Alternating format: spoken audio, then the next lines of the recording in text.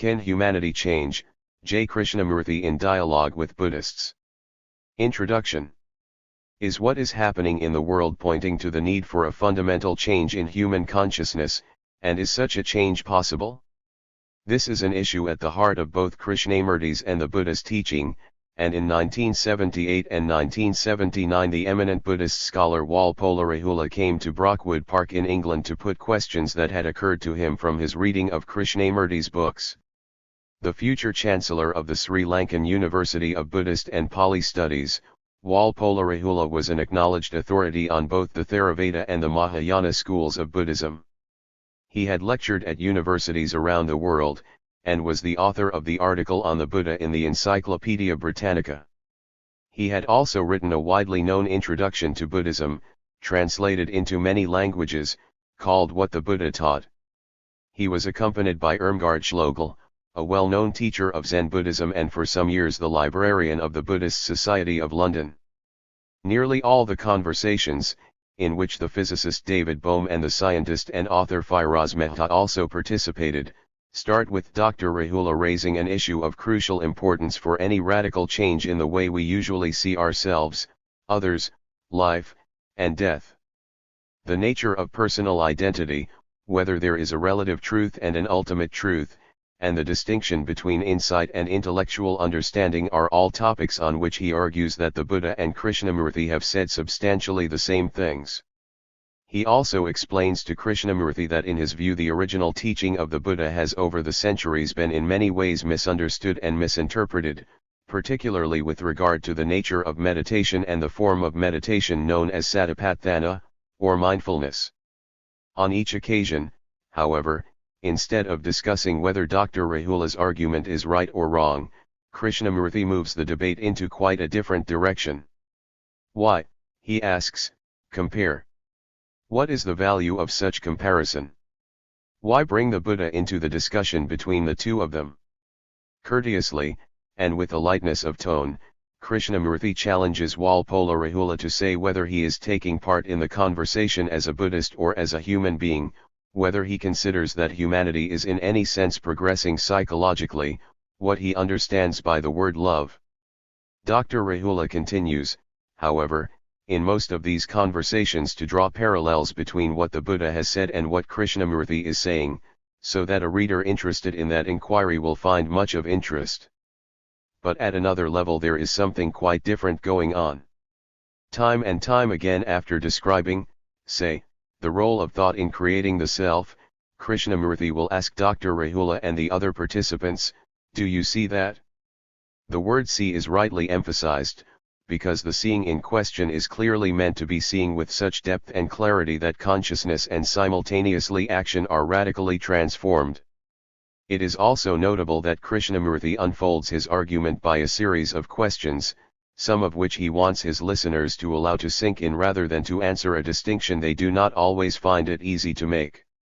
This moves the debate into an area which all of us are familiar with, to some extent at least understanding verbally, rather than understanding so deeply that we change our behavior. There must be few of us who have not looked at something we have done and said, I can see why I did that, and I shouldn't have done it, yet do exactly the same thing a short time later. I shouldn't have taken that criticism personally. I shouldn't have lost patience. I shouldn't have said that, it really doesn't help. In all these cases one may be able to express with great clarity the reasons why one did what one did and should not do it, and then find oneself doing precisely that again. In other words, our understanding was purely verbal or intellectual, lacking what one might call a radical insight, and definitely not of the kind that we refer to when we say, then I really understood. So what brings about a fundamental change in a human being? And one that brings about an endless, unfolding awareness? This is a question that runs like a silken thread throughout these conversations. Repeatedly Walpolarahula says all the right words, and Krishnamurti does not deny that his Buddhist questioner may well see the truth to which these words refer. But Krishnamurti urges him to go further and to explain how such seeing comes about, and to discuss the nature and quality of the mind that has such clarity. This is really the kernel of the encounter. Most of this book consists of these 5 conversations. Since, however, they are concerned with barriers to deep shifts of perception, the book also contains a final section of questions in which people who find they have not changed after listening to Krishnamurti ask him to account for this. The various and sometimes vigorous answers he gives may be of as much interest to Buddhists as to students of Krishnamurti, and to readers in neither of these 2 groups. What is one to make of this encounter? This seems like a question whose very nature demands that the answer, if there is one, be left solely to the reader. David Skid. Part 1. Are you not saying what the Buddha said? First conversation with the Buddhist scholars Walpolarehula and Irmgard Schlegel, and with Professor David Bohm and others. Walpolarehula, I have been following your teaching, if I may use that word, from my younger days. I have read most of your books with deep interest, and I have wanted to have this discussion with you for a long time.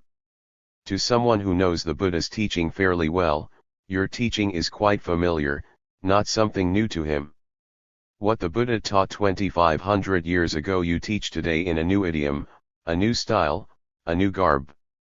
When I read your books I often write in the margin, comparing what you say with the Buddha. Sometimes I even quote the chapter and verse of the text, not only Buddha's original teaching, but also the ideas of the later Buddhist philosophers. Those 2 you put in practically the same way. I was surprised how well and beautifully you expressed them. So to begin with, I want to mention briefly a few points that are common to Buddha's teaching and to yours. For instance, Buddha did not accept the notion of a creator God who rules this world and rewards and punishes people for their actions. Nor do you, I believe. Buddha did not accept the old Vedic, Brahmanic idea of an eternal, permanent, everlasting, unchanging soul or Atman. Buddha denied this. Nor do you, I think, accept that notion. Buddha begins his teaching from the premise that human life is a predicament, suffering, conflict, sorrow. And your books always emphasize that. Also, Buddha says that what causes this conflict, this suffering, is the selfishness created by the wrong idea of self, myself, my Atman. I think you say that too. Buddha says that when one is free from desire, from attachment, from the self, one is free from suffering and conflict. And you said somewhere, I remember, that freedom means freedom from all attachment. That is exactly what Buddha taught, from all attachment. There is no discrimination between attachment that is good and attachment that is bad. Of course there is in ordinary practical life, but ultimately there is no such division. Then there is the seeing of truth, the realization of truth, that is, to see things as they are, as the Buddha says, in Buddhist terminology, yatha buddham. When you do that, you see reality, you see truth and are free from conflict. I think you have said this very often in, for example, the book Truth and Actuality. This is quite well known in Buddhist thought as Samvriti Satya and Paramartha Satya. Samvriti Satya is the conventional truth, and Paramartha Satya is the absolute or ultimate truth. And you cannot see the ultimate or absolute truth without seeing the conventional or relative truth. That is the Buddhist attitude. And I think you say the same thing. On the more popular level, but very importantly, you always say that you must not depend on authority, anybody's teaching. You must realize it yourself, see it for yourself. This is a very well-known teaching in Buddhism. Buddha told the Kalamas, don't accept anything just because it is said by religion or scripture, or by a teacher or guru, only accept it if you see for yourself that it is right. If you see it is wrong or bad, then reject it. In a very interesting discussion that you had with Swami Venkatananda, he asked about the importance of gurus, and your answer was always, what can a guru do? It is up to you to do it, a guru can't save you. This is exactly the Buddhist attitude, that you should not accept authority. After reading the whole of this discussion in your book The Awakening of Intelligence, I wrote that Buddha has said these things too, and summarized them in 2 lines in the Dhammapada, tum he ikikamatapam /akhataro tathagata. You must make the effort, the Buddhas only teach. This is in the Dhammapada, which you read long ago when you were young. Another very important thing is your emphasis on awareness or mindfulness. This is something that, as explained in the Satipatthana Sutta, is extremely important in Buddha's teaching, to be aware, to be mindful. I myself was surprised when I read in the Mahaparinibbana Sutta, a discourse about the last month of his life, that wherever he stopped and talked to his disciples he always said, be aware, cultivate awareness, mindfulness. It is called Satipatthana, the presence of awareness or mindfulness. This is also a very strong point in your teaching, which I very much appreciate and follow. Then another interesting thing is your constant emphasis on impermanence. This is one of the fundamental things in Buddha's teaching, everything is impermanent, and there is nothing that is permanent. And in the book Freedom from the Known, you have said that to discover nothing is permanent is of tremendous importance, for only then is the mind free. That is in complete accordance with the Four Noble Truths of the Buddha. There is another lesser but interesting point showing how your teaching and the Buddha's go together. I think in Freedom from the Known, you say that control and outward discipline are not the way, nor has an undisciplined life any value. When I read this, I wrote in the margin, a Brahmin asked the Buddha, how did you attain these spiritual heights, by what precepts, what discipline, what knowledge? Buddha answered, not by knowledge, not by discipline, not by precepts, nor without them. That is the important thing, not with these things, but not without them either. It is exactly what you say, you condemn slavery to discipline, but without discipline life has no value. That is exactly how it is in Zen Buddhism. There is no Zen Buddhism, Zen is Buddhism. In Zen, slavery to discipline is seen as attachment, and that is very much condemned, but there is no Buddhist sect in the world where discipline is so much emphasized. We have many other things to talk about, but to begin with I want to say that there is fundamental agreement on these things, and there is no conflict between you and the Buddha. Of course you are not a Buddhist, as you say. Krishnamurti, no, sir. Wr, and I myself don't know what I am, it does not matter. But there is hardly any difference between your teaching and the Buddha's, it is just that you say the same thing in a way that is fascinating for today's human beings, and for those of tomorrow. And now I would like to know what you think about all this. May I ask, sir, with due respect, why you compare? Wr, this is because when I read your books as a Buddhist scholar, as one who has studied Buddhist texts, I always see that it is the same thing. Yes, sir, but if I may ask, what is the necessity of comparing? Wr, there is no necessity at all. If you were not a scholar of Buddhism and all the sutras and sayings of the Buddha, if you had not gone very deeply into Buddhism, how would it strike you on reading these books, without the background of all that? Wr, that I can't tell you, because I was never without that background. One is conditioned, it is a conditioning. We are all conditioned. Therefore I cannot answer that question because I don't know what the position would be. So if I may point out, I hope you don't mind. Wr, no, not at all. Does knowledge condition human beings' knowledge of scriptures, knowledge of what the saints have said and so on, the whole gamut of so-called sacred books, does that help humanity at all? Wr, scriptures and all our knowledge condition human beings, there is no doubt about that. But I should say that knowledge is not absolutely unnecessary. Buddha has pointed out very clearly that if you want to cross the river and there is no bridge, you build a boat and cross with its help. But if, on the other shore, you think, oh, this boat has been very useful, very helpful to me, I can't leave it here, I will carry it on my shoulders, that is a wrong action. What you should say is, of course this boat was very helpful to me, but I have crossed the river, it is no more use to me, so I'll leave it here for somebody else. That is the attitude toward knowledge and learning. Buddha says that even the teachings, not only that, even the virtues, the so-called moral virtues, are also like the boat and have a relative and conditioned value. I am not doubting what you are saying, sir, but I would like to question whether knowledge has the quality of liberating the mind. I don't think knowledge can liberate. Knowledge can't, but the quality, the strength, the sense of capacity, the sense of value that you derive from knowledge, the feeling that you know, the weight of knowledge, doesn't that strengthen the self? Certainly. Does knowledge actually condition the human being?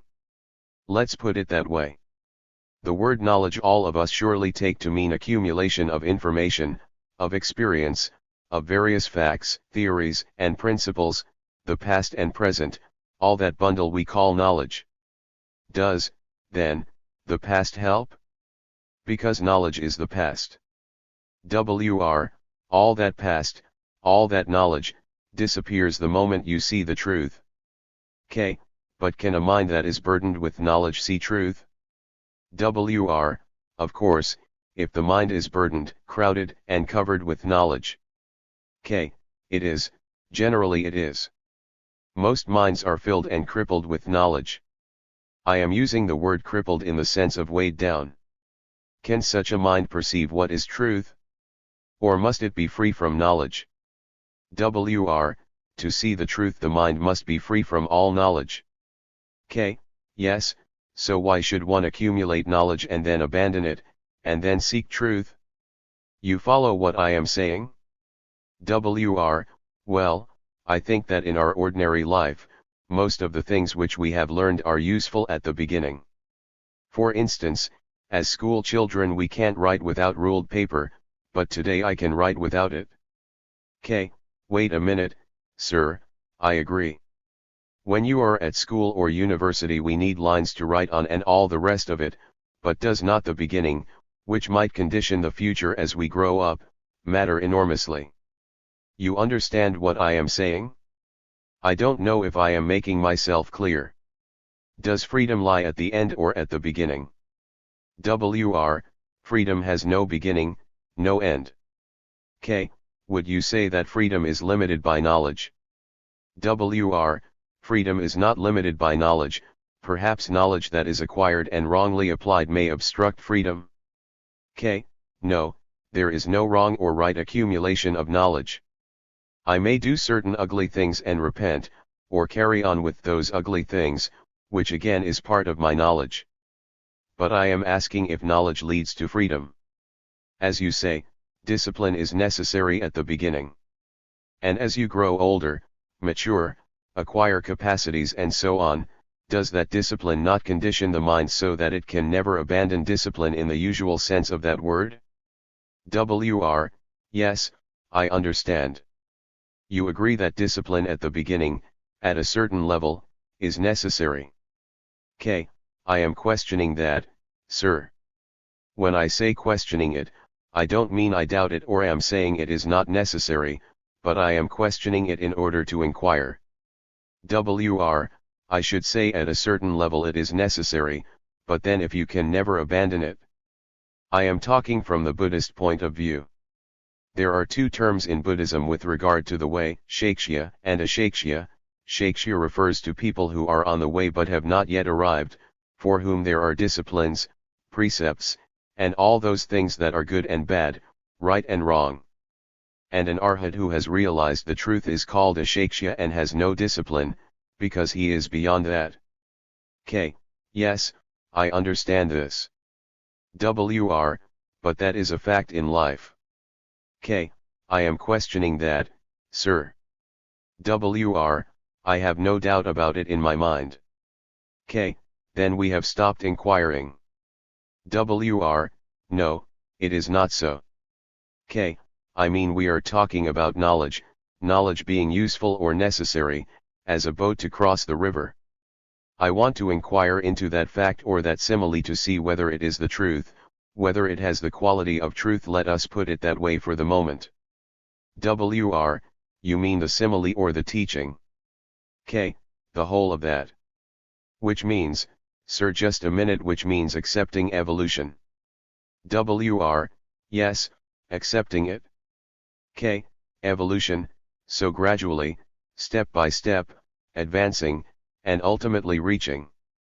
First I discipline, control, use effort, and as I get more capacity, more energy, more strength, I abandon that and move on. There is no plan like that, there is no plan. No, I am not saying there is a plan. I am asking, or inquiring, whether there is such a movement, such progress at all. What do you think? What do I think? No. Irmgard Schlegel, I very much agree with you, I can't believe that there is. Yes, alright, there is no progress like that. We must go into this very carefully, because the whole religious tradition, Buddhist, Hindu, and Christian, all the religious and non-religious attitudes are caught up in time. In evolution I will be better, I will be good, I will eventually blossom in goodness. Right? I am saying that there is a root of untruth in this. Sorry to put it that way. Yes, I entirely agree with that, for the very good reason that as far as we know, ever since human beings have existed, we have always known that we should be good. If it were possible to progress by something like this, we would not be the human beings that we are today. We would all have progressed sufficiently. Have we progressed at all? Yes, precisely, we have not progressed very little, if at all. We may have progressed technologically, scientifically, hygienically, and all the rest of it, but psychologically, inwardly we have not. We are what we were 10,000 or more years ago. Yes, so the fact that we know we should do good, and have evolved so many systems of how to do it, has not managed to help us to become good.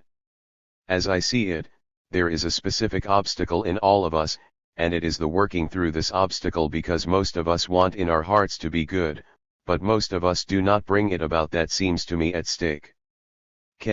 We have accepted evolution. Biologically there is evolution. We have transferred that biological fact into psychological existence, thinking that we will evolve psychologically. No, I don't think that is the attitude. But that is what it means when you say gradually. No, I don't say gradually. I don't say that. The realization of truth, attainment of truth, or seeing the truth, is without a plan, is without a scheme. It is out of time. Out of time, exactly. Which is quite different from saying that my mind, which has evolved through centuries, for millennia, which is conditioned by time, which is evolution, which is the acquiring of more and more knowledge, will reveal the extraordinary truth.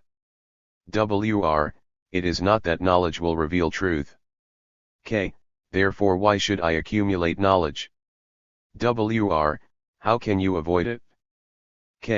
Avoid it psychologically, not technologically. Even psychologically, how can you do that? That's a different matter. Yes, how can you do that? Because you are conditioned. Wait a minute, sir. Let's go into it a little more. Biologically, physically, from childhood up to a certain age, adolescence, maturity, and so on, we evolve, that is a fact. A little oak tree grows into a gigantic oak tree, that is a fact. Now, is it a fact, or have we simply assumed it is, that we must grow psychologically? Which means, psychologically, that eventually I will achieve truth, or truth will take place if I prepare the ground. No, that is a wrong conclusion, that is a wrong point of view. The realization of truth is a revolution, not evolution. Therefore, can the mind be free psychologically of the idea of progress? It can be. No, not can be, it must be. That is what I have said. Revolution is not evolution, not a gradual process.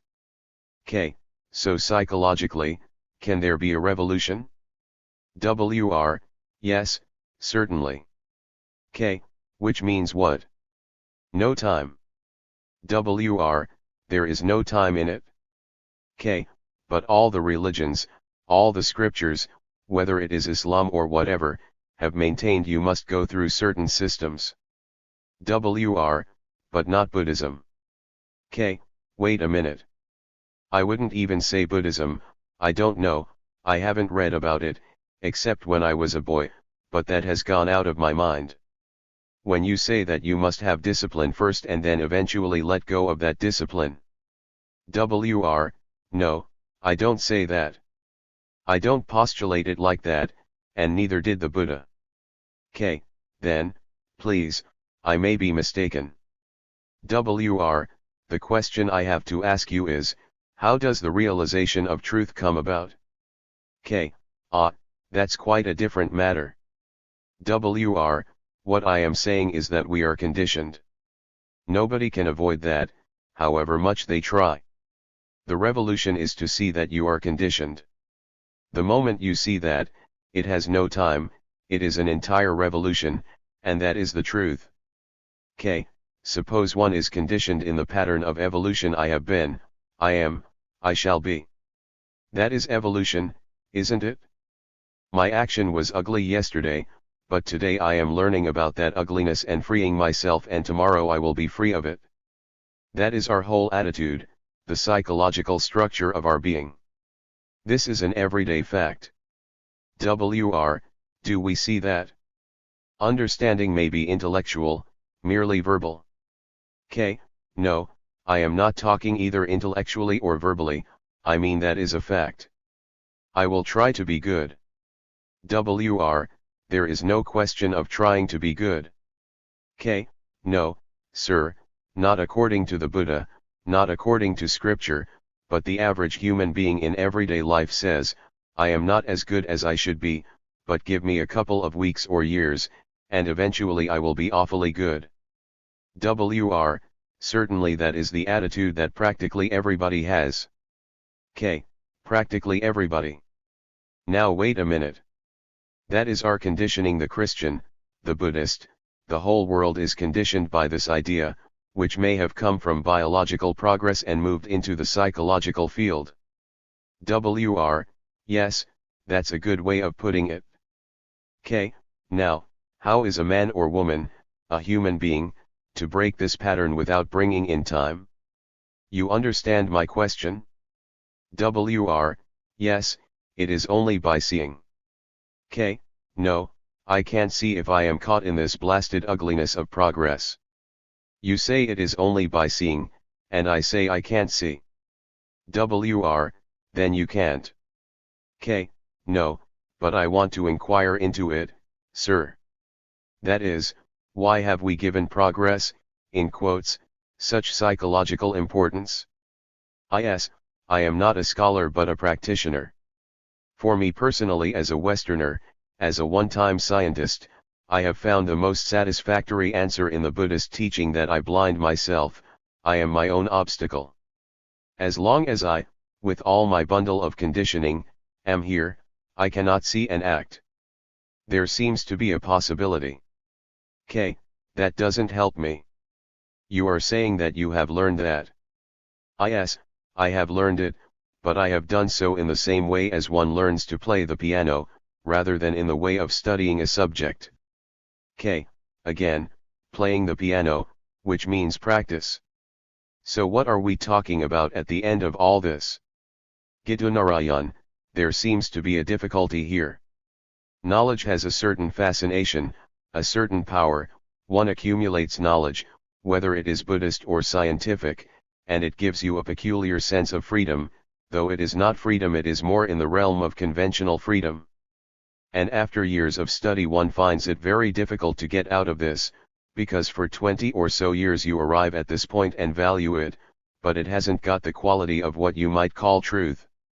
The difficulty with all practice seems to be that when you practice you achieve something, and the achievement is of the conventional reality type, it has got a certain power, a certain fascination, a certain capacity, maybe a certain clarity. WR, because of that you get attached to it. GN, yes, and to break away from it is much more difficult than for a beginner, A beginner who has not got these things may see something more directly than a man who has a great deal of acquired wisdom. That depends on the individual, you can't generalize. If I may point out, one can generalize as a principle. But let us come back to where we were. We are all caught in this idea of progress, of attainment, right? We had just come to an agreement on that point, that humanity accepts the fact that progress is a gradual evolution. As you said, they accept it as true biologically and can prove it there, so they apply the same theory to the psychological area. We agreed that that is the human position. Is that position the truth? I have accepted that there is progress in the sense of biological evolution and have then gradually transferred that to psychological existence. Now, is that the truth? Now I see what you are questioning. I don't think it is the truth. Therefore I abandon the whole idea of discipline. I should have said there is no question of abandoning it. If you abandon it consciously. No, sir, just a minute. I see what human beings have done, which is to move from the biological to the psychological, and there they have invented this idea that eventually you will come to the Godhead or enlightenment, reach Brahman or whatever, nirvana or paradise, or hell. If you see the falseness of that, actually not theoretically, then it is finished. Absolutely, that is what I have been saying all the time. Why should I then acquire knowledge of scriptures, of this or that, psychologically? There is no reason. Then why do I read the Buddha? As I have said, we are all conditioned. David Bohm, could I ask a question? Do you accept that we are all conditioned? Dr. Bohm asks, do we all accept that we are conditioned? I don't know whether you accept it or not, I accept it. To be in time is to be conditioned. Well, what I mean to say is this, I think that Krishnaji has said, at least in some of our discussions, that he was not deeply conditioned in the beginning, and therefore had a certain insight that would not be common. Is that fair? Please, don't refer to me, I may be a biological freak, so leave me out of it. What we are trying to discuss, sir, is this, can we admit the truth that psychologically there is no movement forward, the truth of it, not the idea of it? You understand? I understand. The truth of it, not I accept the idea of it, the idea is not the truth. So do we as human beings see the truth or falseness of what we have done? You mean, human beings generally? The whole world? No, they don't see it. Therefore when you tell them, get more knowledge, read this, read that, scriptures, what the Buddha said, what Christ said, if he existed at all, and so on, they are full of this accumulative instinct that will help them to jump or propel themselves into heaven. When we say we are all conditioned, how do we know that we are all conditioned? That is really what I wanted to say. Yes, his point is, sir, are all human beings conditioned? That is a very complicated question. As far as our society is concerned, all are conditioned. There can't be anybody who is not conditioned, because he is within time. But what we are talking about is the realization of truth, which has no time, which is unconditioned. What I wanted to emphasize is that if we say we are all conditioned, there could be two ways of responding to that. One way could be to accumulate knowledge about our conditioning, to say we observe the common human experience, we can look at people and see that they are generally conditioned. The other way would be to say, do we see in a more direct way that we are all conditioned? That's what I was trying to get at. Of course, I should say that there are people who see that. But does that help in this matter?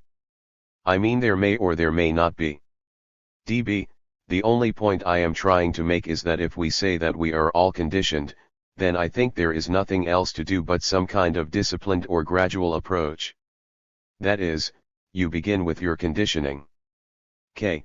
Not necessarily. I don't see that. DB, well, let's try to pursue this. That's the way I take the implication of Dr. Rahula's question, that if we all begin conditioned. K. Which we are. DB, then what can we do for the next step? WR, there is nothing called the next step. DB, how can we be free of the conditioning as we do whatever we do? WR, the freedom from conditioning is to see. DB, well, the same question, how do we see? WR, of course many people have tried various ways. K. No, there are not various ways. The moment you say a way, you have already conditioned it. WR, that is what I say. And you are also conditioning by your talks, they are also conditioning. Trying to uncondition the mind is also conditioning it. K. No, I question that statement, whether what K is talking about conditions the mind being the brain, thoughts, feelings, the whole human psychological existence. I doubt it, question it. If I may suggest, we are going off from the central issue. WR, the question is how to see, is that it? K. No, sir, no. Not how, there is no how. First let us see this simple fact, do I, as a human being, see that I am representative of all humanity, I am a human being, and therefore I represent all humanity. Right? Yes, in an individual way. K. No, as a human being, I represent you, the whole world, because I suffer, I go through agony and so on, so does every human being. So do I, as a human being, see the false step human beings have taken by moving from the biological to the psychological with the same mentality. There, biologically, there is progress, from the little to the big and so on, from the will to the jet. As a human being, do I see the mischief that human beings have created by moving from there to this? Do I see it, as I see this table? Or do I say, yes, I accept the theory of it, the idea of it, and then we are lost? And the theory, the idea, is therefore knowledge. Yes, if I see it as I see this table, then it is no longer a theory. K. It is then a fact. But the moment you move away from the fact, it becomes idea, knowledge, and the pursuit of that. You move further away from the fact. I don't know if I am making myself clear. WR, yes, I guess that is so. K. What is so? Human beings moving away? WR, human beings are caught in this. K. Yes, it is a fact, isn't it, that there is biological progress, from a little tree to a gigantic tree, from baby to boyhood and to adolescence. Now have we moved with that mentality, with that idea, with that fact, into the psychological field, and assumed as a fact that we progress there, which is a false movement. I wonder if I am making myself clear. DB, are you saying that this is part of the conditioning? K. No, leave the conditioning aside for the moment. I don't want to enter into that. But why have we applied the fact of biological growth to the psychological field? It is a fact that we have, but why have we done this? Yes, I want to become something. K. Which is, you want satisfaction, safety, certainty, a sense of achievement.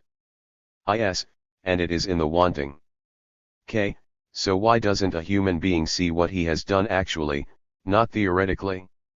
Yes, an ordinary human being. K. U, I, X, Y.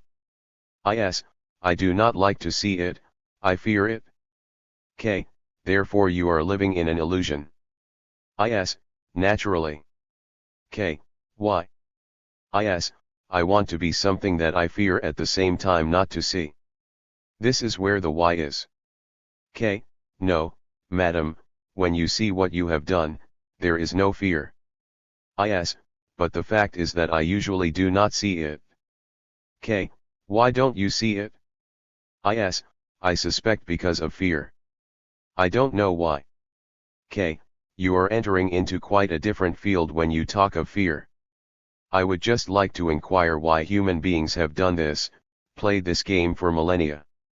Why this living in this false structure, and then people come along and say be unselfish, be this and all the rest of it. Why? Yes, all of us have a very strong irrational side in us. K, I am questioning all this, because we are living not with facts but with ideas and knowledge. WR, certainly. K, the fact is that biologically there is evolution, and psychologically there is not. And so we give importance to knowledge, ideas, theories, philosophy, and all the rest of it. WR, you don't see at all that there can be a certain development, an evolution, even psychologically. K, no. WR, but take a man with a bad criminal record who lies, steals, and so on. You can explain to him certain very fundamental, elementary things, and he changes, in the conventional sense, into a better man, no longer stealing, no longer telling lies or wanting to kill others. K, a terrorist, for example. WR, a man like that can change. K, are you saying, sir, a man who is evil, evil in quotes, like the terrorists around the world, what is their future? Are you asking that? WR, don't you agree that you can explain to a criminal like that the wrongness of his behavior? Because he understands what you have said, either because of his own thinking or because of your personal influence or whatever, he transforms himself, he changes. K, I am not sure, sir, whether you can talk to a criminal, in the orthodox sense of that word, at all. WR, that I don't know. K, you can pacify him, you know, give him a reward and this and that, but an actual criminally minded man, will he ever listen to any sanity? The terrorist, will he listen to you, to your sanity? Of course not. WR, that you can't say. I don't know, I am not at all positive about it. But until I have more proof, I can't say that. K, I have no proof either, but you can see what is happening. WR, what is happening is that there are terrorists, and we don't know whether any of them have transformed themselves into good men. We have no proof. K, you see, that is my whole point, the bad man evolving into the good man. WR, in the popular and the conventional sense, that certainly happens, one can't deny that. K, yes, we know that, we have dozens of examples. WR, don't we accept that at all? K, no, wait a minute, sir. A bad man who tells lies, is cruel and so on, probably one day he realizes it is an ugly business and says, I'll change and become good, but that is not goodness. Goodness is not born out of badness. WR, certainly not. K, therefore the bad man, in quotes, can never become the good man, non-quotes. Goodness is not the opposite of the bad. WR, at that level it is. K, at any level. WR, I don't agree. GN, we might put it this way. At the conventional level the bad man becomes the good man. I think we would call that psychological progress. That's something we do, the human mind does. K, of course, you are wearing yellow and I am wearing brown, we have the opposites of night and day, man and woman, and so on. But is there an opposite of fear? Is there an opposite of goodness? Is love the opposite of hate? The opposite, which means duality. WR, I would say that we are talking in dualistic terms. K, all language is dualistic. WR, you can't talk, I can't talk, without a dualistic approach. K, yes, for comparing. But I am not talking of that. WR, at the present moment you are speaking about the absolute, the ultimate. When we talk of good and bad we are talking dualistically. K, no, that's why I want to move away. You can't talk about the absolute in terms of good or bad. There is nothing called absolute good or bad. K. No. Is courage the opposite of fear? That is, if fear is non-existent, is it courage? Or is it something totally different? Yes, it is something totally different. K. Therefore it is not the opposite.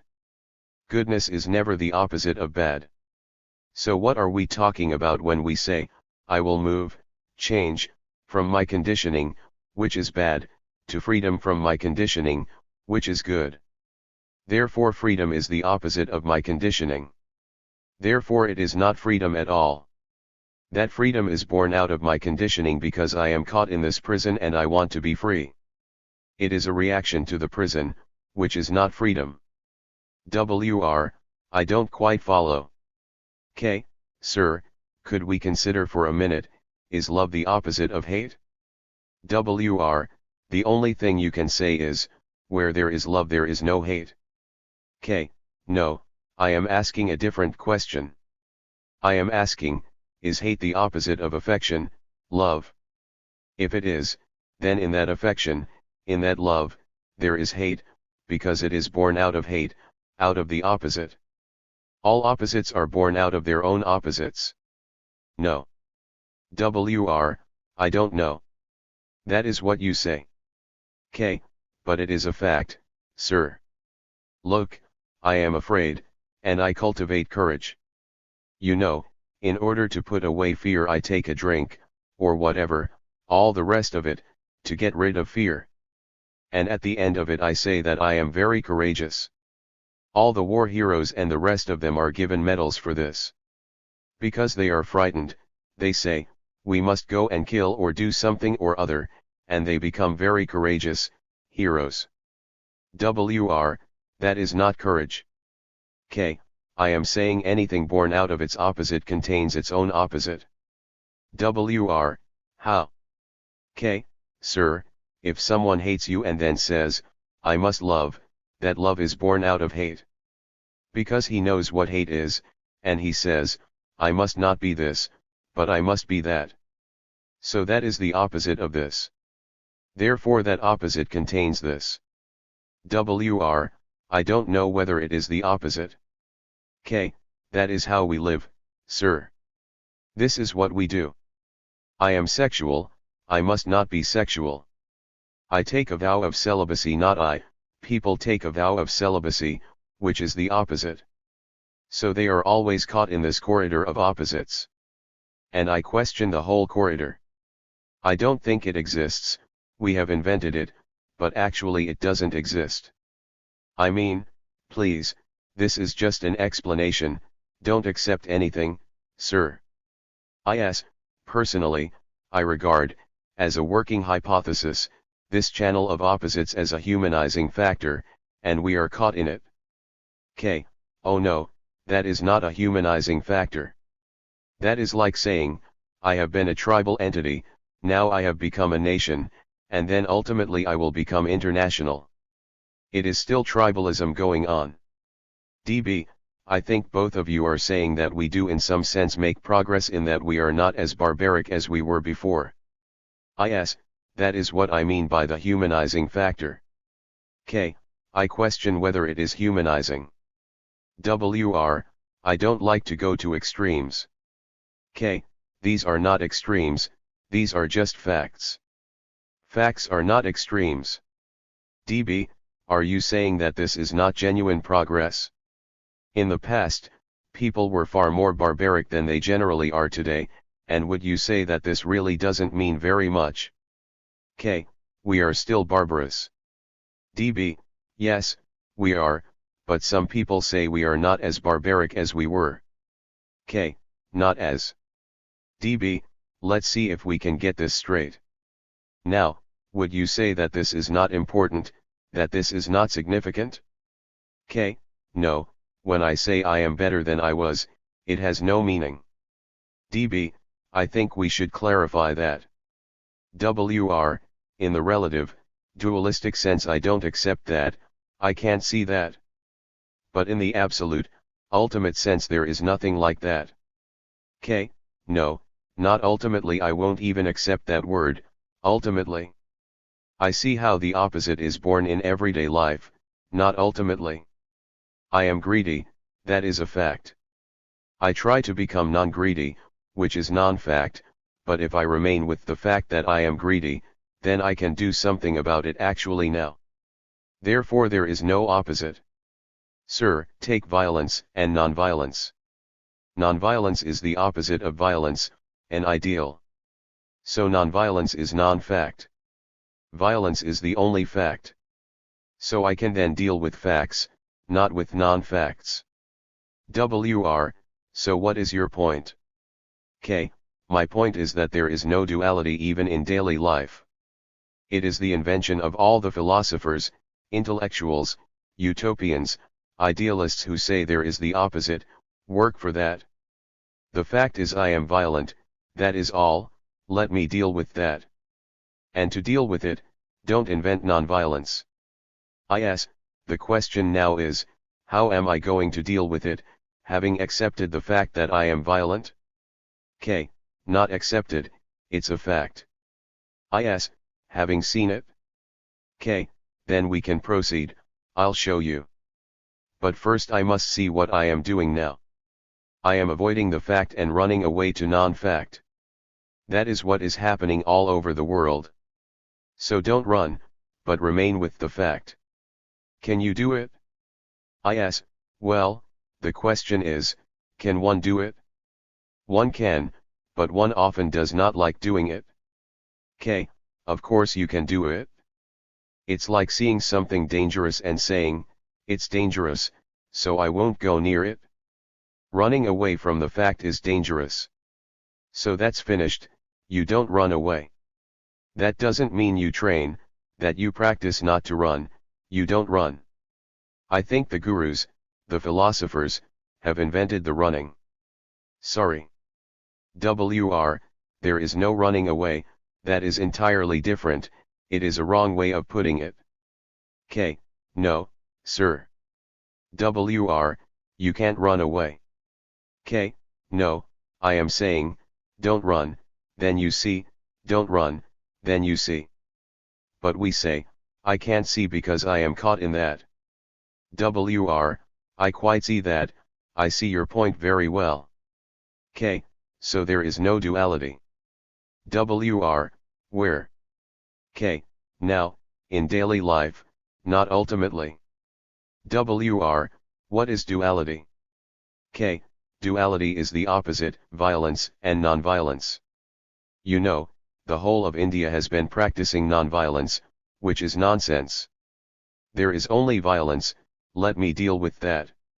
Let human beings deal with violence, not with the ideal of non-violence. WR, I fully agree that if you see the fact, we must handle that. K, therefore there is no progress. WR, that is just a word you can use anyway. K, no, not anyway. When I have an ideal, to achieve that ideal I need time. Right? Therefore I will evolve to that. So no ideals, only facts. WR, that is perfectly so. What is the difference, what is the argument? We agree that there are only facts. K, which means, sir, that to look at facts time is not necessary. WR, absolutely not. K, therefore, if time is not necessary, I can see it now. WR, yes, certainly. K, you can see it now. Why don't you? WR, why don't you?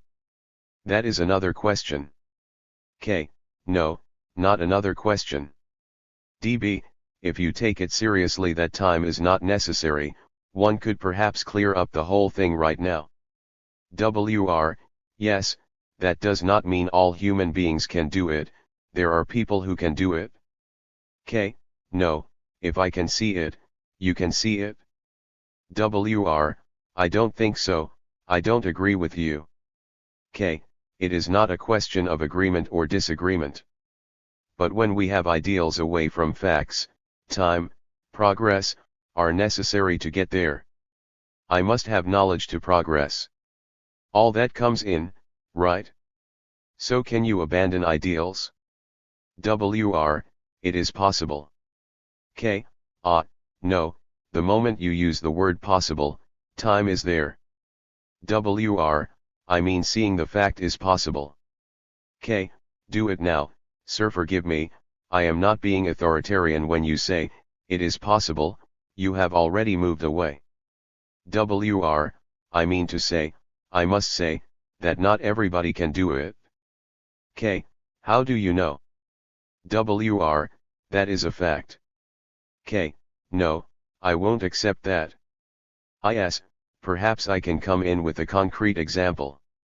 If I stand on a high springboard over a swimming pool and I cannot swim, and I am told, just jump in and relax completely and the water will carry you, that is perfectly true, I can do it. There is nothing that prevents me except that I am frightened of doing it. That is, I think, the issue. Of course we can do it, there is no difficulty, but there is this basic fear, which does not stand to reason, that makes us shy away. Please forgive me, I am not talking of that, we are not saying that. But if one realizes that one is greedy, why do we invent non-greed? I wouldn't know, because it seems to me so obvious that if I am greedy, then I am greedy. So why do we have the opposite? Why? All the religions say we must not be greedy, all the philosophers, if they are worth their salt, say, don't be greedy, or something else. Or they say, if you are greedy you will not reach heaven. So they have always cultivated through tradition, through saints, the whole gamut, this idea of the opposite. So I don't accept that. I say that is an escape from this. Which it is. It is at best a halfway stage. It is an escape from this, right? And it won't solve this problem. So to deal with the problem, to remove it, I can't have one foot there and one foot here. I must have both my feet here. And if both my feet are here? Wait, that is a simile, a simile. So I have no opposite that implies time, progress, practicing, trying, becoming, the whole gamut of that. So I see I am greedy or I am violent. Now we have to go into something entirely different. Can a human being be free of greed now? That's the question. Not eventually. You see, I am not interested in not being greedy next life, or the day after tomorrow, who cares? I want to be free of sorrow, pain, now. So I have no ideals at all. Right, sir. Then I have only this fact, I am greedy. What is greed? The very word is condemnatory. The word greed has been in my mind for centuries, and the word immediately condemns the fact. By saying, I am greedy, I have already condemned it. Now can I look at that fact without the word with all its intimations, its content, and its tradition? Look at it. You cannot understand the depth of the feeling of greed or be free of it if you are caught in words. So as my whole being is concerned with greed, it says, all right, I won't be caught in it, I won't use the word greed. Right? Now, is that feeling devoid of the word, divorced from the word greed? No, it isn't, please go on. So as my mind is full of words and caught in words, can it look at something, greed, without the word? That is really seeing the fact. Then only do I see the fact, then only do I see the fact. Yes, without the word. Therefore it has no value, it's finished. This is where the difficulty lies, sir. I want to be free of greed because everything in my blood, my tradition, my upbringing, my education, says, be free of that ugly thing. So all the time I am making an effort to be free of it. Right? I was not educated, thank God, on those lines. So I say all right, I have only the fact is that I am greedy. I want to understand the nature and structure of that word, of that feeling. What is it? What is the nature of that feeling? Is it a remembrance? If it is a remembrance, I am looking at the present greed with past remembrances. The past remembrances have said, condemn it. Can I look at it without past remembrances? I'll go into this a little more, because the past remembrance condemns greed and therefore strengthens it. If it is something new, I won't condemn it. But because it is not, it is new but made old by remembrances, memories, experience, I condemn it. So can I look at it without the word, without the association of words? That doesn't need discipline or practice, that doesn't need a guide. Just this, can I look at it without the word? Can I look at that tree, woman, man, sky, heaven, or bird without the word and find out? But if someone comes along and says, I'll show you how to do it, then I am lost. And how to do it is the whole business of the sacred books, all the gurus, the bishops, the popes, the whole of that. Is there a state of mind without the self? Second conversation with the Buddhist scholars Walpolarihula and Irmgard Schlegel, and with Professor David Bohm and others. Walpolarihula, I would like to ask you to clarify one or two things. When we concluded our discussion yesterday, you were saying that the idea of greed being something bad is conveyed by the word itself, but that if you see it without the word it may not be the same thing. And of course that is quite right, because the thing itself has no word when you really see the thing. In Buddhist terminology there are 3 levels of knowledge. One level is when we acquire wisdom and self-knowledge through learning, books, and the teacher, called Shrutamaya Prajna. Then there is further development, the wisdom that you get by thinking, by meditating according to that knowledge, which is still within words, still within language, that is Chintamaya Prajna. But the highest wisdom goes beyond words, and has no words, no name, no terminology, that is Bhavanamaya Prajna. That means that you see the thing without a word. I think that is what you meant when you said that when you see the thing, all our reflections, and our accumulated meanings, disappear. That was my understanding. I don't know whether that is what you meant. Krishnamurti, perhaps we will go into it, sir, but you also said you would like to ask some other questions. That's right. I am very grateful to you. These questions have been on my mind for a long time. Sir, you know the word arahant in Buddhist terminology. An arahant is a person who has realized the truth, who is liberated, who is free. It is a very well-known term. And the disciples of the Buddha, and various other people, often asked him what happens to an arahant after his death. Someone asked, does he exist after his death? And the Buddha said, no. Then can one say he does not exist? The Buddha said, no. Then he exists and does not exist. The Buddha said, no. Then he does not exist, nor not exist. The Buddha said, no, none of those terms, exist or does not exist, is or is not, can be applied to that state. These are called the 4 kotas or extremes. And all these terms, which are relative and dualistic, are used only within our knowledge, our experience, within the empirical world. But this state is beyond that world, therefore you can't apply any of these words. This question was put repeatedly to the Buddha, and that was his answer. What do you say to this? The Buddha said, you cannot say he exists or does not exist. Sir, could we talk over together what is living and what is dying, and what is the state of the mind that is dead, or in the process of dying? Could my putting it that way help to answer the question? I don't know. You see, after all, the arahant is known also, I believe, in Hindu thought. Not that I have read any books about this, but I have discussed it with people. Human beings throughout the world, as far as one can make out, are always inquiring into or having beliefs about death, asking if there is life after death, whether there is a continuity. And if there is no continuity, what is the point of living at all? Life is such a dreadful affair anyhow, with a lot of trouble, anxiety, fear.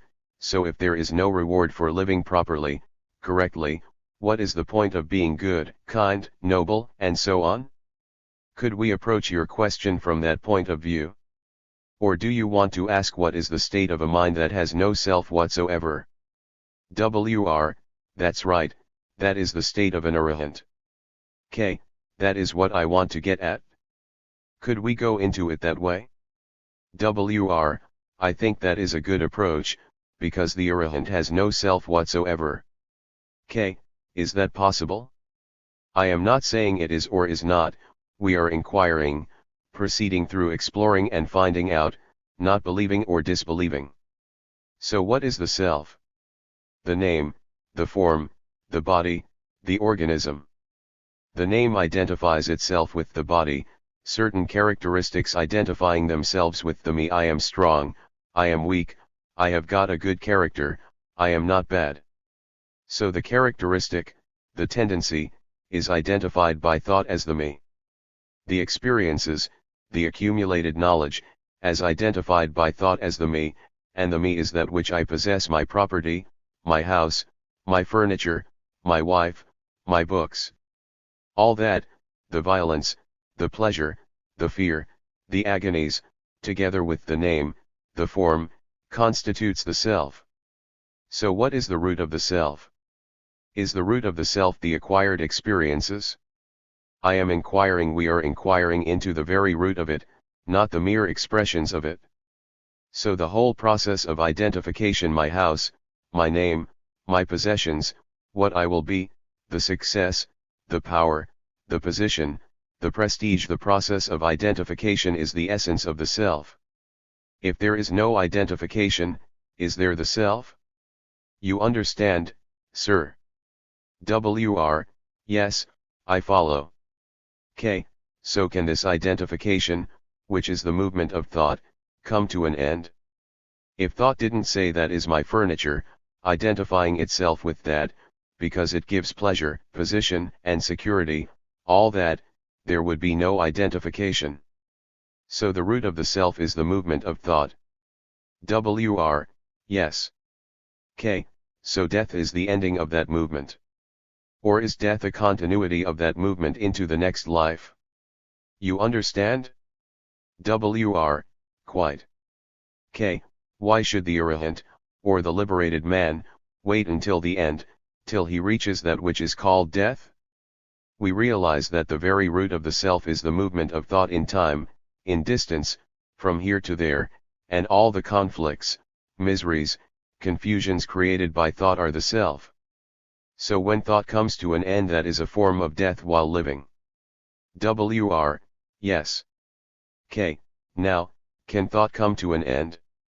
To bring that about, or wanting thought to end, we meditate, we practice, we are aware, we go through all the tortures of so-called meditation.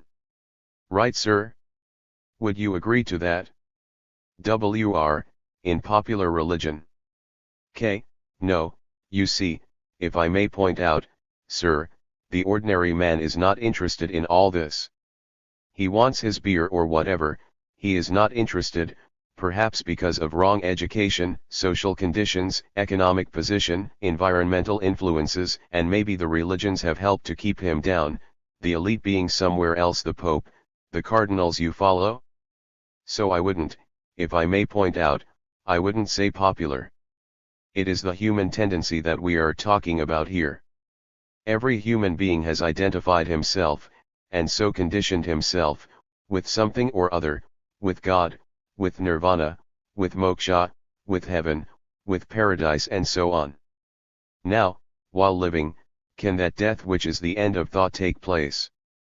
Not at the end of one's life, which is then a graveyard renunciation that has no meaning. I agree when you say it is not necessary to wait until the end of your life, until your death, and Buddha pointed out the same thing. When a disciple asked him what would happen to the Buddha after his death, he asked the disciple, "What is Buddha? Is it this body?" He put exactly the same questions that you have put about name and form. In Buddhist terminology it is called the Namarupa. K, in Sanskrit too. And the disciple said, no, the Buddha is not the body. So, as one can't pinpoint even the living Buddha now, how can one do it after death?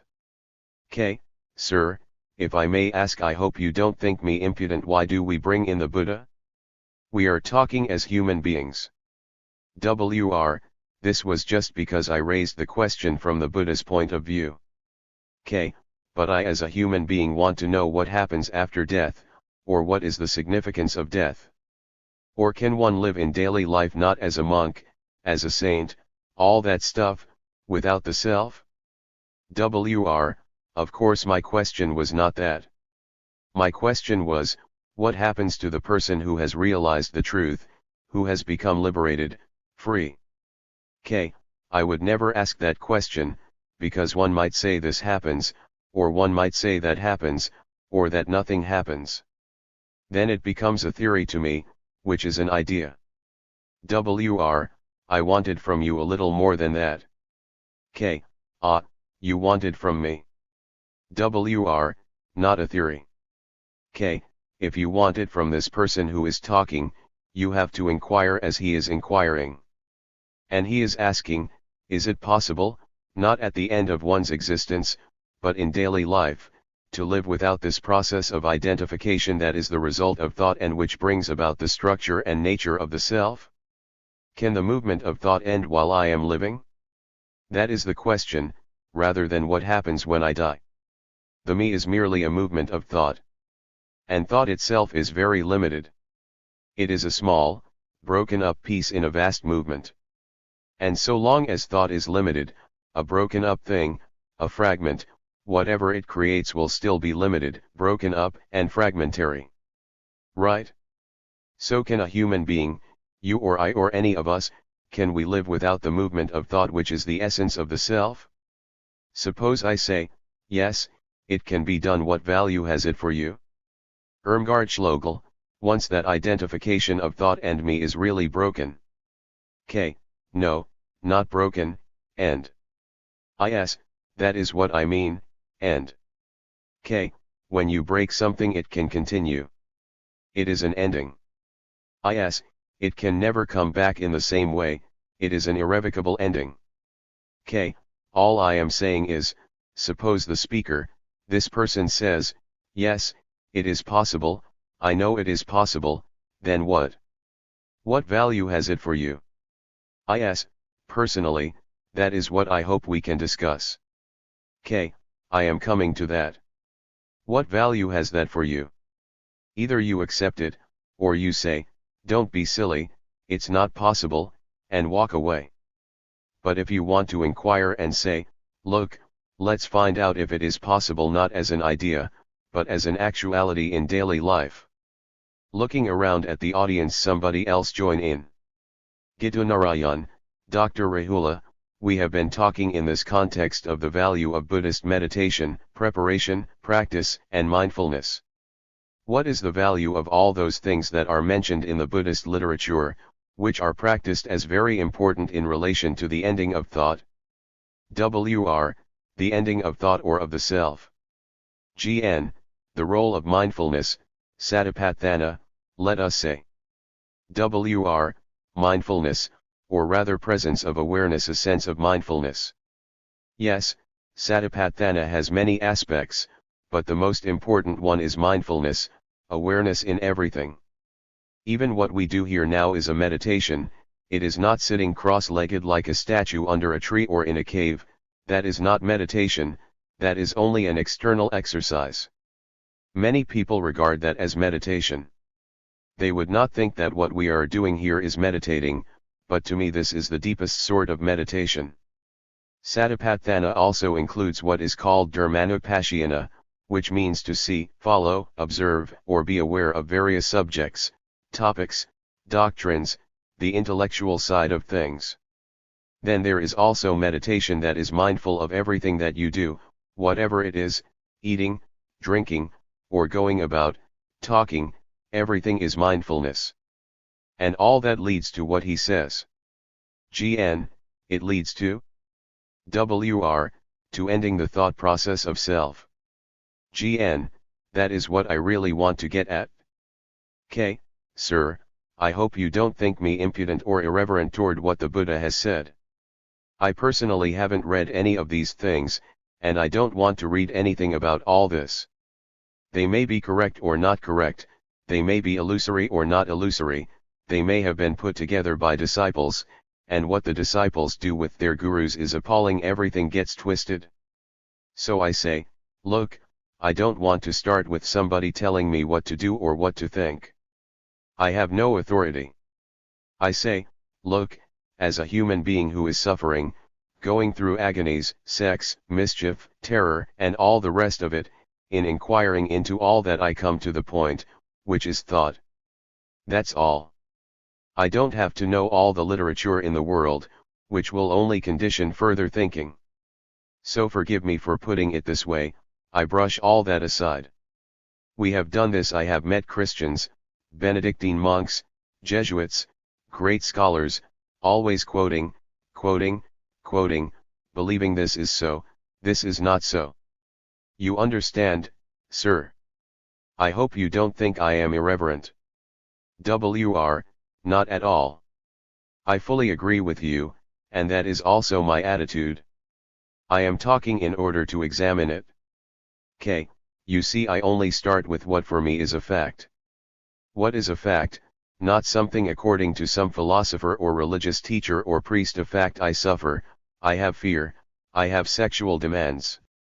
How am I to deal with all these tremendously complex things, which make up my life, where I am so utterly miserable and unhappy?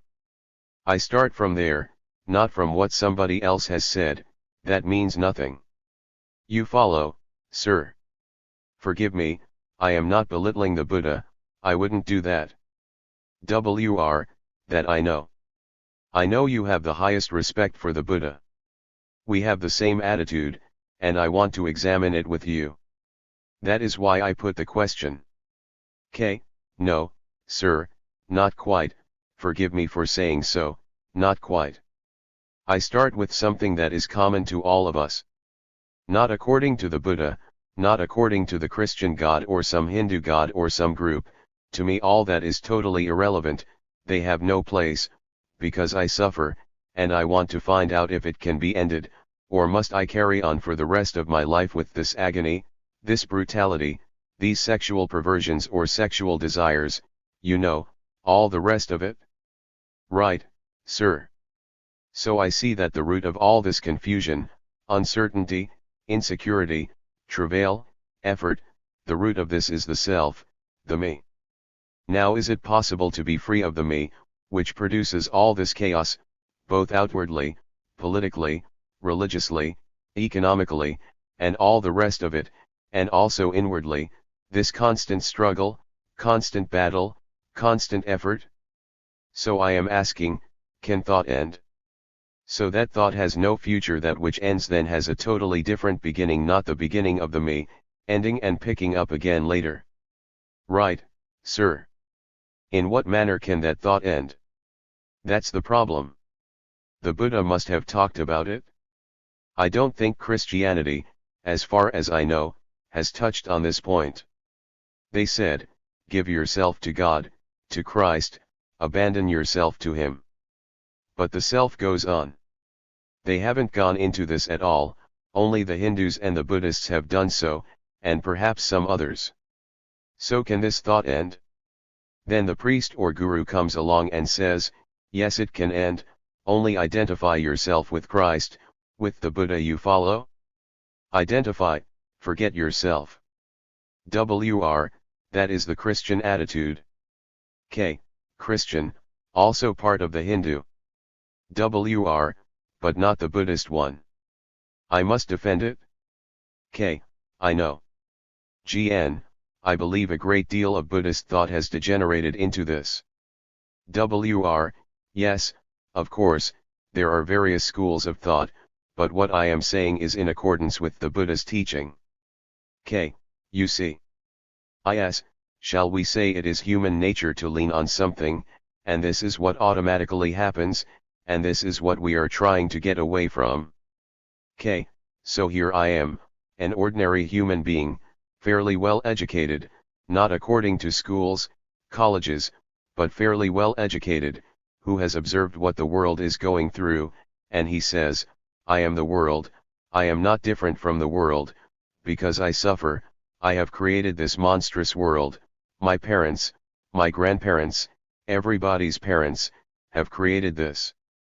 Right, sir. So how is it possible for thought to end? Some people say it is, by meditating, controlling, suppressing. No. Wait, I said some people. Some people have said, suppress it, identify the self with the highest, which is still the movement of thought. Some people have said, burn out all the senses. They have done it, they fast, do everything for this thing. So somebody like me comes along and says that effort is the very essence of the self. Right? Do we understand that? Or has it become an idea, and we carry that idea out? You understand what I am talking about? I don't know if I am making myself clear. GN, if you say effort is the very essence of the self, is there again a preparation, an initial training, to come to that realization? Or does one come to it effortlessly? If I have understood you, and please correct me if not, you mean that the very effort that I make to come to it, that in itself is already contributing to my delusion? To the maker of the effort, who has already identified with something greater and is making an effort to reach it, it is still the movement of thought. And it is still a bargaining. If I do this, or give this up, then I will get that. So how do you, if I may ask, listen? How do you listen? Listen. A person like me says, effort of any kind only strengthens the self. Now, how do you receive that statement? I am entirely in agreement. No, not agreement or disagreement. How do you listen to it? Let it impinge. No. David Bohm, do we listen in the same way that we have made identifications, that is in general we listen through the past, through our previous ideas, through what we know? If one can open up and just listen. No. When you eat, you are eating because you are hungry. The stomach receives the food, there is no idea of receiving the food. So can you listen without the idea of receiving, or accepting, or denying, or arguing, just listen to a statement? It may be false, it may be true, but just listen to it. Can you do it? I would say yes. Then if you listen like that, what takes place? Nothing. No, madam, don't immediately say nothing. What takes place? I listen to a statement that thought is the root of the self, after a careful explanation of the movement of thought that identifies itself with the form, name, with this and that, and the other thing. So after explaining this very carefully, it is said that thought is the very root of the self. Now how do you receive or listen to the truth of that fact, that thought is the root of the self? Is it an idea, a conclusion, or is it an absolute, irrevocable fact? If you ask me, it is a fact. I listen to it, receive it, I see it. Are you listening as a Buddhist? Forgive me for putting it that way. I don't know. No, you must know. I am not identifying with anything at all. I am not listening to you as a Buddhist or as a non-Buddhist. I am asking you, sir, are you listening as a Buddhist, as a person who has read a great deal about the Buddha, and what the Buddha has said, and so comparing just a minute and so you have gone away from listening? So are you listening? I am not being personal, sir, forgive me. Are you listening? Oh, you can be quite free with me. I won't misunderstand you and you won't misunderstand me. I have no fear of that. No, I don't mind you misunderstanding me at all, I can correct it. Laughter. Are you listening to the idea, to the words, and the implications of those words, Or are you listening without any sense of verbal comprehension, which you have gone through quickly, and you say, yes, I see the absolute truth of that. WR, that is what I have said. K, do you? WR, yes. K, sir, then it is finished. It is like seeing something tremendously dangerous, it is over, you don't touch it. I wonder if you see that. DB, it seems to me there is a tendency to listen through the word, as you put it, and that word identifies, and that identification still goes on while one thinks one is listening. This is the problem, and it is very subtle. WR, in other words, it is listening in the same way as when the word interferes in seeing, in that sense. K, no, sir, I listen. When you say something to me, what the Buddha has said, I listen. I say, he is just quoting from what the Buddha has said, but he is not saying something I want to know. You are telling me about the Buddha, but I want to know what you think, not what Buddha thought, because then we are establishing a relationship between you and me, and not between you, the Buddha, and me. I wonder if you see that. WR, that means you were also listening with another thought. K, I was listening to what you were saying about the Buddha. I was just listening. I don't know. You are quoting, and probably what you are quoting is perfectly so, you are quoting correctly and so on, but you are not revealing yourself to me, and I am revealing myself to you. Therefore we have a relationship through the Buddha, not a direct relationship. I love my dog and you like that dog too, but your liking of that dog means our relationship is based on that dog. I don't know if I am making myself clear. I am not comparing Buddha to the dog. Is, what you are looking for is our personal, experiential response to that statement. K, no, your personal experience is also the experience of everybody else, it is not personal. Is, though it is individually rendered. K, if you and I suffer, it is suffering, not my suffering and your suffering. But when there is identification with suffering, then it is my suffering, and I say, I must be free of it. But as human beings in the world we suffer, we are going off somewhere else. DB, it seems to me that this question of identification is the main one. It is very subtle, and in spite of all that you have said, identification still goes on. K, of course. DB, it seems to be built into us. Is, and this raises the question whether that identification can be ended. DB, identification prevents listening freely, openly, because one listens through the identification. K, what does identification mean?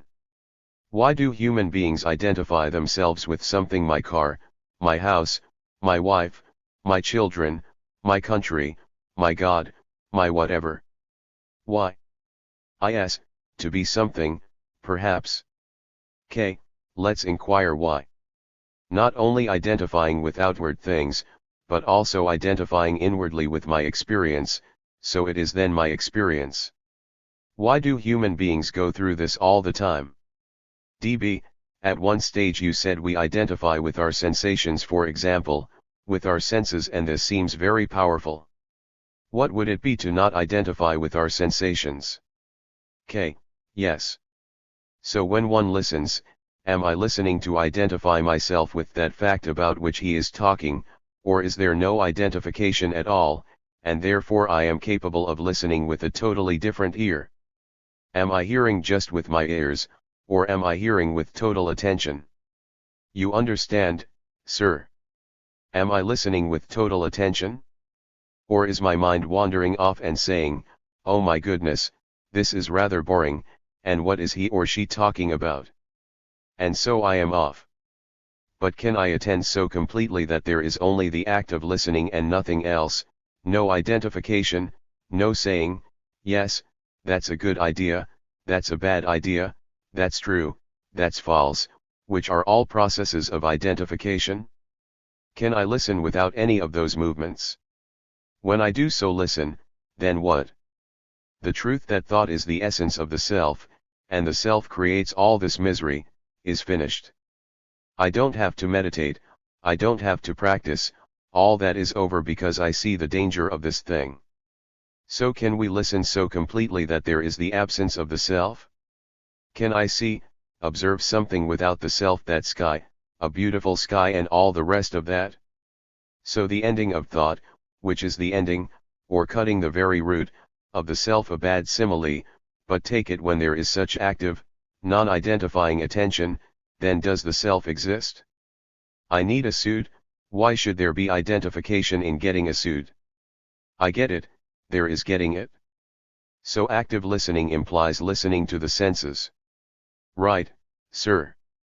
To my taste, for example, the whole sensory movement. You can't stop the senses, then you would be paralyzed. But the moment I say, that's a marvelous taste, I must have more of that, the whole identification begins. DB, it seems to me that to be identifying with the senses is the general condition of mankind.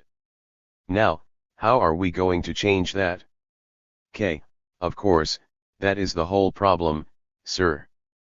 Humankind has been educated, conditioned for millennia to identify with everything: my guru, my house, my God, my country, my king, my queen, and all that horrible business that goes on. DB, with each one of those there is a sensation. K, it is a sensation, which you call experience. WR, so we should come to our point. K, yes, which is? WR, the one that we began with. K, yes, death. When the self ends, it can end, obviously, except for the most ignorant, and for people highly burdened with knowledge, who identify themselves with knowledge and all that. When there is the ending of the self, what takes place? Not at the end of my life, not when the brain is deteriorating, but when the brain is highly active, quiet, alive. What then takes place, when the self is not? Now, how can you find out, sir? Say X has ended the self completely, doesn't pick it up again in the future, on another day, but ends it completely. He says, yes, there is a totally different activity that is not the self. What good is that to me, or to any of us? He says, yes, it can end, there is a different world altogether, in a different dimension, not a sensory dimension, not an intellectually projected dimension, but something totally different. I say he must either be cuckoo, a charlatan, or a hypocrite, but I want to find out, not because he says so, but because I want to find out. Can I, as a human being living in this tremendously ugly, brutal, violent world, economically, socially, morally and all the rest of it, live without the self? I want to find out. And I want to find out not as an idea, I want to do it, it is my passion. Then I begin to inquire, why is there identification with the form, with the name? It is not very important whether you are K or W or Y. So you examine this very, very carefully, not to identify yourself with anything, with sensation, with ideas, with a country, with an experience. You understand, sir? Can you do it? Not vaguely and occasionally, but as something that you have got to do with passion, with intensity, to find out. That means I must put everything in its right place. I have to live, to have food, but I don't have to identify myself with this or that food. I eat the correct food, and it's finished, therefore it has its right place. There are all the bodily demands, sex, to put in their right place. Who will tell me to put them in the right place? My guru, the Pope, a scripture? If they do, I identify myself with them because they are helping me to put things in the right place, which is sheer nonsense. Right, sir. The Pope can't tell me sex has its right place. He says, marry, don't divorce, your marriage is with God, all that. And I am stuck. Why should I obey the Pope, or the Guru, or Scripture, or the politicians? So I have to find out what the right place is, for sex, or money. How shall I find out what is the right place for sex, which is one of the most powerful, urgent, physical demands, which the religious people say cut out, destroy, suppress, take a vow against it, and all the rest of it. I say, sorry, that doesn't mean a thing to me. So I want to find out what is its right place. How shall I find out? I have got the key to it. The key is non-identification with sensation. Right, sir. So non-identification with sensation, which is translated into the modern word experience, I must experience sex. Right? Identification with sensation makes the self. So is it possible not to identify with sensation? There are sensations, I am hungry, but sex is a little more powerful. So I have got the key to it, the truth of it. So, I feel sexual, all right. Non-identification, that is the truth of it. If I really see that truth, then sex, money, everything has its right place. In other words, may I put it this way, you see without the self. No. Identification is self. No, there is the truth that identification with sensation, with this or that, builds the structure of the self. Right? Is that an absolute, irrevocable, passionate, lasting truth? Or is it just an idea which I have accepted as true, and I can change that idea tomorrow? But this thing is irrevocable. One must have money, and money gives you freedom to do what you like, sex, if you want it, money enables you to travel, gives you a sense of power, position, all the rest of it. So non-identification with money. You follow? DB, and that means the end of desire for anything. No, in the end desire has very little meaning. But it doesn't mean I am a dead vegetable. DB, are you saying identification gives desire excessive meaning? Of course. So having put everything in its right place, I don't put it, it happens because I have seen the truth of this thing, everything falls into its right place. Right? No, I can't say that is right or wrong. No, I see what you are saying. Then what place has thought? Has it any place at all? Obviously, when I am talking I am using words, the words are associated with memory and so on, so there is thinking there, not with me, there is very little thinking as I am talking, but let's go into that. So thought has a place. When I have to catch a train, when I have to go to the dentist, when I go to do something, thought has its place. And it has no place psychologically in the identifying process. Right? I wonder if you see. Are you implying that, because there is no thought, the identifying process has lost its strength? No, it hasn't lost its strength. Or it doesn't happen at all.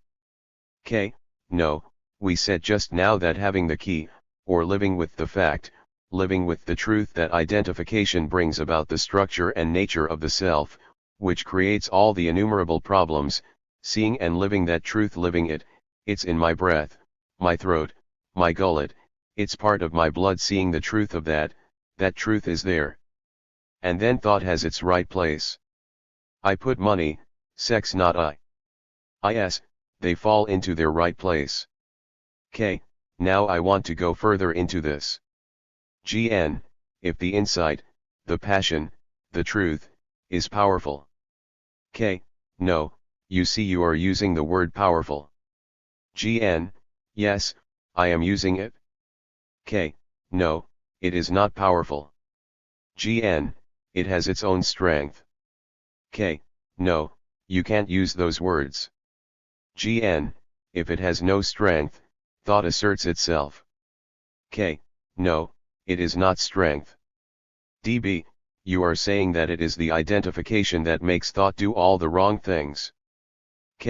That's right, identification has made thought do the wrong things. DB, it would be alright otherwise. Otherwise thought has its place. DB, but when you say no identification, then you mean the self is empty, that it has no content? There are only sensations. DB, there are sensations, but they are not identified. K. Not identified. GN, through thought. K. Not identified. DB, they are just going on, do you mean? K. Yes, sensations are going on. DB, outside or inside? K. Inside. GN, and you are also implying there is no slipping back. K. Of course not. When you see something most dangerous, you don't slip back or go forward, it is dangerous. Now, to go back to the question we began with. Is that death? Death, as we know it, means that the brain cells and so forth die. Right? The body deteriorates, there is no oxygen, and all the rest of it. So it dies, and sensations die with it. DB, sensations, you say, die with the body. So there is no sensation. K. No sensation. Now, is there a living with the sensations being fully awakened? They are awakened, they are alive, but the non-identifying with sensations wipes away the self. We have said that. Now what is death? Is it possible to live a daily life with death, which is the ending of the self? WR, yes. K. Go on, somebody else talk for a while. WR, I follow what you are saying. GN, would you say there is a great deal of talk about insight meditation, vipassana in Buddhism? Is insight a thing we can use, and which doesn't slip back? Is insight of that quality? WR, insight meditation is exactly what Krishnaji is now referring to. GN, no, I am asking, does insight endure without reference to time? K. Don't use the words endure, last. GN, all insight is a momentary process. K. The moment you have an insight, it is finished. WR, once you see it, it is finished. K. I have an insight into the whole nature of the self. WR, that is exactly what he is saying. GN, it is complete, otherwise it is not insight. WR, in itself it is complete and there is no coming back. You have seen it and you know it. IS, who has seen it? With those words we always get into trouble. WR, no, this is only the language. There is no seer apart from seeing. DB, would you say that the insight transforms the person? K, that is what we were discussing the other day. The insight transforms not only the state of the mind, but the brain cells themselves undergo a change. WR, absolutely. DB, therefore the brain cells, being in a different state, behave differently, it is not necessary to repeat the insight. WR, the whole system changes with that. K, be careful, sir, don't either it is so, or it is not. So I am left with this now. I am left with the question of what is death? Is the ending of the self death? It is not, obviously, in the ordinary accepted sense of the word death, because the blood is circulating, the brain is working, the heart is pumping, and all the rest of it. DB, it is still alive. K, it is alive, but the self is non-existent because there is no identification of any kind. This is a tremendous thing.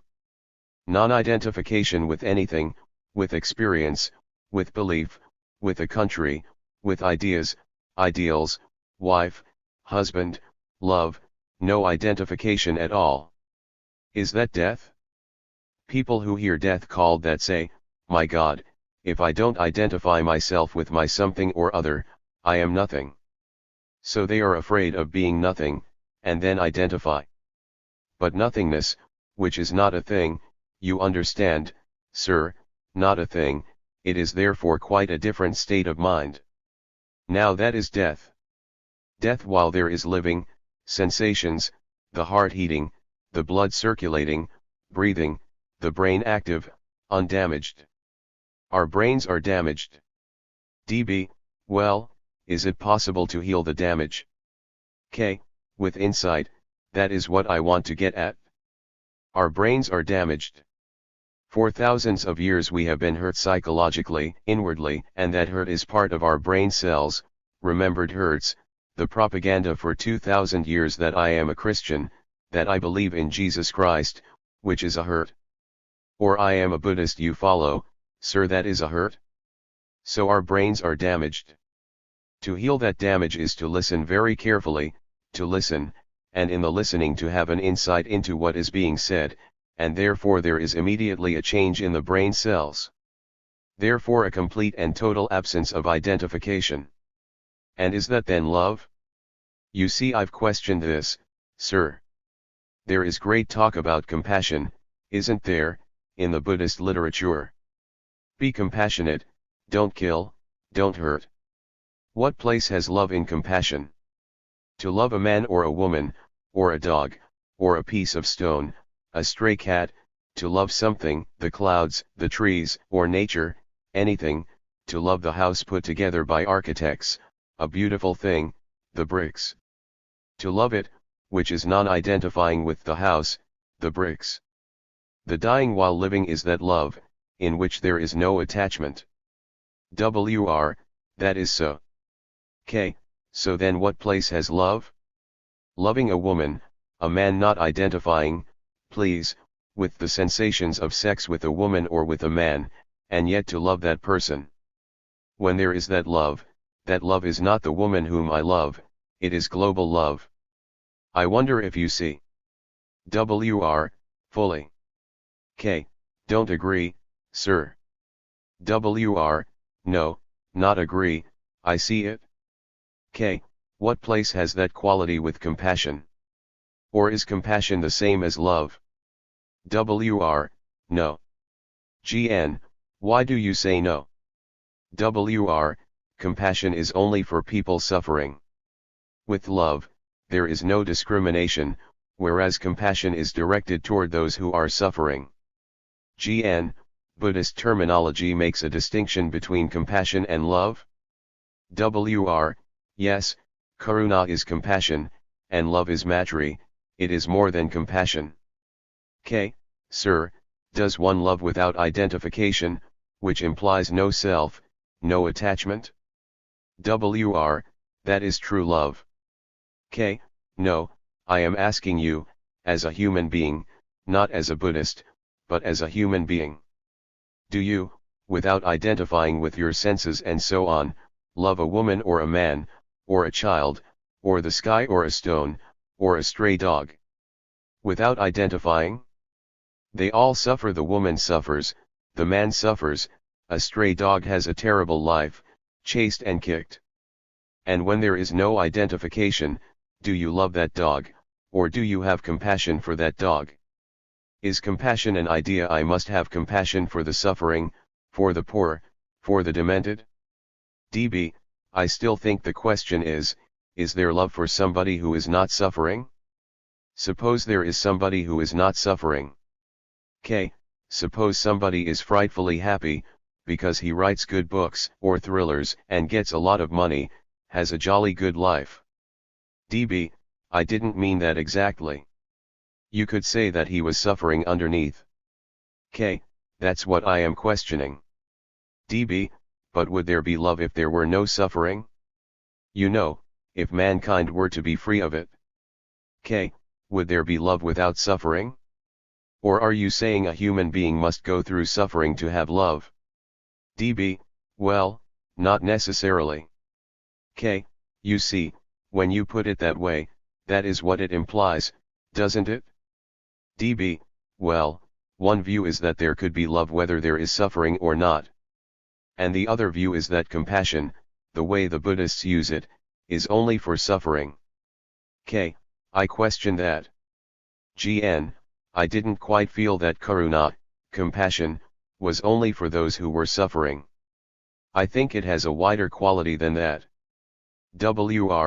No, there are 4 qualities called Brahmaviharas, the supreme qualities matri, karuna, mudita, upeksha. Matri embraces both suffering and not suffering, karuna embraces only suffering, mudita is directed toward happy people, sympathetic joy in their happiness in the world. There is no such joy, and upeksha is equanimity. These four qualities are called the Brahmaviharas, the supreme, divine qualities. Compared with that classification, your use of the word love means something much greater. I haven't come to compassion yet, sir. I just want to know, as a human being, do I love somebody, the dog, the chimney, the clouds, that beautiful sky, without identifying? Not as a theory, but as a fact. I don't want to delude myself with theories or ideas. I want to know if I love that man or woman or child or dog or house without saying, it is my dog, my wife, my son, my house, my bricks. Actually, not as abstractions. Yes, if identification with the I is gone, but as long as I feel the I is acting as self, I cannot do it. No, madam. We said the truth is that identification breeds the self which causes all the trouble, the misery. And if that is seen. I have said that, it is an absolute, irrevocable reality, it is in my blood. I can't get rid of my blood, it is there. Then I cannot help but love. You are all too quick. Not I cannot help loving, but do you? If you see it. No. Do you see the truth of that identification is the root of the self, with thought and all the rest of it? So that it is an absolute fact, like a cobra, like a dangerous animal, like a precipice, like taking deadly poison. So there is absolutely no identification, when you see the danger. Then what is my relationship to the world, to nature, to my woman, man, child? When there is no identification, is there indifference, callousness, brutality? You just say, I don't identify, and put your nose in the air. That would be a very selfish attitude. No, not selfish. Is this what is going to happen? No. You can't just say no. Why not? It will happen, if it is intellectual. If it is intellectual, it is not truth. If I have an ideal. That is what I have said, then you have not seen. No, what I am asking, sir, is this. Is non-identification an ideal, a belief, an idea that I am going to live with, and therefore my relationship to the dog, the wife, the husband, the girl, or whatever, becomes very superficial and casual? It is only when the truth is that identification is absolutely cut out of one's life that there is no callousness, because that is real. We haven't solved the question of death yet.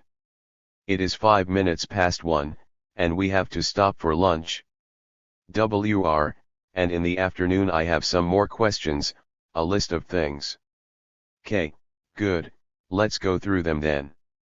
Free will, action, love, and identification, and the self.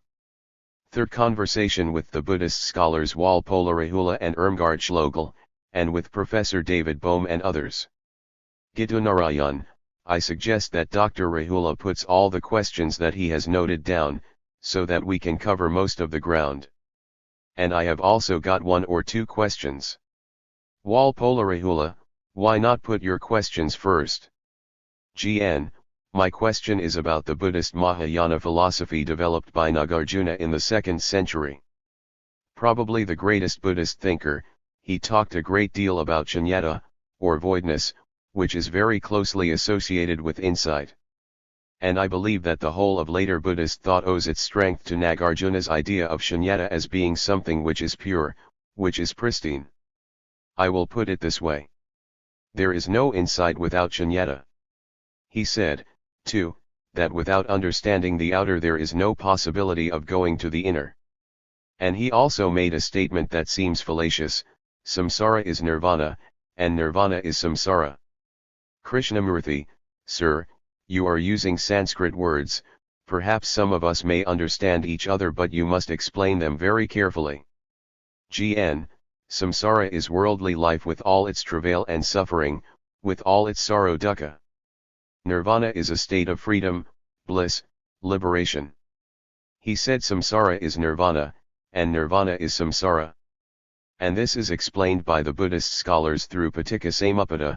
The whole thing is interrelated, conditioned coordination. So this has a very powerful influence over Buddhist thought today, as I understand it. And I would like this to be examined in the context of what we have been talking about. K. I haven't understood the statement. GN. The first thing is the importance of shunyata. K. What do you mean by that word, shunyata? WR. From the Buddhist point of view, shunyata literally means voidness or emptiness. K. Nothingness. I know that meaning. WR. That is the literal meaning. But the significance of shunyata has been attributed by Western Buddhist scholars mostly to Nagarjuna, and that is incorrect. It is the Buddha who first used the term, and it was Nagarjuna as a great thinker, a philosopher, who developed it into a system. Whereas Buddha said it in a very simple way. Ananda, his closest companion and disciple, asked him one day, "Sir, it is said the world is shunya, empty, what does it mean? To what extent is it shunya?" He said, "Ananda, it is without self." He used the word atta, atman, without self and anything pertaining to self, therefore it is shunya. It is very clearly explained. On many other occasions he told people, "See the world as shunya and you are liberated." And these are the original statements. Nagarjuna took these ideas and developed them in his Madhyamika commentary on the basis of Paticca Samuppada, often called dependent origination. I would rather call it conditioned genesis. In that philosophical view, everything is interdependent, relative, nothing is absolute, everything is cause and effect, and cause cannot be separated from the result, the effect it is a continuity. And that is also time. Nagarjuna developed this philosophy very highly in a systematic teaching of shunyata as voidness or emptiness. And that is exactly what Krishnaji also says. There is no self, and when you see that, there is no complication, and every problem is solved. That is how I see it in relation to his explanation. Then the second thing you said, what was the second question? GN, the relationship between the outer and the inner. WR, that is exactly what Krishnaji and Dr. Bohm discussed as actuality and truth, or reality and truth, in the book The Wholeness of Life. These are also accepted Buddhist philosophical positions, Samvriti Satya and Paramartha Satya. Samvriti Satya is conventional truth, that is what we do, talk and eat, all these things, within duality, within relativity. You cannot say this table is false, but in another sense it is other than this. So Samvriti Satya is the conventional truth, and Paramartha Satya is the ultimate, absolute truth. These two also cannot be separated. GN, that's right. WR, Nagarjuna clearly says in one place in the Madhyamika Karika that one who cannot and does not see the conventional truth is incapable of arriving at the ultimate truth. The third question you raised was about nirvana and samsara. Nagarjuna says, also in the Karika, I remember the words even by heart, nirvana has no difference whatsoever from samsara, and samsara has no difference whatsoever from nirvana.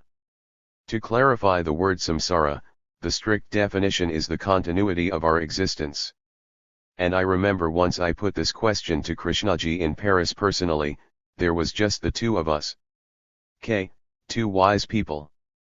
WR, I don't know. But I put to Krishnaji this great statement by Nagarjuna, which is a very interesting one to introduce here today, and asked him what he thought. To my surprise, he said, "Who is Nagarjuna?" I said, "That is your compatriot," because he was supposed to be from Andhra. And then I explained who Nagarjuna was historically, as a thinker and a philosopher. I said he is perhaps the boldest thinker in the history of Buddhism. Then he asked me what his attainments were. I said that we don't know, we know only his writings and writings about him, but as for his attainments, his spiritual realizations, we can't say anything. Krishnaji paused for a moment and asked me, what did the Buddha say about all this? I said, nothing.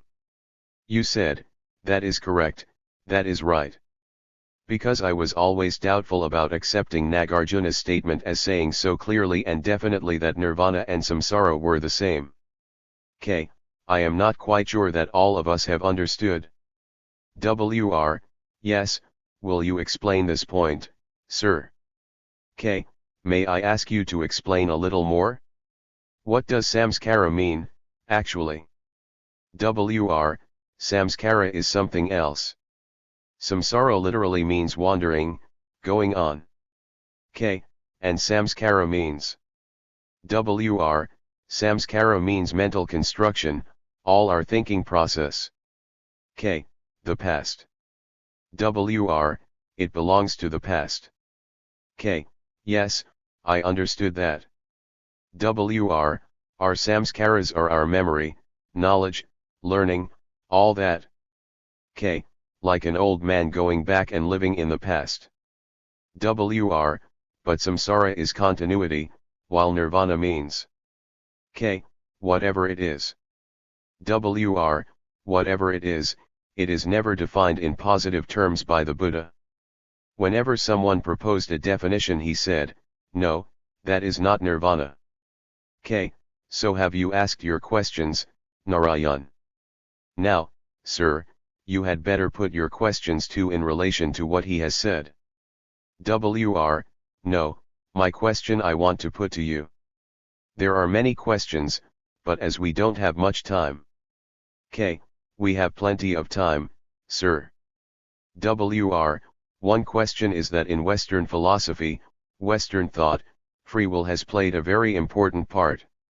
According to the Buddhist philosophy that Mr. Narayan mentioned paticca conditioned origination, cause and effect, such a thing as free will is impossible, because all our thinking, all our constructs, all our work, all our knowledge is conditioned. Therefore if there is a free will, it is free only in a relative sense and it is not absolute freedom. That is the Buddhist position. That is one question I want to put to you. K. Let's talk it over, sir. What is will? How do you explain what will is? Wr. Will is what you decide, you want. K. No, what is the origin, the beginning of will? I will do this, I won't do that. Now, what is the meaning of will? Wr. The meaning of will is to want to do something. K. No. All right, let me go on then. Is it not desire? Wr. It is a desire. K. Accentuated, heightened, strengthened desire, which we call will. David Bohm, it seems to me that we make will determined. We determine the object of desire. We say, I am determined. K. In that there is determination. Db. It gets fixed there. K. I desire that, and to achieve that I make an effort. That effort, the motive of that effort is desire. So will is desire, right? Wr. It is a form of desire. K. Now, can desire ever be free? Wr. Quite. That is what I wanted to hear from you, because you don't like to say that, but I want to raise that. K. Desire can never be free. It can change the objects that it has. I can desire 1 year to go and buy this, the next year change and desire to buy that. So desire is constant, but the objects vary. And with the strengthening of desire, I will do that, the will is in operation. Will is desire. Now, can desire ever be free? Wr. No. K. But we say free will exists because I can choose between this and that, between this job and that job. I can travel except from totalitarian states. I can go freely from England to France. So the idea of free will is cultivated with the sense that human beings are free to choose. What does that mean, to choose? I can choose between blue jeans and something else, between this car and that car, between that house and so on, but why should I choose at all?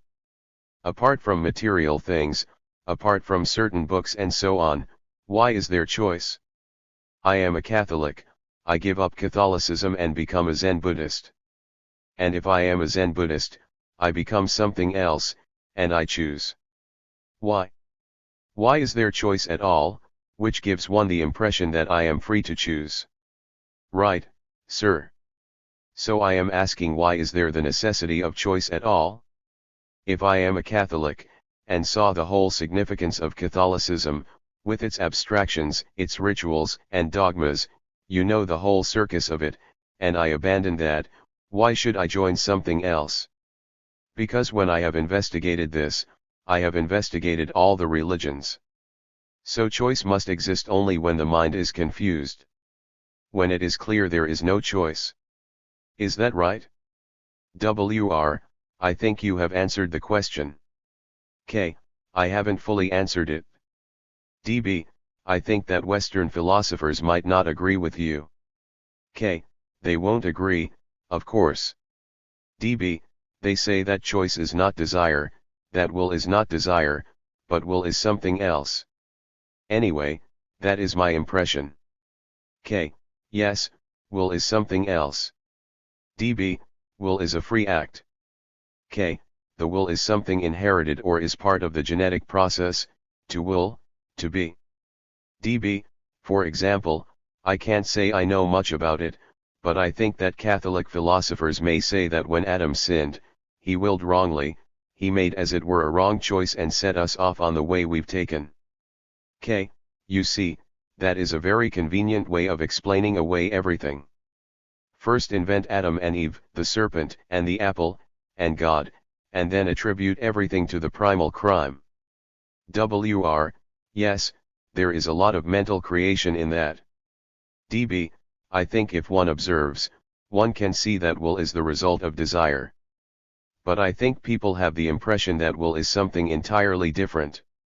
K, yes, will is part of something sacred. DB, that's what many people think. K, something derived from a divine being. WR, according to the Western way of thinking. K, more or less. I don't know very much about Western philosophy, but people with whom I have talked, and they may not be sufficiently well informed, have given me the impression that will is something not quite human, not quite desire, not quite something that you cultivate. It is born out of original sin, original God, and so on. But if one puts all that aside, which is theoretical, problematical, and rather superstitious, then what is will and what is choice, and what is action without choice and will? You follow? That is the problem. Is there any action that is not compounded with will? I don't know what the Buddha said about this. GN, would you say that insight has nothing to do with will? K, oh, nothing whatever to do with will, or desire, or memory.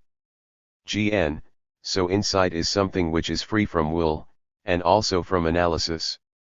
WR, yes, insight is seeing. And in that seeing there is no choice, there is no discrimination, no judgment, and no moral or immoral values. You just see. GN, so insight is not the result of will, nor is it the result of analysis. WR, no. K, you see, this is becoming theoretical, you are making it so theoretical. GN, because through analysis. K, excuse me, sir, you are making it theoretical, you have defined it, it is not this, it is not that, and you think you have insight. GN, no, I don't think I have insight. K, then why discuss it? GN, because we have been discussing insight.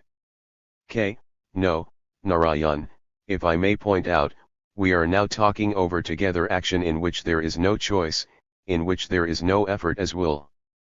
Is there such action? I don't know, sir. WR, there is such an action.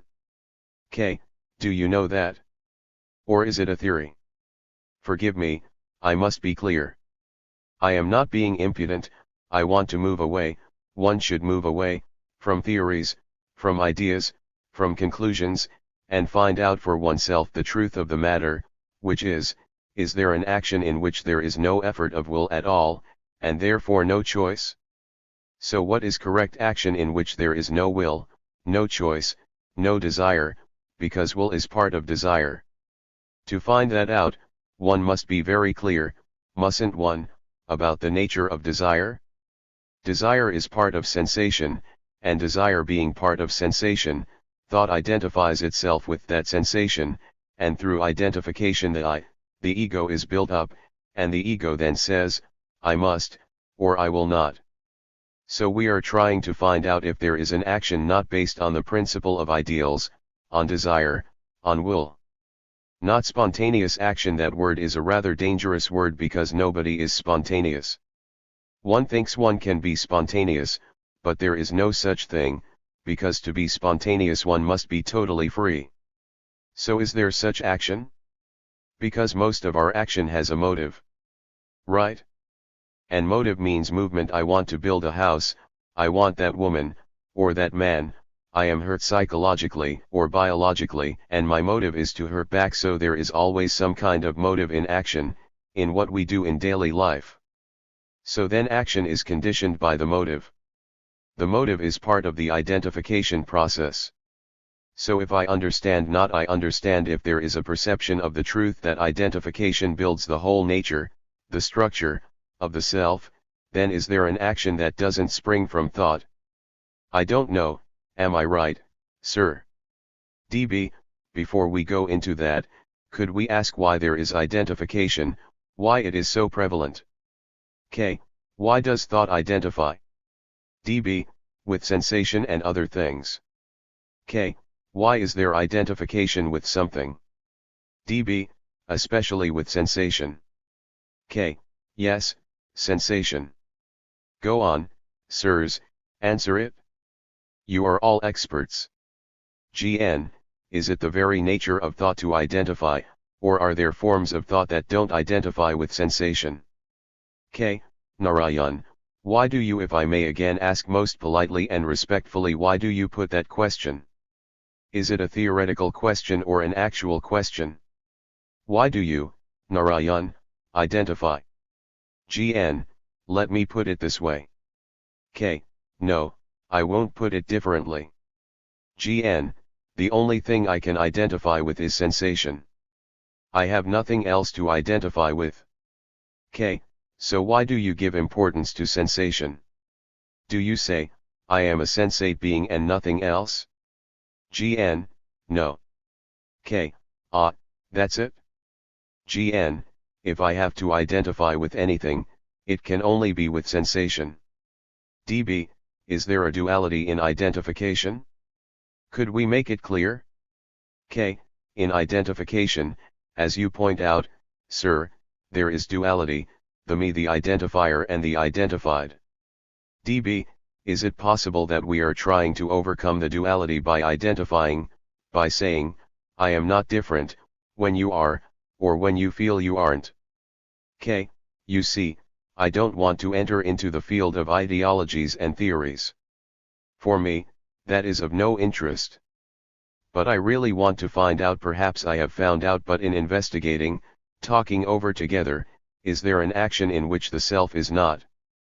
In daily life, not in nirvana, when I have reached freedom and all the rest of it, I want to do it in this life, as I live.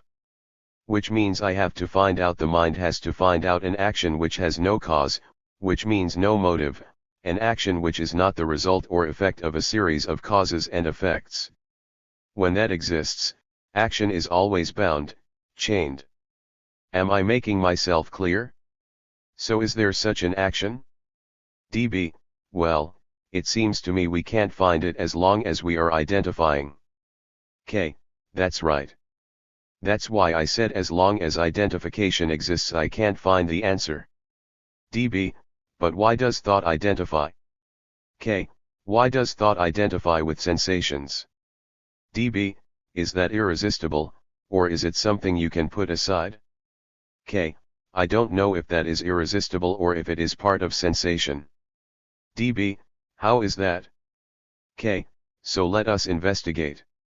DB, you think that sensation is behind that? K, perhaps. When I say perhaps, that word is used for the purpose of investigation, not I don't know, but let us investigate. So why have sensations become so important in life? Sexual sensations, the sensation of power, whether occult power, or political power, economic power, or power of a woman over a man, or of a man over a woman, the power and influence, the pressures, of the environment. Why has thought yielded to this pressure? Right, sir. DB, does sensation necessarily produce a pressure? K, it does when it is identified. DB, yes, but then it is the two together. K, I know, but let's examine. What do we mean by sensation? DB, well, we have the senses, and we may have a remembered sensation of pleasure. K, senses, the operation of the senses: touching, tasting, seeing, smelling, hearing. DB, the experience that happens then, and also the memory of it. K, no, the memory is only when there is an identification with it. DB, I agree, yes.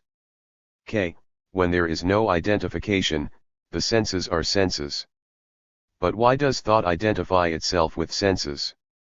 DB, yes, that is not yet clear. K, we are going to make it clear. DB, are you saying that when the sensation is remembered, we then have identification? K, yes. DB, can we make that more clear? K, let's make it a little more clear. Let's work at it. There is perceiving, seeing a pleasurable, beautiful lake. What takes place in that seeing? There is not only optical nerve seeing by the eye, but also the senses are awakened, the smell of the water, the trees by the lake. DB, could we stop a moment? When you say seeing, of course you see through the visual sense. K, I am using purely the visual sense. DB, therefore you already have the visual sense awakened merely to see. Is that what you mean? K, yes, just seeing. Visually, optically, I am just seeing, then what takes place? DB, then the other senses start to operate. K, and the other senses start operating. Why doesn't it stop there? DB, what is the next step? K, the next step is thought comes in, how beautiful that is, I wish I could remain here. DB, so thought identifies it. It says, it is this. K, yes, because in that there is pleasure. DB, in what? K, seeing and the delight of seeing, then thought comes into operation and says, I must have more, I must build a house here, it is mine. DB, but why does thought do that? K, why does thought interfere with the senses? Is that it? Now wait a minute, sir. The moment the senses take pleasure, say, how delightful, and stop there, thought doesn't enter. Right? Now why does thought enter? If it is painful, thought avoids it, it doesn't identify itself with that. DB, it identifies against it, it says, I don't want it. K, leave it alone, go away from it, either deny it or move away from it. But if it is pleasurable, when the senses begin to enjoy it and say, how nice, then thought begins to identify itself with it. DB, but why, I mean? K, why? Because of pleasure. DB, but why doesn't it give it up when it sees how futile this is? K, oh, that's much later on. When it becomes painful, when it is aware that identification breeds both pleasure and fear, then it begins to question. DB, well, are you saying that thought has made a simple mistake, a kind of innocent mistake, in the beginning? K, that's right. Thought has made a mistake in identifying with something that brings it pleasure, or where there is pleasure in something. DB, and thought tries to take over. K, to take over. DB, to make it permanent, perhaps. K, permanent, that's right, which means memory. A remembrance of the lake with the daffodils, the trees, the water, the sunlight, and all the rest of it. DB, I understand that thought has made a mistake, and later it discovers that mistake, but it seems to be too late, because it doesn't know how to stop. K, it is now conditioned. db, so can we make it clear why it cannot give it up? K, why it cannot give it up? That's our whole problem. db, can we try to make it more clear? K, why doesn't thought give up something when it knows, or is aware, that it is painful, destructive? db, yes. K, why? Go on, why? Sir, let's take a simple example. Say that psychologically one is hurt. db, well, that is later.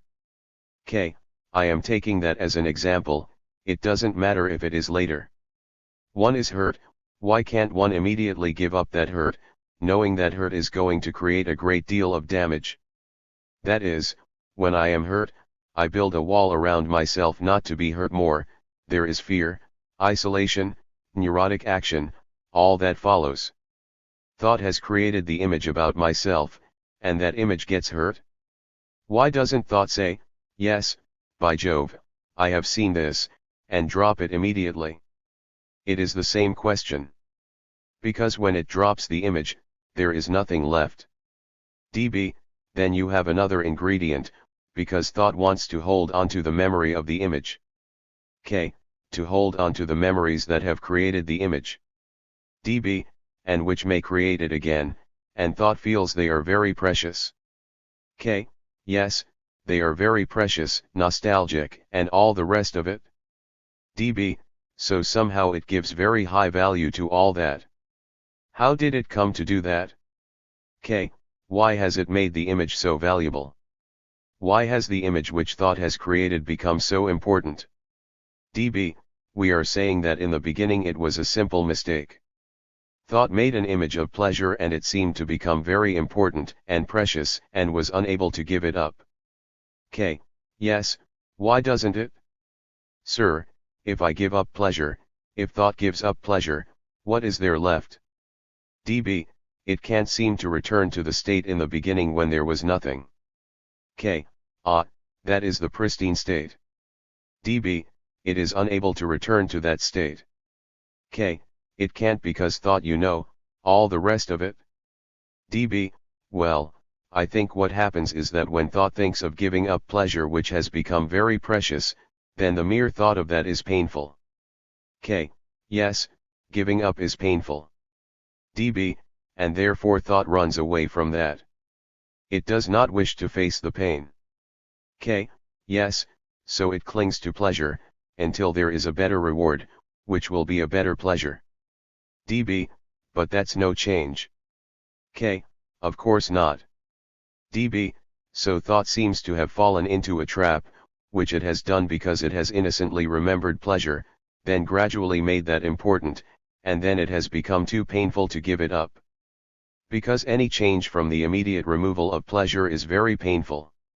K, because it then has nothing else afterward, it is frightened. db, but you see, in the beginning it was not frightened to have nothing else. K, yes. db, now it is. K, yes, in the beginning, that means the beginning of man. Can we question even that? db, perhaps not. K, the beginning of the ape. db, if you go back far enough. You mean to say it has been going on a long time, but thought has built this trap that has gradually grown worse. K, sir, could we say that as the brain is very old, all our brains are very old, merely tracing it back further and further and further, you can never find out. But I can say that my brain is now as it is, which is very old, conditioned, in terms of pleasure and pain. db, they say the old brain is also the emotional product of the brain. K, of course, emotional, sensory and all the rest of it. So where are we now? db, well, we say this brain has conditioned itself by continual memory of the image of pleasure, with the unpleasantness of giving it up, and the fear of doing so. K, so it clings to something that it knows. db, which it knows and which is very precious to it. K, but it doesn't know that it is going to breed fear. db, even when it knows it still clings. K, but it would much rather run away from fear, hoping the pleasure will continue. DB, but I think eventually it starts to become irrational because it creates pressures that make the brain irrational and unable to get this straight. K. Yes. Where are we now, at the end of this?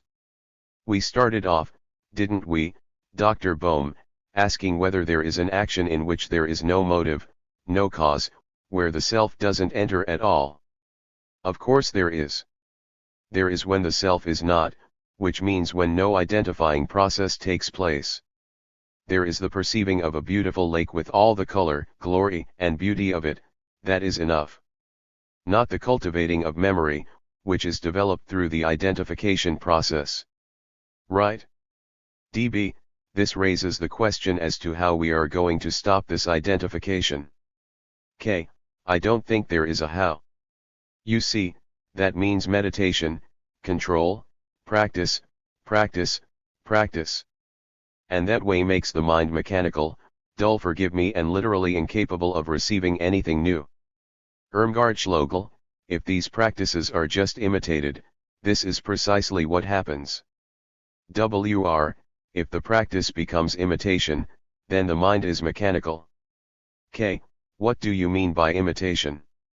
IS, if you tell me to make it very simple that something will happen if you put your hand on the floor 3 times a day and I do it without thinking about it, without inquiring about it, without asking why, if I just mechanically do it, nothing will happen, I will only get more and more fuzzy. But if I inquire why, what for, what is my reaction? K. But my question is this. Say I have listened to somebody who says, put your hand there, and then I begin to inquire about it. But I don't accept anybody telling me that I must put my hand there, then I don't have to inquire. Do you remember that famous story of a guru? He had a favorite cat, and he had many disciples. Every morning before they all started meditation, he put the cat on his lap and meditated. And when he died, the disciples searched around for a cat. WR, I heard a different version. The cat had to be tied up so he could not come and disturb the meditation. K. Same thing.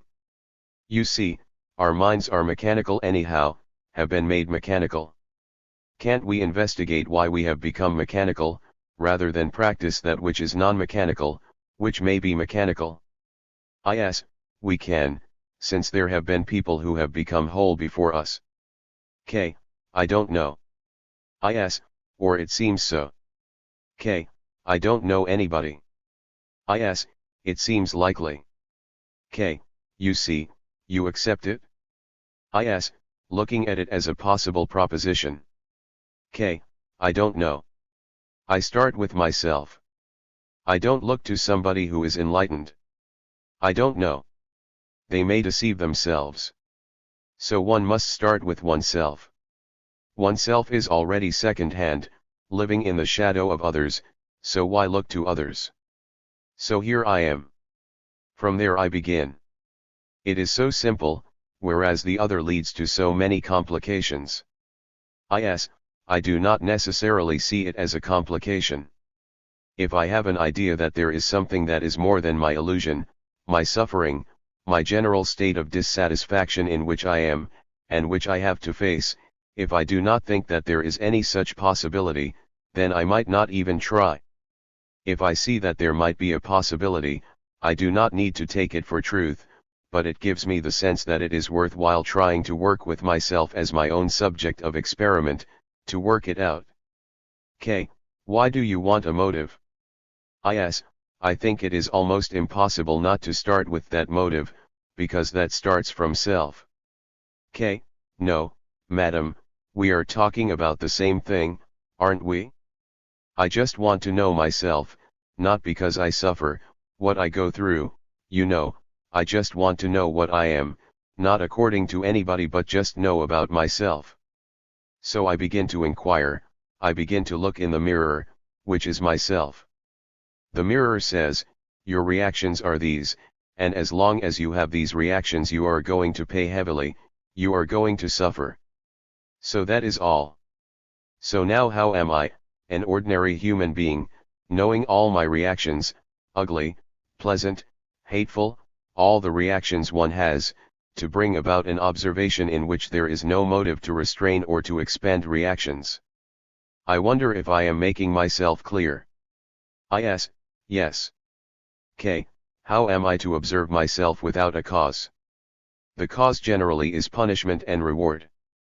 Which is obviously too absurd, like a dog being trained. So can I look at myself without any motive? Go on, sirs. Is, at this stage of inquiry, where I am beginning to try to do it, I cannot do it, I am too conditioned. K. No, I wouldn't admit that. You are always asking for help. Is, no, but in the same way that I do physical training, I can slowly, but not immediately, be able to look at, to bear, the proximity of those things that normally I do not like to see in myself. K. I understand that, madam.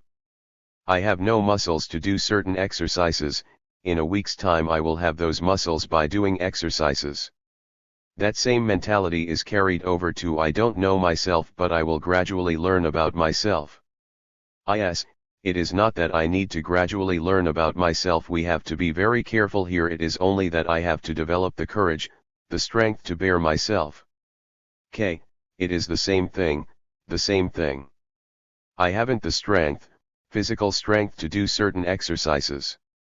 The same mental operation goes on psychologically, I am weak, but I must be strong. Is, it is not that I must get strong. I think this is where one gets oneself into a K. cul-de-sac. Is, yes, it is not for the motive, there is very real suffering, and looking at it again and again, and there is a changing factor in this which in the end makes it possible. K. Which is again gradual evolution. I say that is totally, if I may point out, I am not correcting you, that will lead nowhere, that is totally an illusion. Is, it need not lead anywhere, but if it is continued in that spirit, with that attitude, not I get something out of it, then there is a sudden change which is possible, and it does occur. And I would like to make another point here. Whether we have done it starting slowly with that motive, or whether we have done it unbeknownst to ourselves so that it can happen suddenly on the basis of the life that we have lived, does not really make any difference. K. Madam, either you have insight immediately or you don't have it.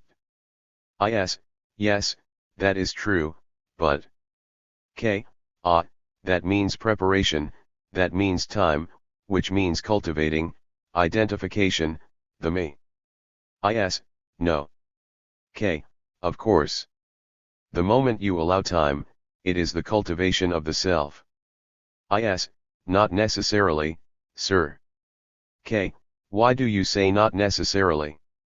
Is, if I do it for something that I want to get out of it, then it is certainly a cultivation of the self. K. Madam, when you say, as we said just now, insight is devoid of time and memory, insight is timeless, it must happen. You can't come to it gradually, it is not a thing cultivated by thought. So to have an insight into oneself instantly, not by degrees. Is that possible? Is, yes. K. No, don't say yes, we are inquiring.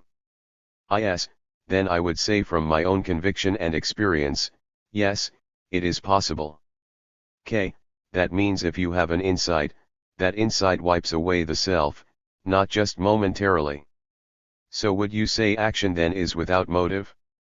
Do you know such action not occasionally, but in everyday life? I don't want to be fed occasionally, I want to be fed every day. I don't want to be happy occasionally. So as insight is devoid of time and divorced from memory and thought, is there an action born of insight? You understand?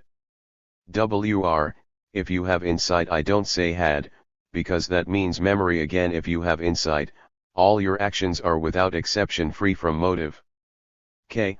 Again, forgive me, are we talking theoretically or actually? Actually. K. That means action is correct, accurate, right through life.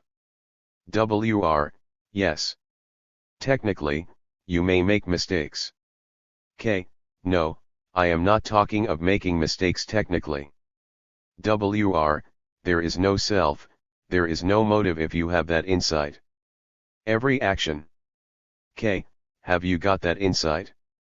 Not you, sir, has won that insight into the whole nature of the self?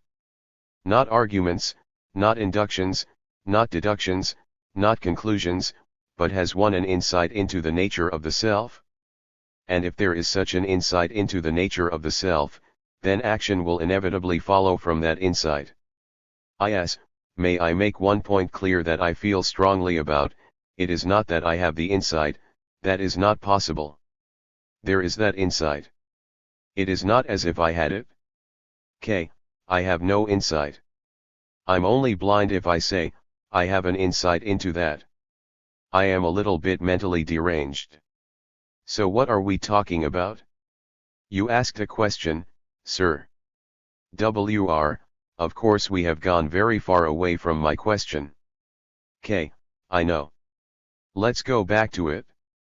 WR, no, you have answered that question. There is another question relating to intelligence. You see, there is a theory, perhaps you are aware of this, that we think in a language.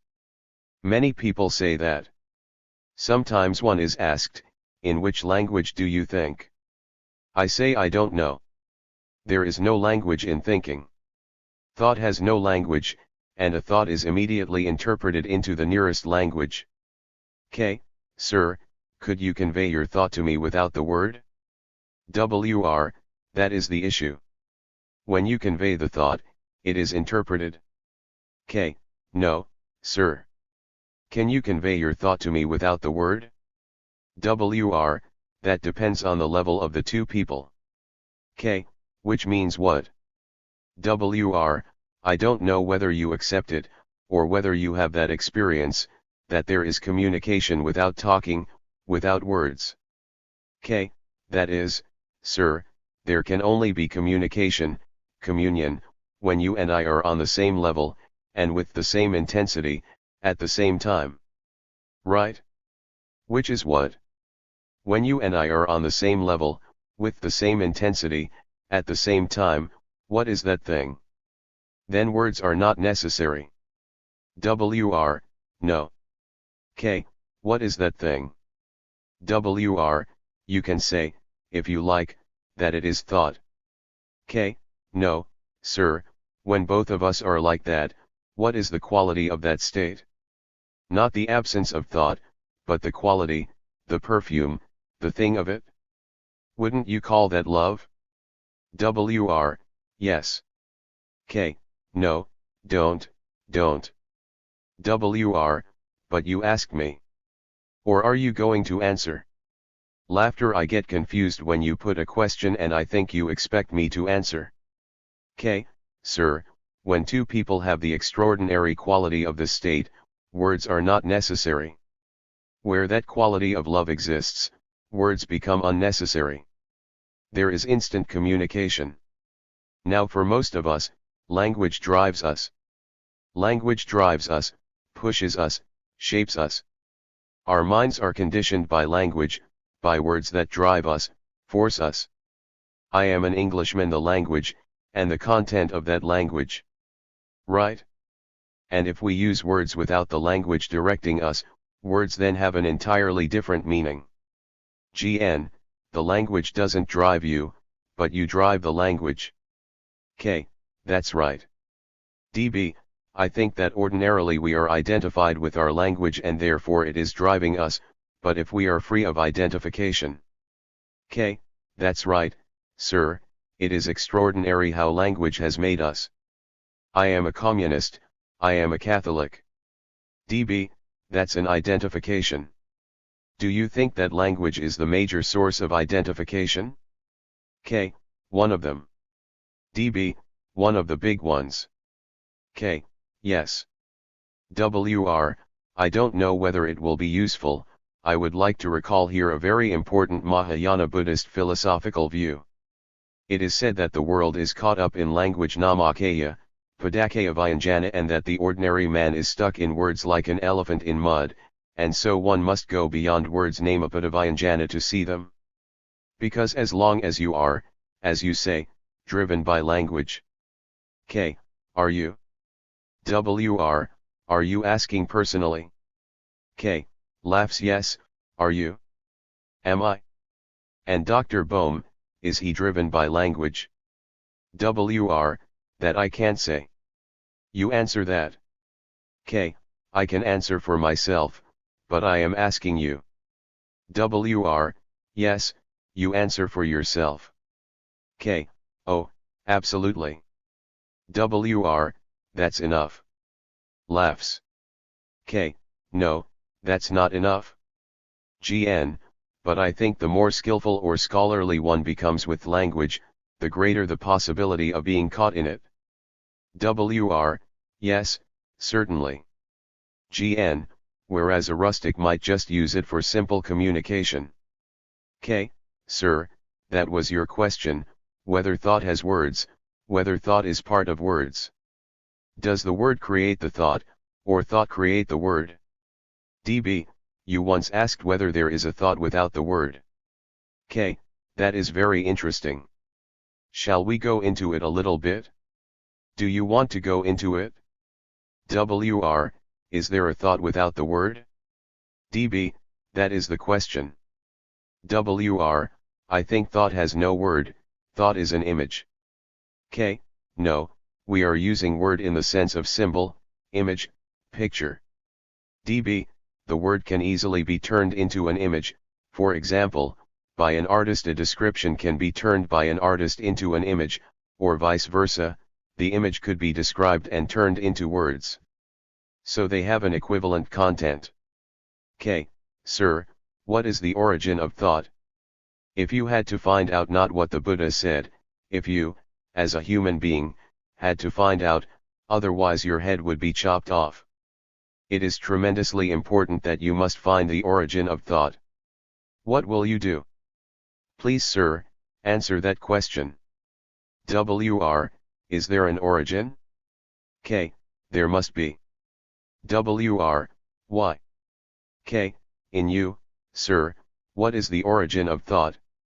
WR, there is no origin. K. Of course, sir, there must be a beginning of thought. WR, that is again a fallacy, a wrong way of looking at it, to assume that everything must have a beginning. K. No, I am not assuming that everything has a beginning. I am just asking, in order to find out, what is the beginning of thought? How did thought begin? The animals, a dog, everything that is living thinks or feels in various ways. There must be a beginning of that. What is it in human beings? Yes, if we had no desire at all, we would have no thoughts? K. No, it is not a question of that. DB, are you discussing thought without identification? K. No. How did thought begin in myself? Was it handed down by my father, my parents, by education, by environment, by the past? I want to know. What made me think? Go on, sir. What made you think? WR, you are putting some cause behind it, but I would say that nothing made me think, thinking is in one's nature. There is no other cause. K. Oh yes there is. I'll show you. WR, what is it? K. No, I am not the final authority. I'd like to talk it over. If I had no memory, would there be thinking? WR, I ask you again, what is the origin of memory? K. That's fairly simple to answer. Suppose I remember seeing you in Paris. That is recorded, isn't it? Right, sir. WR, it is generally accepted that it is recorded in the brain. K. No, it is an ordinary fact. WR, no, that I do not accept. It is an old 19th century, 18th century theory that everything is recorded somewhere in the brain. K. No, sir. Look, I meet you this week, you come back a year later I hope you will and then I say, yes, I recognize you. How does that recognition take place? WR, This is a question that I very much wanted to ask you. K. I meet you now, and in a year's time you come back. I hope you will for a discussion. Then I say, yes, Mr. Rahula, we met last year. How does that take place? It is very simple. The brain has recorded that memory of meeting you, learning your name. So that is memory, and when I meet you next time I recognize you. WR, how does it happen? K. It is very simple. You have been introduced to me, we have sat down here for a morning and 2 afternoons, and when you come back next year I say, yes, I remember. If I didn't remember, I wouldn't recognize you. Right?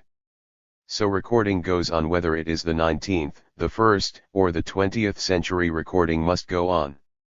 The elaborate, educating process of learning a technique, how to drive a car, or go to the moon, whatever it is careful accumulation of memory, which then acts.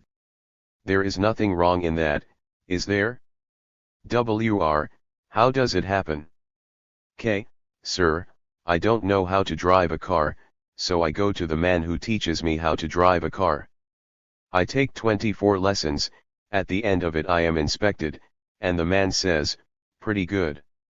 I have learned it by driving with him, he tells me, be careful, turn to the left, he is guiding me all the time. So at the end of 24 lessons I am a good driver, I hope. And that's all. There is nothing right or wrong about it.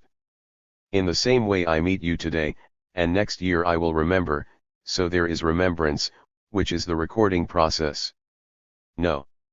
It is so simple. WR, it is not so completely clear to me. Let us admit it is recorded. How does that record come up when we meet next year? K. When I see you. That memory springs up and says, oh, he is Mr. Rahula. And the recording is the image, pleasurable or not pleasurable. WR, I hope it will be pleasurable. Laughter. K. And that is recorded, and when I meet you next time, I meet you. But if it is not pleasurable I say, oh, what a bore. And I turn away and talk about something else. So this whole process is recording how I learned to drive a car, how I learned to speak English, French, German, whatever it is, there must be recording. No. WR, certainly it is so. K. But you said this was a 19th century view. WR, what I want to say is that it is not in the brain. That is the thing. It is in the nature of what we generally call the mental faculty. Just as I hear noise and so on by its particular faculty, there is also the mental faculty. Recording is one of its potentialities. K. It is the faculty of the brain to record. WR, my point is that it is not the physical brain. K. You have gone off into something. WR, yes, that is what I say. GN, are you saying that the mental faculty is spread all over the body, not necessarily in the head? K. Oh no. WR, our mental faculty is one of the sense organs. There are 5 physical sense organs. The eye has the power to see and examine, the ear can't do it, it can only hear. There is the mental faculty, just as there are the physical faculties, the eye, ear, nose, tongue, the body that deal with the external, the material world. But that is only part of the world, the bigger part of the world is not touched by that. K. What is the bigger part of the world? WR, all the sensations that we were talking about, all these things are not touched by the body, or anything like that. There it is, the mind, the mental faculty, which has many aspects, many potentialities, one of which is memory. And what I want you to clarify is, how does it happen? And of course you begin with the idea that it is the brain, which is recording, which I dispute. K. Sir, let's cut out the brain for the moment. I meet you today and I see you a week later. There is the process of recognition. All right, that's one part of the faculty. The other part of the faculty is to think logically, or not logically. So there are several aspects, faculties, which make up the mind. You cannot have mind without the brain. Yes, not only the brain, you can't have a mind without the body, the stomach, the heart, without physical existence. That's all. Therefore mind is part of the senses, mind is part of thought, emotions, certain faculties, and so on and so on. Is that outside, or is the whole structure of the organism, the whole brain, body, eyes, ears, all that, part of this mind which is the process of thinking? Are you saying mind is thought, or is it more than thought as well? I don't know, but I don't want to say that. I only want to say that the mind, as long as it is functioning within the field of thought, is limited. You mean consciousness, the mind, is that? Yes, consciousness is limited. We are saying it is limited by these faculties, wherever they are. Yes, that's right, whatever they are. But as far as recognition goes, people are even making machines that can imitate the process of recognition. Of course. Simple things can already be recognized by computers. Yes, and yet, if I have met you just for a moment, and the image of that meeting does not have a sufficient impact on me, I will next week pass you by and not recognize you.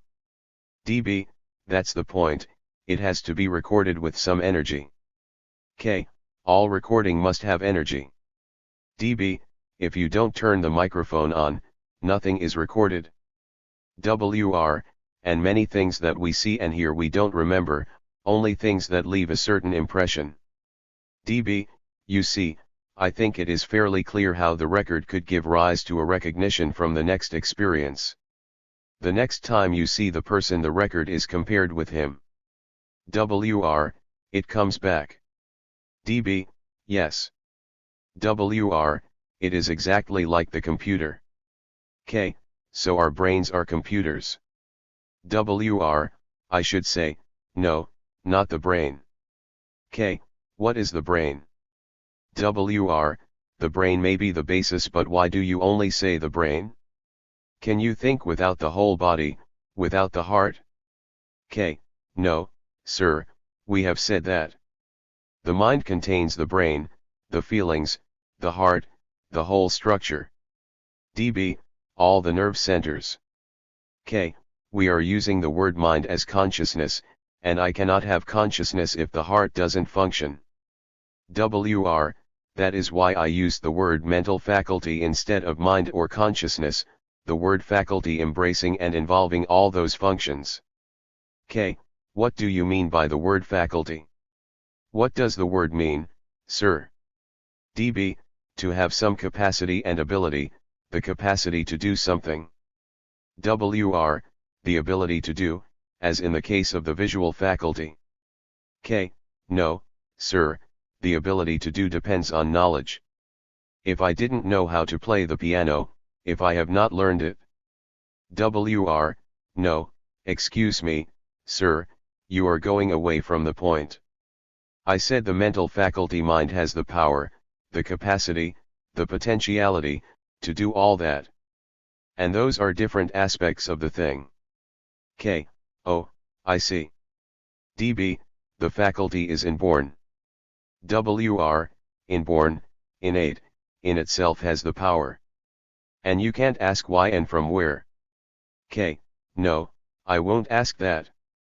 But I won't accept the mind has the inborn faculty. To think. Inborn, which means it is not genetic, it is not heredity. No, inborn means genetic. Let us say the mind, just like our eyes, has the power to see. So the mind has the power. To do all those tricks, all those things that we are talking about, the memory, reaction, sensation, and all that. The mind is the active energy to do all that. Well, also the physical structure is all over the body. I think it is a good analogy to say that the eye has certain possibilities, and in its body the infant has the ability to think already built into him because of heredity. K. How has this built-in come into being? DB. By growing in the same way that the eye grew. You see, the eye has a tremendous K, which means evolution. DB. Evolution, yes. K. Wait, go slowly. Which means right from the beginning it has evolved until we are now monkeys, greater monkeys. Sorry. WR, again I question that. You have taken Darwin's theory for granted, that we evolved from the monkeys. K. I don't take Darwin for granted, I see this happening in the world. WR, when you say we have evolved from the monkey. K. We have evolved from imperfect man, or have not evolved from perfect man. We are going downhill instead of uphill, or we are going uphill, therefore we are imperfect man. DB. I wonder if we want to discuss all these things, they are really details that are not certain. WR, that is why I object to the statement about evolving from the monkey. We don't know. K.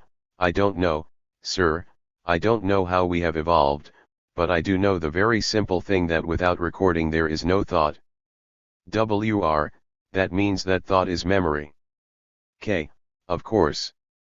Thought is memory, which is experience, which is knowledge, stored up it doesn't matter where, in my big toe, and when it is challenged, it operates.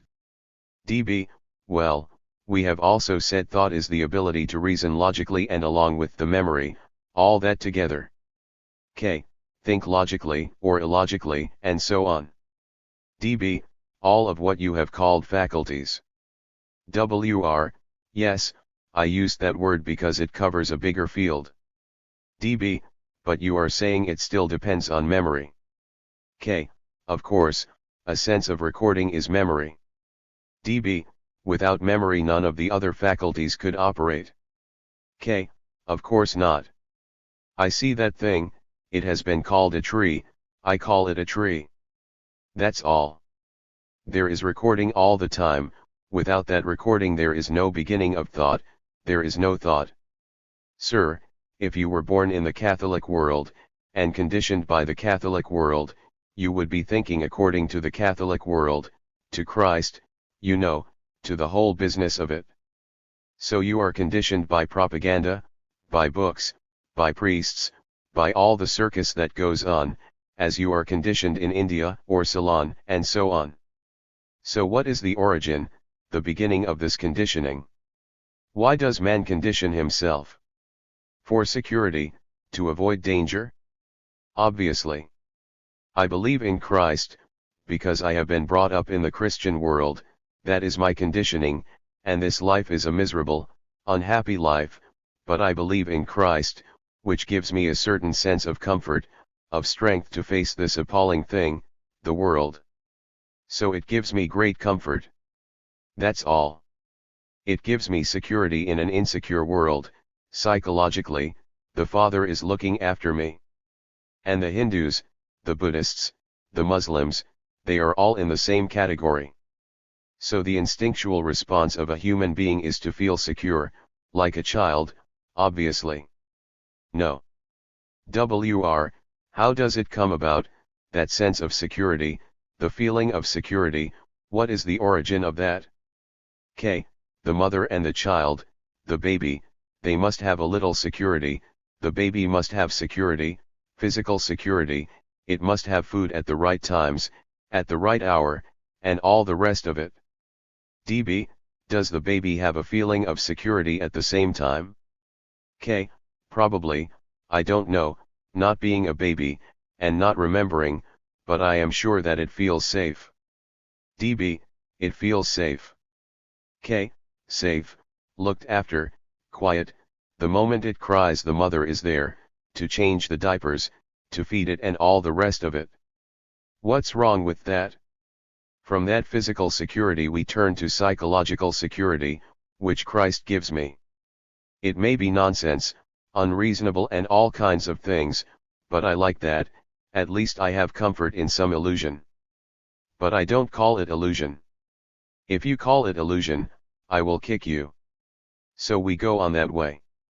You have your security in something, I have my security, and another has his security in Islam, and so on.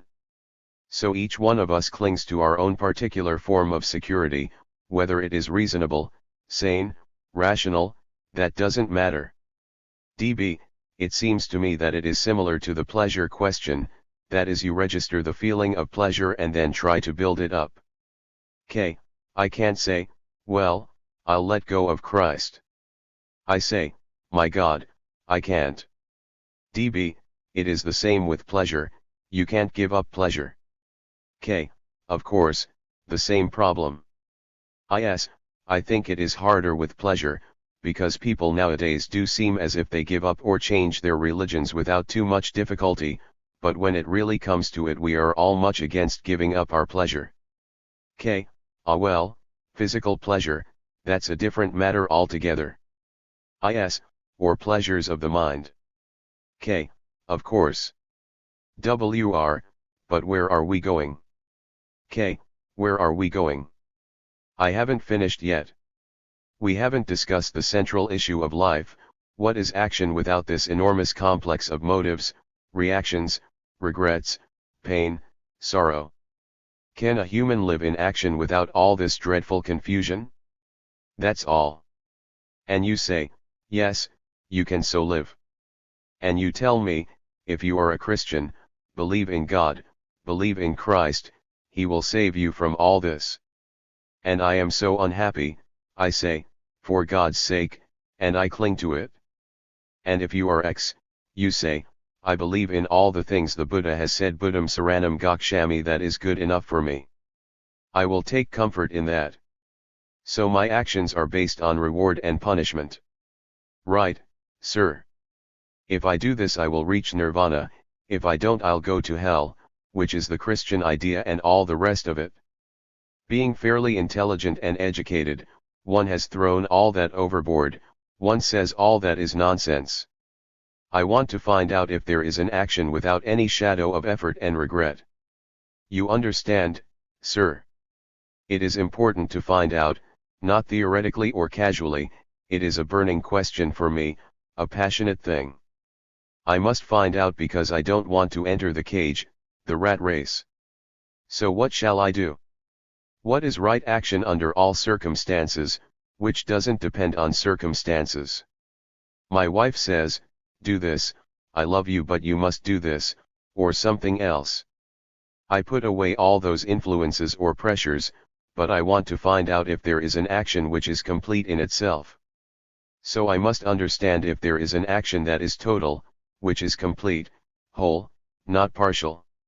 Which means, can I observe myself wholly, not in fragments? Or through the fragment instantly see the whole?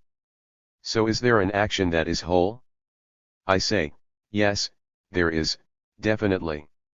Don't you ask me what it is? WR, I wanted to ask but I was waiting for the answer.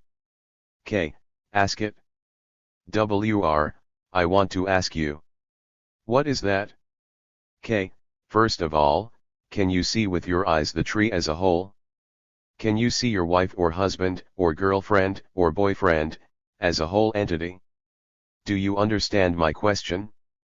Can you see anything totally, or are you always seeing partially?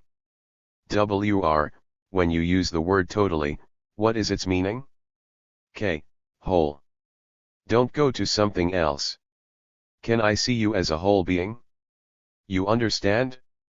Can I see humanity as myself, which is the whole? That's good enough. Can I see humanity as myself?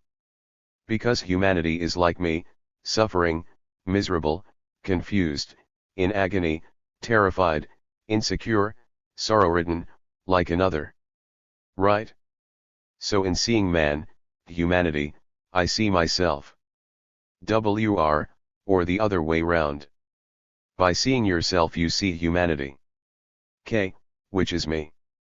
It doesn't matter whether you say, I see myself as humanity, then humanity is me. I am not separate from humanity, I don't say, I am part of an elite. I am this, I am like the rest of the gang. So I see the world as myself, which is the whole. That's simple, sir, not simple, it is. Would that be right, sir? DB, I was wondering if, as you said, we could consider the tree for a moment. K, the tree is too petty.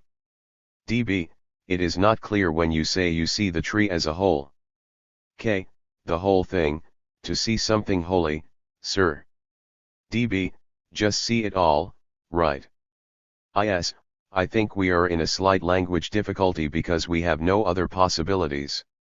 This I see as a whole really means that the self, or the fallacy of the self, has clearly been seen into, and has broken down, because otherwise however much I see the tree as a whole, it is still my thought. K, that is the ultimate thing.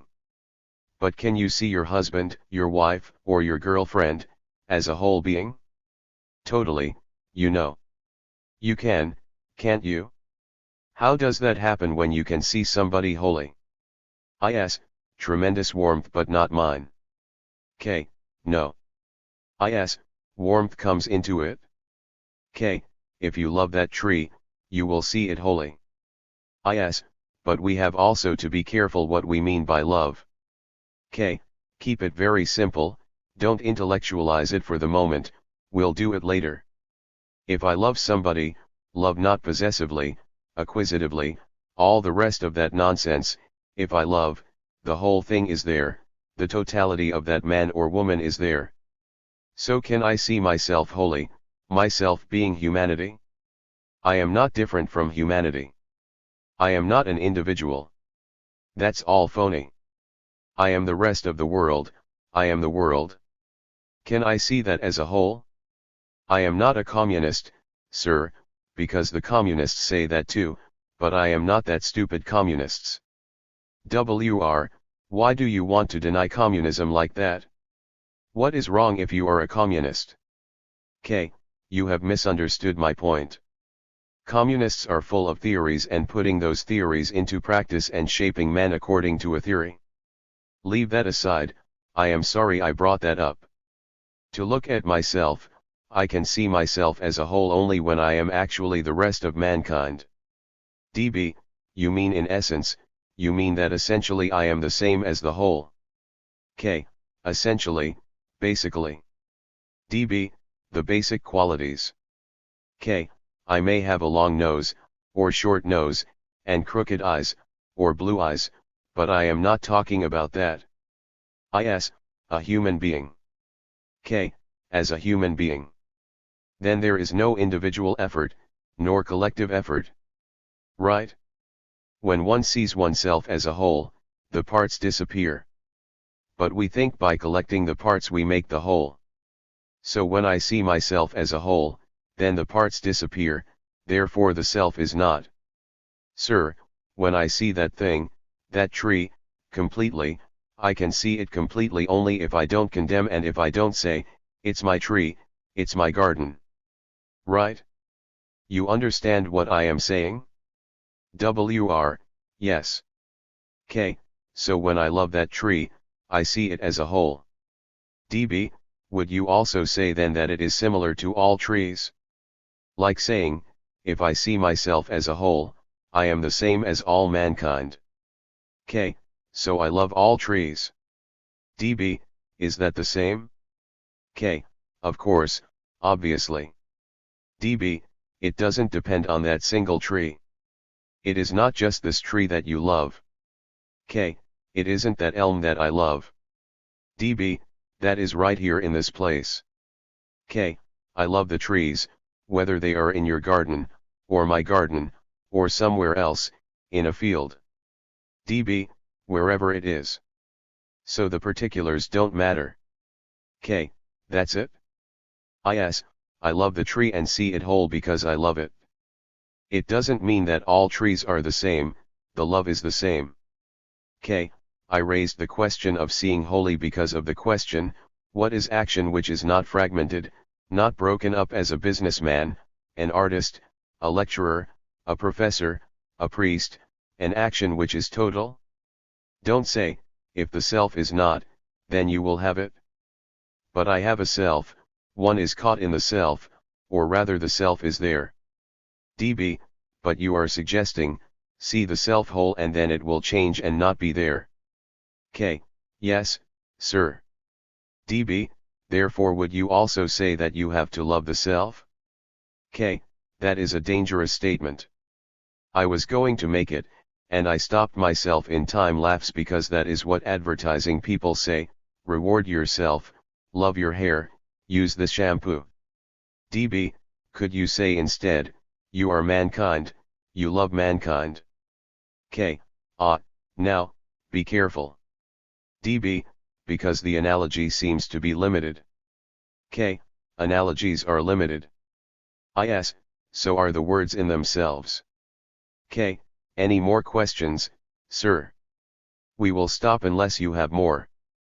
WR, there is no end to these questions, therefore let us finish today like that.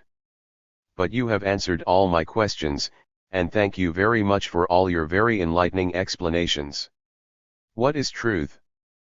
Fourth conversation with the Buddhist scholar Walpolarehula, and with Professor David Bohm and others. Walpolarehula, I want to ask you one thing.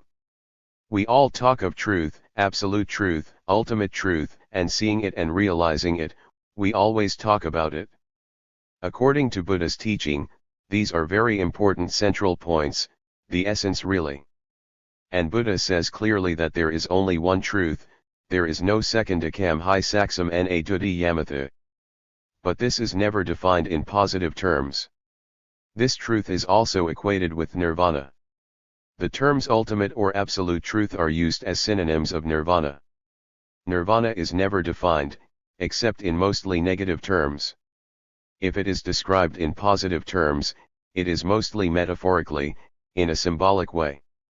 And as you know, there was the original, authentic teaching of the Buddha called the Theravada, the tradition of the elders. Then about the 1st century BC, the Mahayana, a later development, began to grow, as a free interpretation of the Buddha's teaching. And there is a very beautiful Mahayana text called the Vimalakirtanirdhasa Sutra, the teaching of the Bodhisattva Vimalakirti. At a great gathering of bodhisattvas and disciples in his house, the question was put, what is non-duality? That is, non-duality is another word for the absolute truth or nirvana. In Sanskrit it is called Advaya. Krishnamurti, Advaita, in Sanskrit, yes. WR, no, Advaita is different from Advaya. The Vedanta Advaita means you are the world, there is no difference. In Buddhist terminology, Advaya means neither existence nor non-existence. The Buddha says that the conventional world is duality, that means, either is or is not, either exists or does not exist, either is right or wrong, that is Dvaya, according to Buddhist teaching. According to the Buddha, the world depends on Dvaya. But the Buddha teaches without falling into this error. The question was, what is Advaya? And there are 32 definitions given by various bodhisattvas and disciples. So the assembly asks Vimalakirti for his opinion. And the sutra says it is very interesting that Vimalakirti answered the question with a thundering silence. K. Quite. WR, if you speak, it is not non-duality. When I gave a series of lectures in Oxford, a professor asked me, can you formulate this non-duality or truth?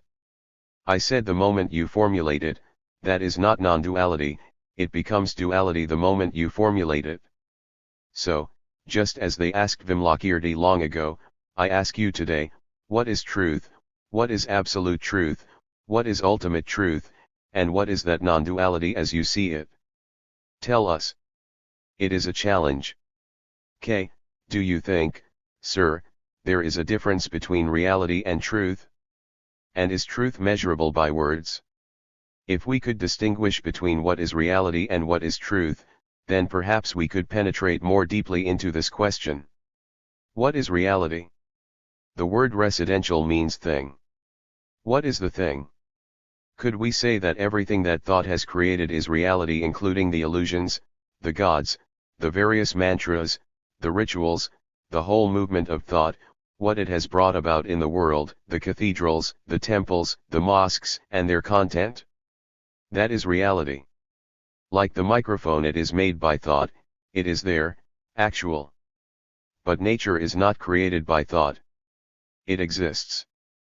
The beauty of the earth, the rivers, the seas, the heavens, the stars, the flowing winds. But we human beings have used nature to produce things, like our houses, chairs, and so on. I mean, a beautiful cathedral, a beautiful poem, a lovely picture, are all the result of thought. So could we say then that anything that thought has created, brought about, put together, is reality? Mary Zimbalist, when you speak of the beauty of the object, are you including that quality of beauty as reality, or the object itself, with beauty perhaps being some other quality? Are you including the idea of the beauty of that object in this category? K. The object itself could be beautiful, or one can attribute beauty to an object that may not be beautiful in itself.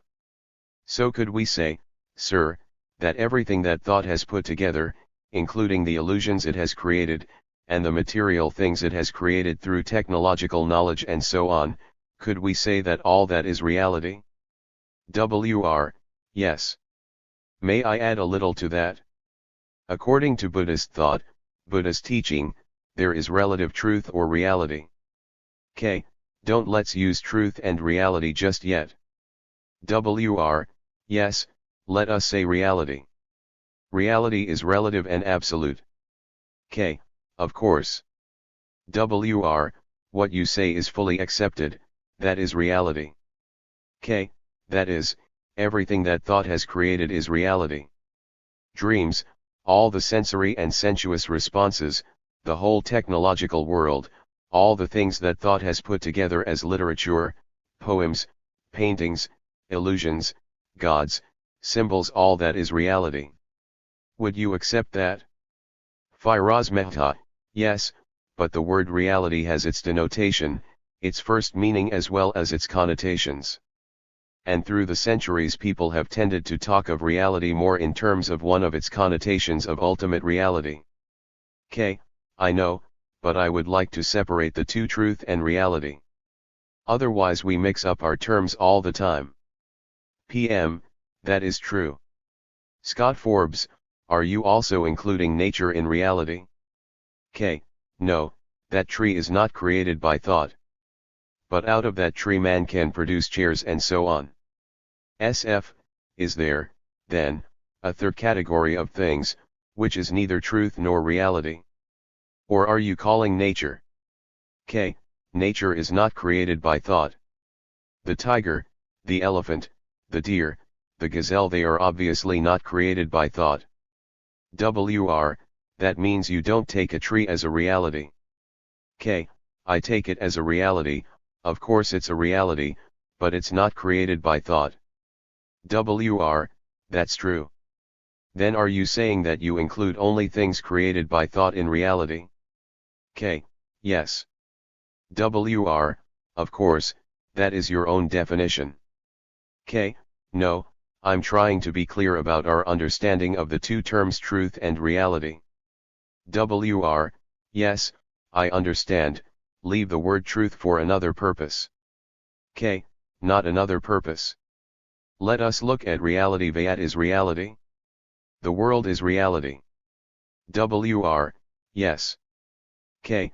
These lamps are reality. You sitting there, this person sitting here, are realities. The illusions that one has are an actual reality. MZ, but sir, the people sitting there are not created by thought. K. No. MZ, so could we more or less define another category for living creatures, nature, trees, animals, and people? K. A human being is not created by thought. But what he creates is. MZ, yes. So the reality category of which you are speaking is man-made, in a sense. K. Man-made. Like war is a reality. You're a bit hesitant about this. PM, could we regard all that is apprehended through the senses, and then interpreted by the brain, as reality? K. That's right, sir. SF, at one time we made a distinction, when talking, between reality, which was anything that was created by the mind, and actuality, which is anything that could be captured by the mind, anything that exists in time and space. K. Yes. SF, and then there is truth. Now, reality was part of actuality. In other words, the tree was an actuality, not a reality. K. Why do you want to separate? SF, otherwise it becomes very confusing, because if we say, look, you and I, as people, are not created by thought, we are not reality. K. You want to separate actuality, reality, and truth. Is that it? SF, well, I just offer that as a convenient definition of words that we used before. K. Would we say that the actual is what is happening now? PM, yes, that's a good way of putting it. The point that arises there is, are we capable of apprehending the totality of what is happening now? We apprehend only a portion of it. K. Yes, but that is a different point, we can go into that. But what is happening is actual. That's all. Not whether we understand, comprehend the whole of it or part of it and so on. What is happening is the actual. PM, yes, that is the fact. K, that is a fact. So what do you say to all this, sirs?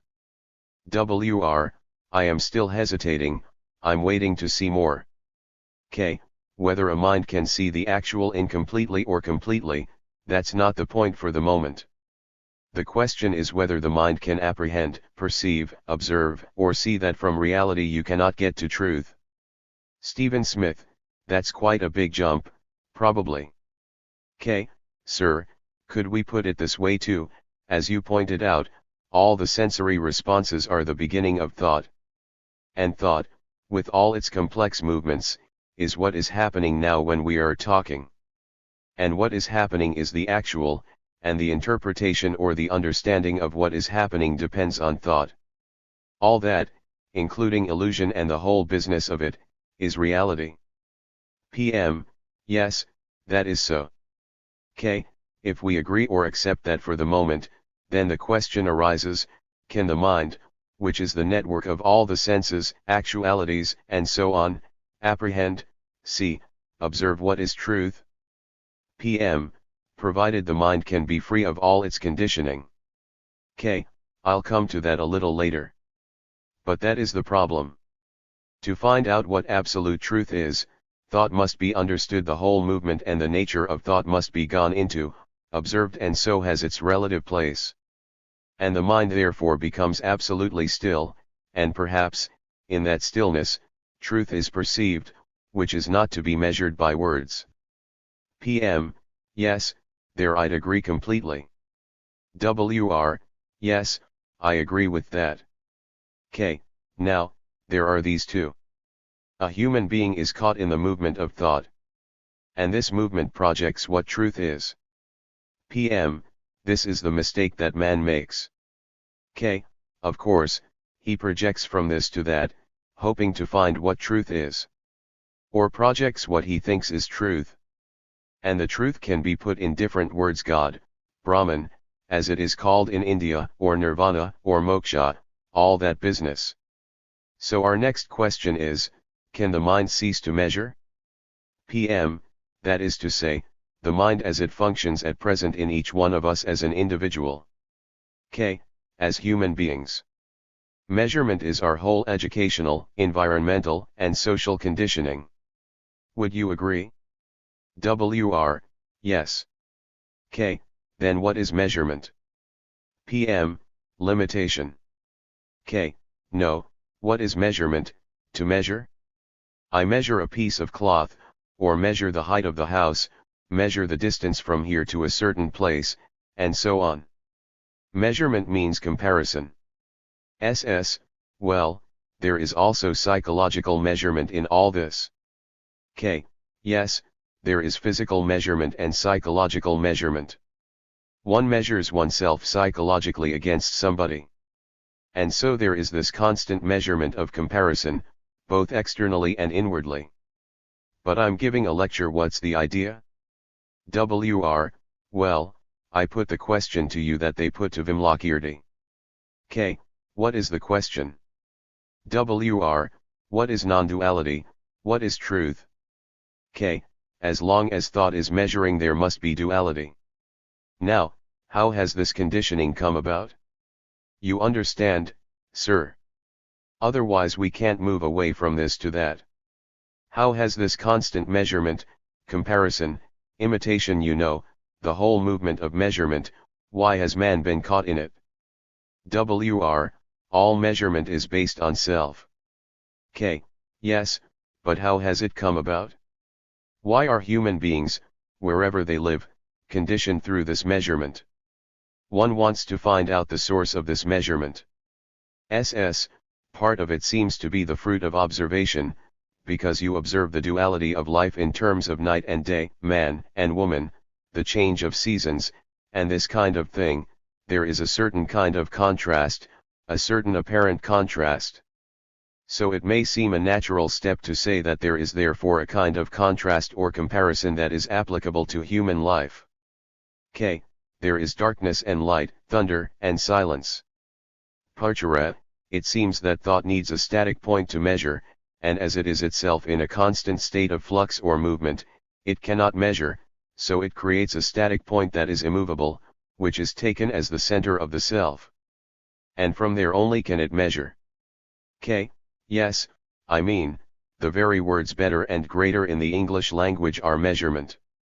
So the language itself is involved in measurement. Now, one needs to find out, doesn't one, what the source of this measurement is, why the human being has employed this as a means of living. One sees night and day, a high mountain and low valleys, a tall man, a short man, a woman, a man, a child, old age. Physically there are all these states of measurement. There is also psychological measurement, that is what I'm talking about, much more than the mere physical movement of distance and so on. Why has man been held in this measurement?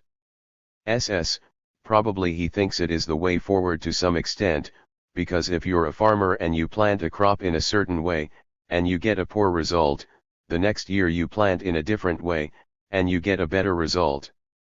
K. Yes, so it is time. Go on, sir, a bit more. It includes the ability to reflect, to have experience, to reflect on experience, to produce something better out of that experience in terms of, probably, an established notion of what is the good, what is the better thing to have, or what is the right situation of things. K. Of course, but I want to go a little further than that. Why has man used time as a means of progress? I'm talking psychologically, not of time that is necessary to learn a language, to develop a certain technology, and so on. P. Perhaps the need for security of thought for itself. K. No, time, which is measurement. PM. Do you think that our tendency is that starting with the physical facts of difference in size, in quantity, and so forth, we apply that analogically to the psychological process? K. Yes, that's what I want to get at. Without measurement, there would have been no technology. PM. That's true. Gitu Narayan, in science and mathematics, as they advance, measurement becomes more and more refined, and each refinement leads to a further step of progress in computers and so on. So in that area, in science and technology, measurement and refinement of measurement do lead to a certain kind of progress. K. Of course, we are not denying that. WR. But we are not talking of physical measurement so much as psychological measurement. K. Yes. Why has man used psychological time as a means of self-growth, self-aggrandizement? He calls it getting better, getting more noble, achieving enlightenment. All that implies time. GN, is it, as Mehta says, carried over from the day-to-day living of physical measurement to the psychological field? Is it carried over, or does it exist in the psychological field without reference to this? K. That's what we are discussing. Whether there is any psychological evolution at all. SF. Could we say that we began to apply measurement to the psychological field out of habit, because that is what we have been using for the physical field, but also could we have made that transfer because it's very comfortable to think that I might be in a mess now but later on I'll be fine? K. Of course, sir. Let's be clear on this. At the technological, physical level, we need time. We need time to acquire a language, time to build a house, time to go from here to there, or for developing a technology or science, we need time there. So let's be clear on that. But I'm asking something else. Do we need time at all, psychologically? Shakuntala Narayan, what is it that creates time? K. Thought. Thought is time. SN, so doesn't thought have something to do with it? K. Which is what we are saying, time is movement.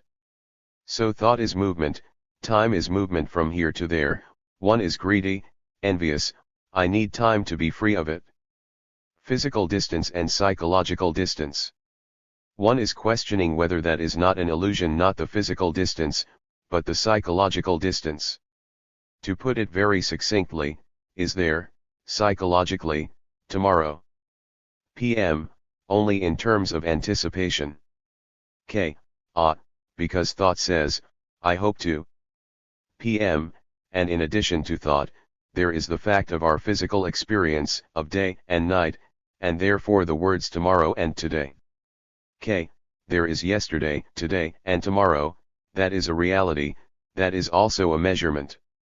But we are asking, is there psychological time at all, or has thought invented time, psychological time, in order to feel that it can achieve or live in some kind of security? WR, what is time? K. Time, sir, is movement.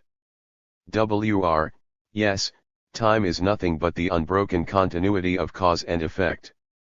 That is movement. K. Movement, we said. Cause, effect, effect becomes the cause, and so on. WR, that is time. We give the word time to that movement.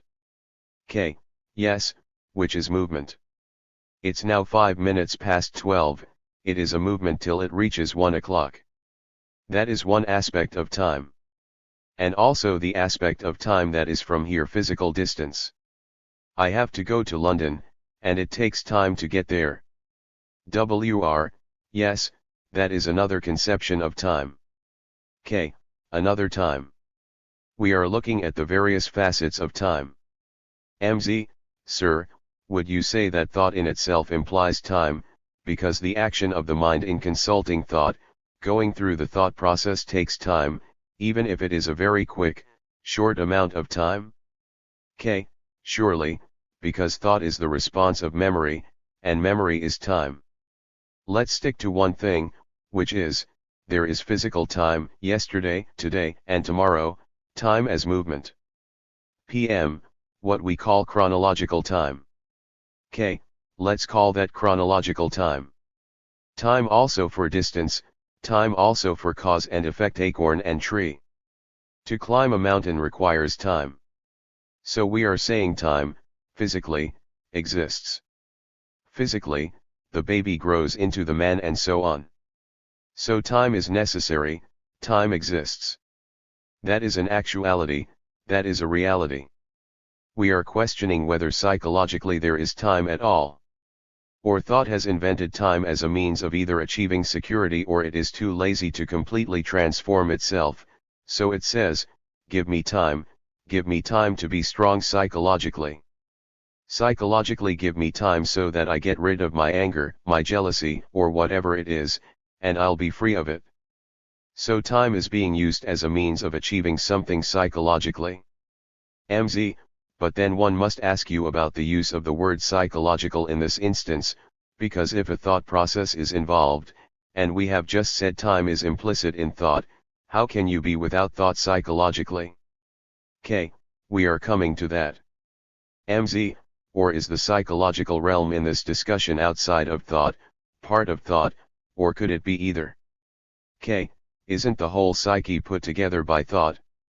SS, that seems to be the question here, whether it is or not. K. I'm asking, sir, go slowly.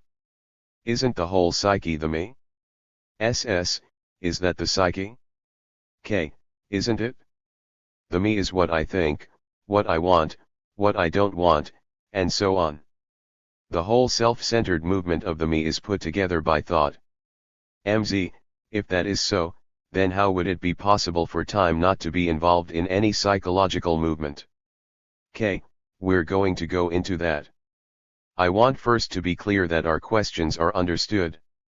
GN, would you make a distinction, sir, between hope and aspiration, because many people say to aspire is something noble, but to hope is.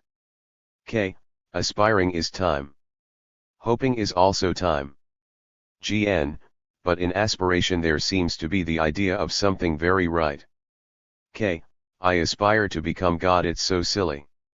GN, wouldn't you say that there is aspiration in the whole religious endeavor? WR, of course, in religious tradition there is always aspiration. What we are discussing, I think, is whether you can see truth without thinking or time, whether seeing truth is now, this moment, or whether you postpone it till you become better. K, no. WR, that is the question. K, that is, the moment you introduce the word better. WR, that is what I am saying. Truth is something you see now. K, no, we haven't come to truth yet. I am very careful, sir, I don't want to enter the world of truth yet. One wants to be clear whether one's thinking is logical, sane, and rational, or comes to a conclusion that is illusory. So one wants to examine the whole nature of time, psychologically. That's all I'm talking about. If there is no tomorrow psychologically, our whole action is different. But psychologically, we say, tomorrow is important. Tomorrow I will do this, tomorrow I hope to change, psychologically. I'm questioning that, because all our aspirations, hope, everything, are based on the future, which is time. GN, you would say, then, that any aspiration, however noble, is in the field of reality? K, yes, in the field of thought. PM, yes, because it is a formulation. K, a formulation by thought. PM, exactly. So would I be right in saying you are concerned with being totally free of the time factor in psychological terms? K, yes, sir. Otherwise I am caught, our mind is living always in a circle. PM, yes, that is true. We are tied to the past, to that which has become fossilized. K, yes, the past modifying the present and going off into the future. This past modifying itself into the future is time. So when one says, I will be better, I will understand, or I will try, all these are involved in time. So I question that, whether it's merely an invention of thought for its own purpose for whatever reason, and so it is illusory and so there is no tomorrow. PM, in psychological terms. K, of course, we said that very clearly. If one is envious, envy is a sensory response, and therefore thought has created this envy. Now generally, we say, give me time to be free of that envy. PM, yes, provided we perceive that this is envy. K, oh yes, I'm envious, you've a bigger house, you're better dressed, you've more money, all the rest of it, everybody perceives this envy, this jealousy, this antagonism. So is it possible, being envious, to be free of it instantly and not allow time to intervene? That is the whole point. PM, isn't the envy a psychical reaction to what is perceived through the senses? K, yes, that's right. PM, and are not the sense functionings? K, actual. PM, yes, they are. And determined by actual physical conditions. K, yes, obviously. PM, so the psychical reaction follows the sensuous activity, and that involves the pleasure/pain drives within us. K, obviously. One sees you driving in a big car, and I'm driving a small car, so there is comparison. PM, Yes, the comparison arises, surely, partially through what others have put before us, saying that this is better than that, this is more pleasant or this is less pleasant. So we get into the psychological habit. That begins from childhood. You are not as good as your brother in examinations, and the whole education system is based on this comparative evaluation of one's capacities. Now we're going off, you see, we are moving away from WR, yes. SF, yes, didn't we just come to the fact that anything that is involved in measurement and thought cannot get rid of measurement and thought? First it must realize the actuality of it. Not just say, yes, I've understood intellectually. SF, does it realize that with thought? No. SF, so then what is the wait, we are coming to that slowly. Do we see that we have used time psychologically, and that psychological usage of time is an illusion? First I want to see, we must be clear on that point. I will reach heaven, I will become enlightened, I will eventually, through various series of lives, or one life, achieve nirvana, moksha, all that. All that is psychological time. We are questioning whether that thing is an illusion. If it is an illusion, it is a part of thought. SF, right. Now we don't use thought in order to see all this. No, wait. Do we understand even verbally? SF, even with thought? With thought. Communication between us now is through words. Those words have been accumulated and so on, and for the moment we both of us speak in English, we understand the meaning. Now, do we see not through argument, through explanation, through rationalization that thought has created this psychological time as a means of achieving something? MZ, can we see that still within the thought process, still within the realm of thought? Now, wait. MZ, is that the seeing you're talking about? No, I am coming to that.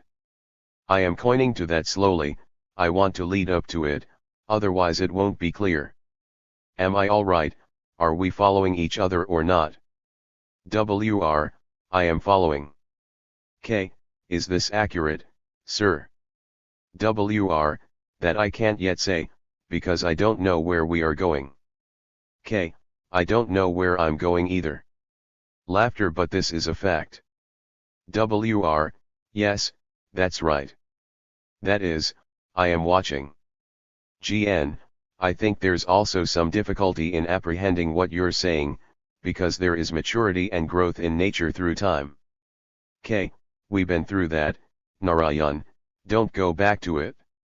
GN, I'm not going back to it, but unconsciously you're identified with it. Is there maturity and growth in human beings through time? There is some kind of maturity through time. We said that. GN, yes, so one gets stuck to that. One holds on, is attached to this idea of time as self-improvement, not only physically but psychologically. GN, I don't even say self-improvement, but maturity. Like a kind of natural growth, comparing yourself with nature, as you see everywhere. Yes, but wait, what do you mean by maturity? We may have different meanings for that word mature. A tree is mature at a certain age. A human being is physically mature at a certain age. And there is mature cheese. Laughs. GN, yes, the whole, the fruit from the bud. Yes, the fruit is mature to be picked. And so on. But is there psychological maturity at all? That's my whole point. Perhaps there is a factor of life, intellectual maturity, which is at the mental level. MZ, within the illusory world, there is a certain maturity psychologically, but it's still founded on thought and time. Yes, but I'm just asking, Maria, do we understand clearly, even verbally and so intellectually, that we have used time as a psychological catalyst to bring about change? And I'm questioning that catalyst. PM, may I inquire, sir, what precisely you mean by the word see when you say, do we see that psychological time is an illusion? K. I mean by the word see to observe without the interference of thought. PM. That means, to be completely conscious, to be completely aware of the fact that time is an illusion. K. Yes, to see this as I see a snake, and not mistake it for a rope. PM. Would you agree that this involves a complete transformation of your mode of awareness, of your consciousness? When you're really conscious of something, you don't have to. K. Now, wait a minute. Again, sir, the words consciousness and conscious. PM. Those are difficult words. K. Those are difficult words. I see this. Can I see this and not call it a microphone? Not call it anything, but see the shape, just observe without any reflection? PM. Quite, without naming it? K. Naming, analyzing, and all the rest of it? PM. In other words, to see is a whole seeing, almost in the sense of your being what you see. K. No, then that becomes a duality, you become that. PM. You don't become that in the sense that you are merged into it. But you are awake in terms of a unitary whole. K. Just a minute, sir. Those again are rather difficult words. WR. I don't think that is what he means. K.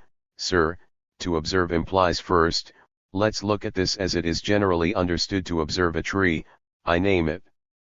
I like it or don't like it, and so on. But what we mean by observation, by seeing, is to listen first, and not to make an abstraction of it into an idea so that the idea sees. I wonder if you see this? WR. Yes, yes. K. Say, for instance, I said a little earlier that psychologically there is no time, that psychological time is the invention of thought, and maybe an illusion. Now to listen to that without interpreting it, thinking, what do you mean, rationalizing it, or saying, I don't understand or I do understand, just to listen to that statement and not make an idea of it, but just to listen. And as one listens in that way, in the same way to observe, to see. What do you say, sir? WR. I want to ask you, what are you trying to tell us? K. I'm trying to say, sir, that truth cannot possibly be perceived, be seen, through time. WR. Right. K. Wait a minute, you can't agree. WR. Not agree, I see it. That is why I was waiting to ask you what you are trying to say. K. I'm trying to say that I'm not trying, I'm saying. Laughter. WR.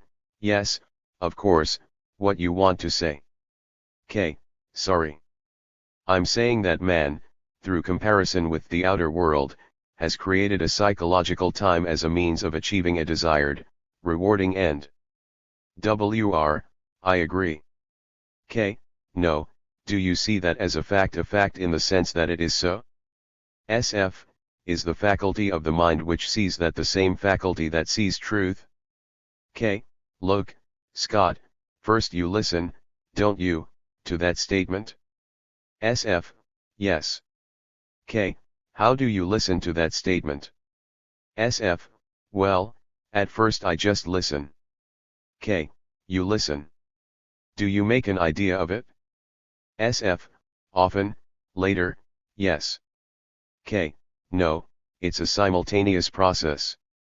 You listen and you get an idea of it, and the idea is not the actual observation. That is all I am saying. From the Greeks and the Hindus, our whole structure is based on ideas. And we are saying idea is not actual happening, which is the actual listening. PM. The idea is just a picture of the actual listening. K. Yes, which is an evasion, an avoidance of actual observation. PM. Of the immediate fact. K. Yes, of looking or listening. SS. Then there may be something that we are evading constantly. WR. Yes. SS. as we've been talking about thought and the various things that it has devised in order to create some kind of freedom or liberation or salvation or redemption, I would like to suggest that there may be some driving factor that is part of thought, or there may be a driving factor that accounts for this, which may be sorrow. Yes, sir, escape from pain through reward. It seems to apply to all civilizations, both the most sophisticated and the more primitive. Obviously. Because all our thinking is based on these two principles, reward and punishment. Our reward is enlightenment, God, nirvana, or whatever you like to call it, away from anxiety, guilt, all the pain of existence, the misery of it all. Is it not possible to be free from the idea of reward or punishment? That's what I'm saying. As long as our minds are thinking in terms of reward and punishment, that is time. How is it that our minds think that way? Because we're educated that way. Yes, true.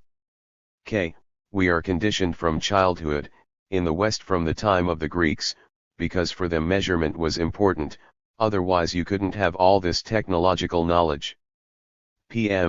And would you say that this is due to the fact that we are tied to the idea of a separate me, a separate I? Supposing one sees, hears, touches, and so forth, all in terms of a wholeness, an awareness of wholeness. One can't be aware of the wholeness unless one has understood the movement of thought, because thought is in itself limited.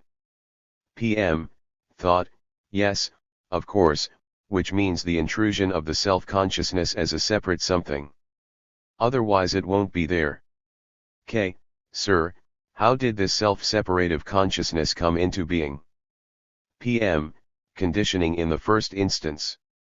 It's so obvious. I, you, me. Of course, measurement. Measurement, exactly. And analogically that inevitably gets transferred to the realm of the psyche, the realm of the mind. Of course. Or whatever it is. So we come to this point. You make a statement that man has used psychological time as a means of achieving his reward. It's so obvious. And that reward is away from the pain that he has had. So we are saying that the search for reward, or the achievement of the reward, is a movement of time. And is there such a thing at all? We have invented it, it may be illusion. And from this illusion I can't go to reality, I mean to truth. So the mind must be totally, completely free of this movement of measurement. Is that possible? As a short answer, I would simply say yes. Either you say yes as a logical conclusion, or a speculative assertion, or a desired concept, or it is so. Yes, and of courseness is there. If there is a sense of courseness, of course it is so, then there is. Then I assume it is so, but I go on for the rest of my life moving in the other direction. If one really sees. That's what we are saying. Then one doesn't go in the other direction. So that's what we're saying, do we see it, or is it that we think we see it? Quite. MZ, can we go back for a moment? You said you observe, you hear the statement, you observe it? What does the mind actually do in that observation? If I can put it this way, please don't accept what one is saying, but let's find out observation in the sense of a seeing without naming, without measuring, without a motive, without an end. Obviously that is actually seeing. The very word idea, from the Greek, means to observe. MZ, sir, we would probably all agree with that. But what is acting at that moment? It is a kind of logic, I think, in most people. No. MZ, what you've said seems very evident. Observation implies silence and not forming any conclusion, just to observe silently, without any psychological or sensory response, except either visual or inward insight, without the responses of memory. WR, without any value judgment. K. Yes. PM, would you say, sir, that implies without any reaction from the brain or the senses? K. Wait, it is a dangerous thing to bring in the brain. Because then we have to go into the whole question of the brain, and I don't want to do that for the moment. It implies that thought is absolutely quiet in observation. PM, scientists, for example, who have a really new, remarkable inspiration, or again, great artists when they create wonderful things. This happens when everything is quiet inside, which allows the new to emerge, the truly new. It's a pulse of creation. K. Yes, sir, but the scientist's insight or perception is partial. PM, that is to say, the formulation of that insight is partial. K. His insight is not only formulation but the very fact of his insight, because insight implies a whole transformation of his daily life. It isn't just I'm a scientist and I have an insight into mathematics, matter, the atom. Insight implies the way the man lives as a whole. WR, that is perfectly so. PM, and any insight is a particular manifestation rooted in the background of the whole. K. No, we go off into something else there, which is rather confusing. Sir, let us talk a little bit about insight or seeing.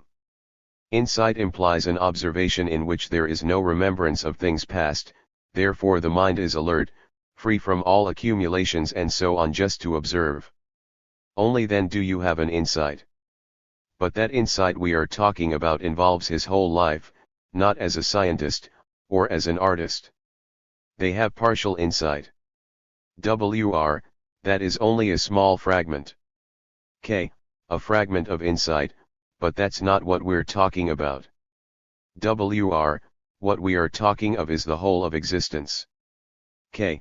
Of course, man's existence. PM, so in that state of observation that you're talking of, there is no reaction whatsoever. K. Of course, obviously. It isn't cause-effect reaction. PM, quite, it's free of causality. K. Obviously, otherwise we are back in the old cause being a motive and so on. WR, and that seeing is beyond time and is not limited or caught in time. K. That insight is not involved in time. WR, that's right. And naturally it is neither cause nor effect. K. Yes, but wait a minute. Have we got this insight into the psychological invention of time by thought as achieving some result? Have you got insight, do you see it, or is it just at a verbal, ideological level? WR, or whether it is a fact that psychological time is necessary for seeing? K. No, sir. We went into this question. Man has invented time, psychologically, to achieve a desired end, a purpose, a reward. Does one see this as an idea, or is it so? It's so obvious, it is so. Then how is man, this is the point, how is man, a human being, to totally move away from that, totally transform this whole concept of idea, of time? I say it is only possible when you have an insight into this whole thing, which doesn't involve effort, which doesn't involve concentration, all that. This is real meditation. PM, in fact, it just happens. K. It is real meditation. SF, sir, there is a dilemma that I think many people find themselves in when they listen to that, which is that in order to have this insight. K. You can't have it? SF, well, in order for this insight to occur, there must be an insight into thought. And it seems like it's somewhat of a closed circle. K. No, thought, as we said, is the response of memory, and memory is knowledge, experience, and so thought is moving from the past, always from the past, it is never free from the past. SF, and we said that there must be a seeing, an observing without. K. Seeing that? SF, right. Now we can't see that with thought. We were saying that there must be a seeing, an observing, which is an insight. K. Into thought. SF, into thought. K, wait, just hold it. Now, thought is the response of memory. Memory, stored in the brain through experience, has become knowledge. So knowledge is always the past, and from that thought arises. This is irrefutable, I mean, this is so. Now is this an idea or an actuality that you yourself have perceived? Do you yourself see that the ascent of man through knowledge is not so? Man can ascend perhaps technologically, but psychologically, if he continues with the accumulation of knowledge, he's caught in the trap. Do you see that? Or do you make it into an idea and say, what do you mean by it, and so on? SF, but, sir, just to see that, I must be free. K, no, observe, you first listen, without analysis, without interpretation, without like or dislike, just listen. And if you so listen, you have absorbed it, absorbed the fact that thought is the response of memory. Then you can proceed. And can thought then ever free itself from its mother, from its roots, from its source? Obviously not. SS, but thought can be aware of its own activity. K, of course, we went through all that. MZ, would you say that if insight comes into being at that moment, then that insight doesn't fall back into the thought mechanism? K, oh no, of course not. Say, for instance, you have an insight and you act. Now let's be clear. Insight means instant action, not have an insight and act later. That very insight implies action, and you act. And that action is always right, right meaning accurate, precise, without any regret, without any effort, without any reward or punishment, it is so. SS, but that action is not necessarily doing anything. It may be non-action in terms of doing things externally. K, you may have to act both externally and inwardly. If I have an insight into attachment, attachment to ideas, to conclusions, to persons, to my knowledge, to my experience, if I have an insight into that, the whole thing is abandoned. WR, and may I put it, sir, in another way, I don't know whether you agree to see this illusion. K, yes, but one must be sure that it is an illusion. WR, whether you call it illusion or whatever name you give it, to see. K, what is? That's all. WR, yes, see what is. Don't give it a term. K, no, to see what is. WR, to see what is to see the truth. K, no, you see, you're bringing in truth, I'm not yet ready for that. WR, I want to get to it before 1 o'clock. Laughter, I don't want to postpone it, but your main thesis is, don't put in time. To see what is, as it is to see the truth. That's what I would like to put in here, to cut it short. And truth is not somewhere away from. K, sir, I don't know what it is. WR, that is what I am saying, to see. K, I don't know what it means to see. You have told me what it means to see, but I may not see, I may think I see. WR, yes, then you are not seeing. K, I must be very clear that I am not thinking I'm seeing. Sir, my whole life is that I think I see. WR, which is different from seeing. K, you say so, but ordinary persons say, yes, I see.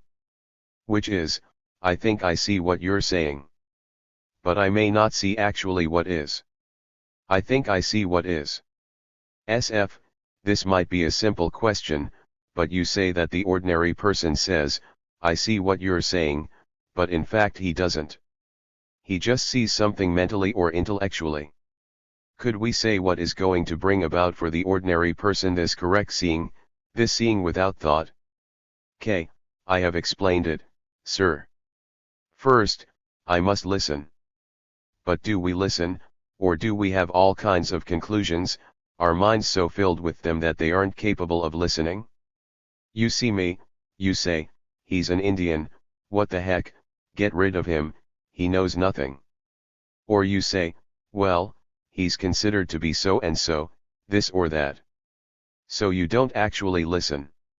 SF, well, then the question is, I would just change the terminology. What could bring about that correct listening? K, it has been said, through suffering, which is nonsense. It has been said, make effort, which is nonsense. You listen when somebody says, I love you, don't you? So can you do the same thing, listen to what you think is unpleasant? Pause. So, sir, now come back to this question of truth. Do we have a discussion this afternoon? Can we then pursue truth? WR, no, I don't want to wait for truth. Laughter. K, you want it all in 5 minutes, sir. WR, not even 5 minutes. K, 1 minute. WR, 1 minute. If you can't do it in 1 minute, you can't do it in 5 hours. K, I quite agree. All right, sir, in 1 second. Truth is not perceivable through time. Truth doesn't exist when the self is there.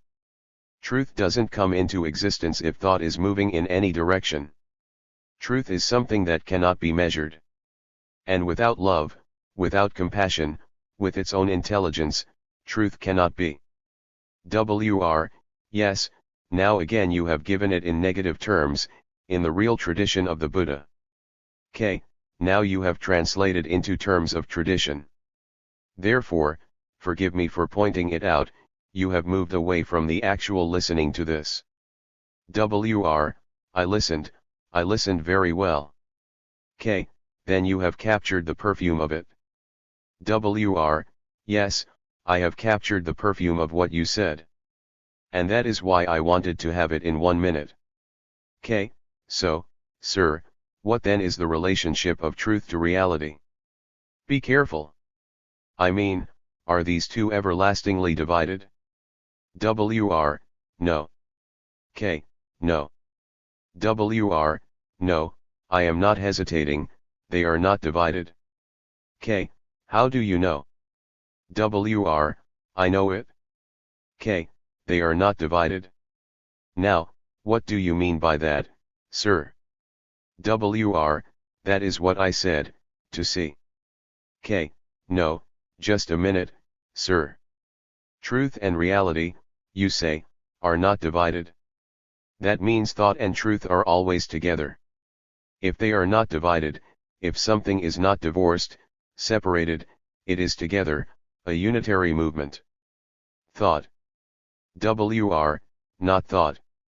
K, wait, reality, that is why I went into it, sir. Reality is everything that thought has put together.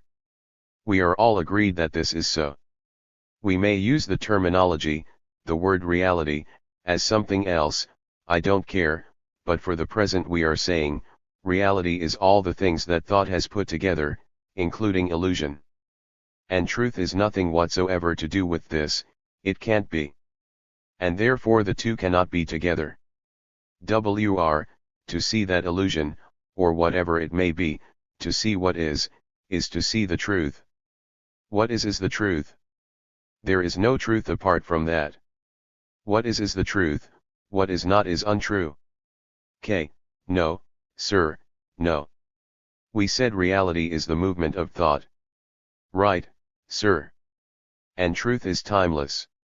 Truth is timeless, it is not your truth, my truth, his truth, it is something beyond time. Thought is of time, the two cannot run together, that's what I'm saying. WR, what I said is that there are not two. That is again duality, again you are dividing. K, no, I'm not. I'm pointing out, sir, I may be mistaken, but I'm just pointing out that thought has created such illusion, and has brought about so much deception, and it may deceive itself by saying, yes, I've seen the truth. Therefore I must be very clear, there must be clarity, that there is no deception whatsoever.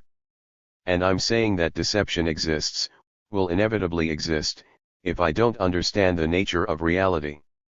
WR, I think here we have come to truth. K, I haven't come to truth, I can't go to truth. WR, no, you see the truth. K, I don't see the truth. There's a tremendous difference. I can't go to truth, I can't see truth. Truth can exist only, can be only, or is only, when the self is not. WR, that is right. Life after death. Fifth conversation with the Buddhist scholar Walpolarahula, and with Firoz Mehta and others. Krishnamurti, sir, your question was whether there is life after death. Walpolarahula, may I say a few words about it? I want to ask you this because, as far as I know, all religions agree in assuming the existence of life after death. Buddhism and Hinduism, of course, assume that there is not just one life, but many lives before and after the present one. That is Hindu and Buddhist teaching. But as far as I know, Christianity considers that there is just one life after death, either in hell or in heaven. K. Yes, sir, Muslims too. WR, Muslims too. I don't know very much about the others, but the religions I have mentioned consider that there is life after death. I'm not sure, but I think Zoroastrianism does too. And of course, in all these religions, except Buddhism, there is the soul, self, Atman, an unchanging, everlasting, permanent substance in the human being, which transmigrates or is reincarnated. Buddhism does not accept such a self, Atman, or soul or ego that is eternal, permanent, everlasting, unchanging. Buddhism sees the human being as composed of 5 psychophysical aggregates or, to use the Buddhist terms, name and form. K. Name and form. WR, those are terms that you use very often. Name means the mental qualities, and form is the physical body. But according to Buddhism, these are all energies or forces. And the Buddhist view is that what is called death is the non-functioning of the body. K. Yes. WR, but that non-functioning of the body does not mean the non-functioning of all other qualities and energies, like desire, the will to become more and more, and all that. They will continue as long as man is imperfect, so long as he has not seen the truth. Once man sees the truth, he is perfect, and there is no desire for becoming, because there is nothing to become. But while man is imperfect, he always has desire and will. And, as you pointed out this morning, he thinks he has time to become more and more perfect and so on. So for him, because he is not perfect, there is rebirth. But according to Buddhism, whatever continues is not one unchanging substance, but cause and effect, in just the same way, the Buddha says, as we die and are reborn every moment. So in Buddhism it is wrong to say reincarnation, because there is nothing to incarnate. Neither is transmigration a good term. And we often say nowadays rebirth, which is not quite correct either. The Buddhist term in Pali is punabbhava, which means rebecoming, the unbroken continuity of becoming.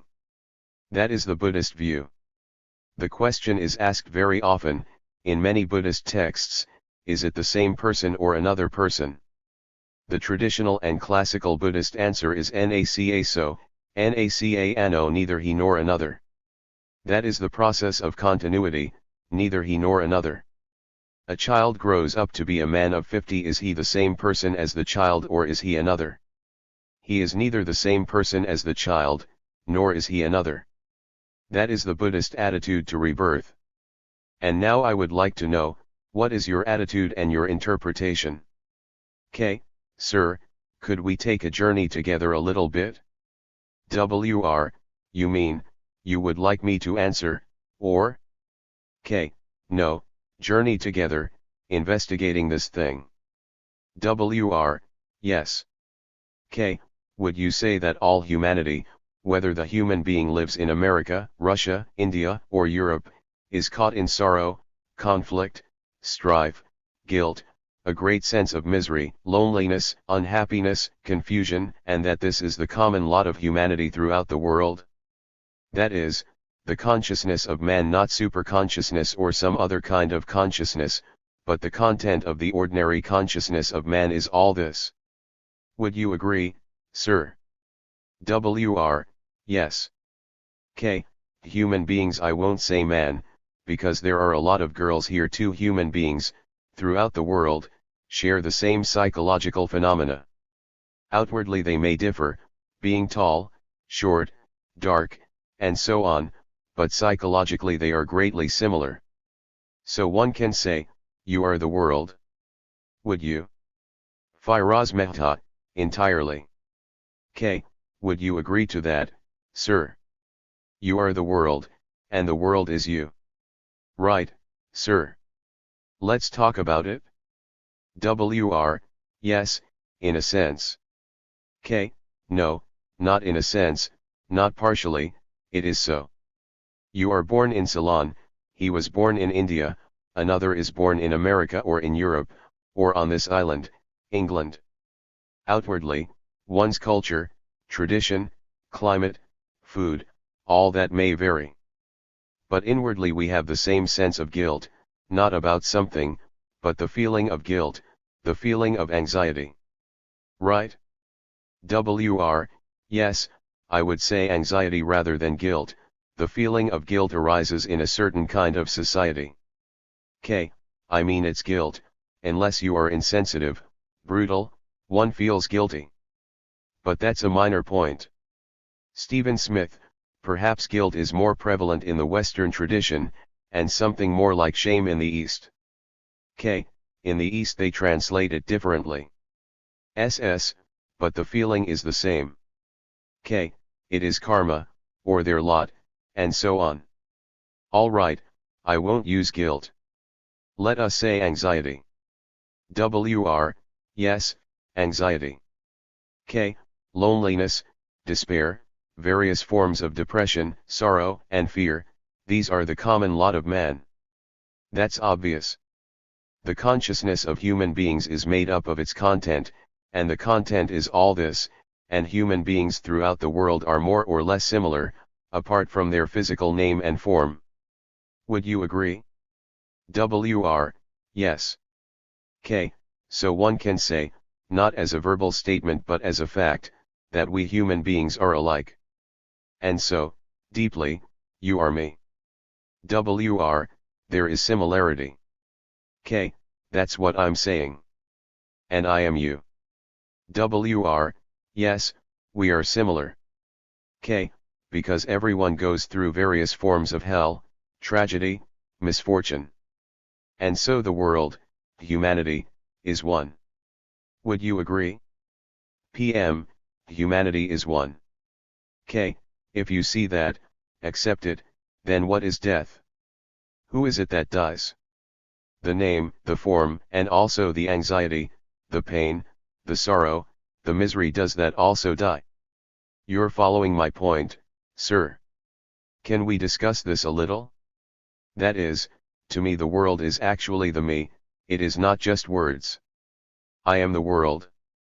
I may have different physical contours, physical facial differences, height and color and so on, but we are not considering that. Psychologically we go through extraordinary misery, tragedy, and ugliness, hurt. So that is the common consciousness of man. That is the stream psychologically in which man lives. Right? If you really accept that, or see it as being real, not imagined or idealistic, but as a fact, then what is it to die? If you accept that fact, then what is death? What is it that dies? The body, the form, the name? The form and the name may be different from you, you are a man, she is a woman, and all the rest of it. But that is the common stream in which humanity lives, with occasional spurts of happiness, rare moments of great joy, rare moments of a sense of great beauty. That is our common life, this vast stream is going on all the time. It's a great river. Let's discuss this, you may disagree completely.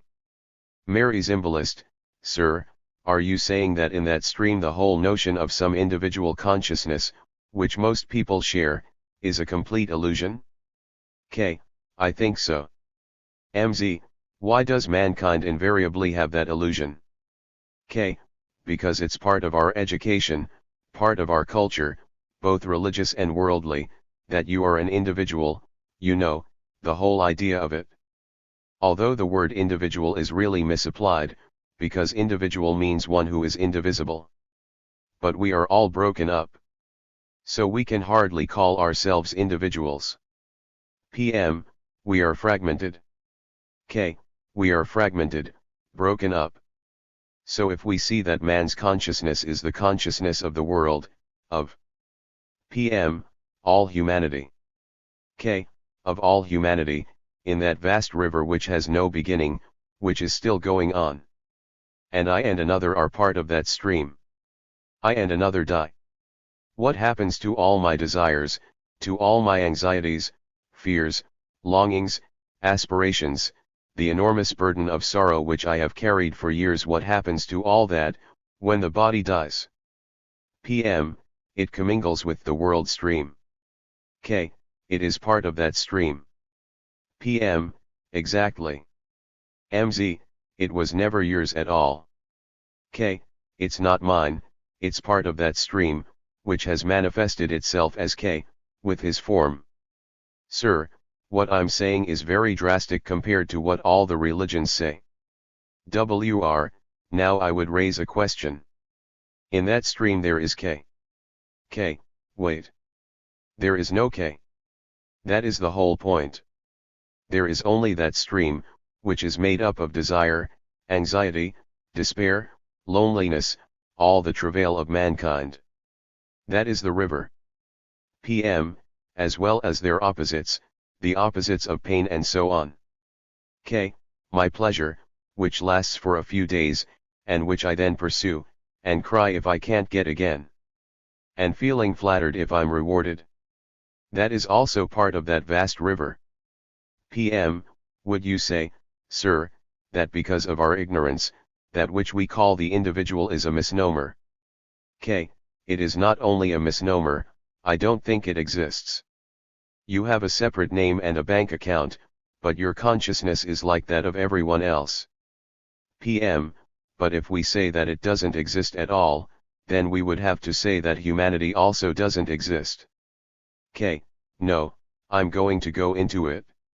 So if we see that, if we see it not only logically, reasonably, but factually, that it is so that you were born in India and I was born in Europe, or in America, but we go through the same hell, through the same rat race. MZ, so, may one just to be sure so far, so that it's clear say there is nothing apart from that in the human? K, wait, I'm coming to that. In that stream, human beings have invented gods, rituals, the saviors, the Virgin Mary, Krishnas, all of whom are part of that stream. They've invented these. MZ, but apart from the inventions, the illusions, is there any other something? K, yes, is there anything spiritual? I understand. Is there anything that is not of time? MZ, that is not of the stream. K, is there in the stream anything which is not man-made? Let's call it that for the moment. Is that what you're asking? MZ, I'm not sure. Is there something that is not of the stream in the human mind, human consciousness, whatever you want to call it? K, man has invented something. MZ, no, not an invention, something real. K, not in that stream, not in that river. MZ, I'm not asking if there's something else in the river, I'm asking if there's something else in man except the river. K, nothing. No Atman, no soul, no God, nothing. Don't accept it, please. MZ, there is an enormous implication in that. K, there is a tremendous implication. MZ, because if that were so there would be no end to the stream. K, no, the man who steps out, but I don't want to go further at this stage, I want to go slowly, step by step. Is that so, that for all human beings, their common consciousness is made up of this vast river? Right, sir. You may not accept this.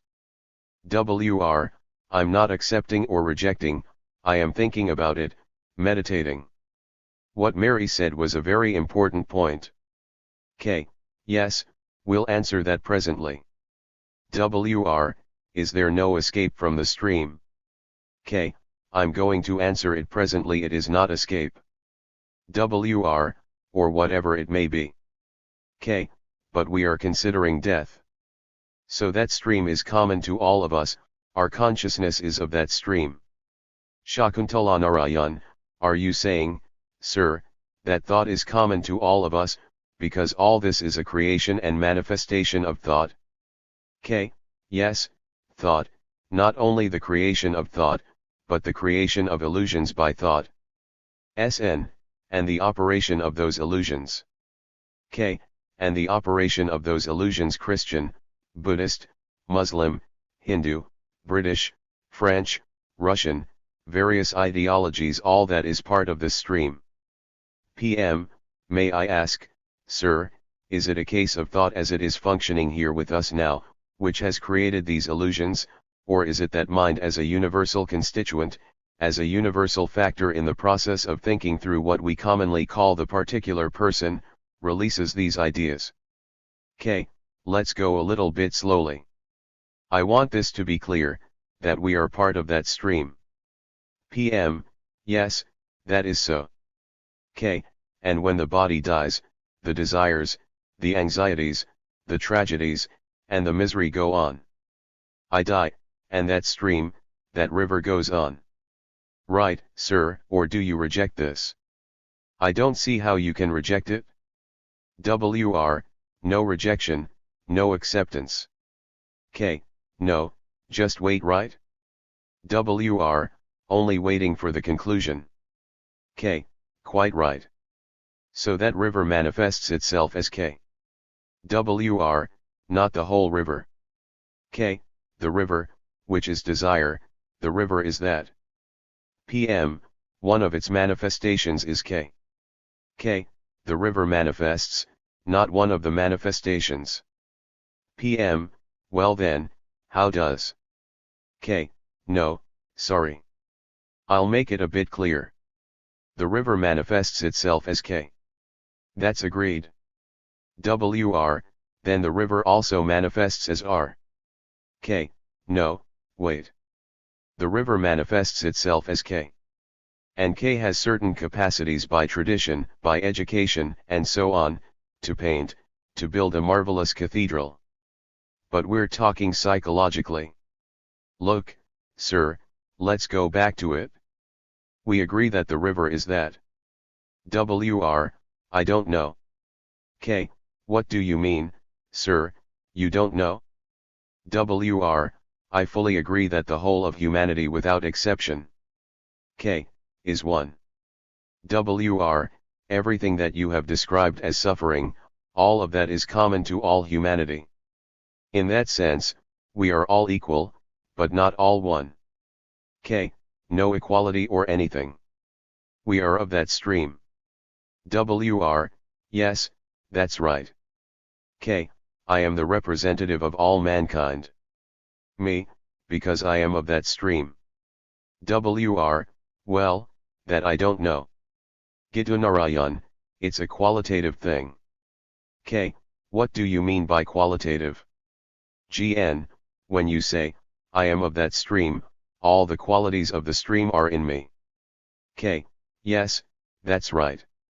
GN, not that I'm the whole river, but the drop contains all the qualities of the river. WR, yes. K. But the river is that. MZ, would it be helpful to use the example of a wave, which is no different from the rest of the ocean? K. Yes. MZ, but it manifests as a wave that disappears. K. If you like to put it that way. But this must be clear. Each one of us is the representative of all mankind, because one is the representative of that stream, and mankind is of that stream, therefore each one of us is the representative of the whole of that stream. WR, that is better. K. You allow that. So, let's go. And that stream manifests itself as K, or as X, forget K. It manifests itself as X with a form and name, but that stream also has the quality of containing within it art, there is everything in there. WR, not only X, there is Y. K, dozens, X, Y, Z. WR, yes, that's what I want to make clear. K, as long as mankind is in that stream, and one manifestation of that stream leaves the stream, in his case he is completely free of that stream. WR, so you are not the whole of humanity, because if you leave the river, then the whole of humanity leaves it. K, just a minute, sir, just a minute. That stream has manifested in X, and if X in that manifestation doesn't free himself completely from the stream, he is back in it. MZ, but, sir, this is the moment that the earlier question referred to. K, I'm coming to that. MZ, what is there? You said there was nothing separate from the stream. K, wait, I haven't explained it yet. There is nothing, there is that stream, right? It manifests itself as A. In that manifestation, with all the educational and environmental influences and so on, if that A doesn't step out of that stream, there is no salvation for mankind. MZ, sir, what is there to step out? K, leave, finish with your anxieties, sorrow, all the rest of it. MZ, but you said there was nothing except the content of the stream. K, as long as I remain in the stream. MZ, what is the I? K, I is the thing that has manifested itself as A, and now calls himself individual, which is not factual, which is illusory. But when it dies, he is part of that stream. That's clear. MZ, yes, but if A is composed of the water of the stream. K, yes. MZ, how can the water of the stream step out of the stream? K, oh yes. Parcharat, so there is some logical error in R. K, in my explanation. P, yes. Once you say that you are the representative of mankind, humanity, which is the K, is that so or not? P, yes. K, don't say yes, sir. Aren't you the representative of the whole of mankind, psychologically? WR, I think that is too general and too vague a statement.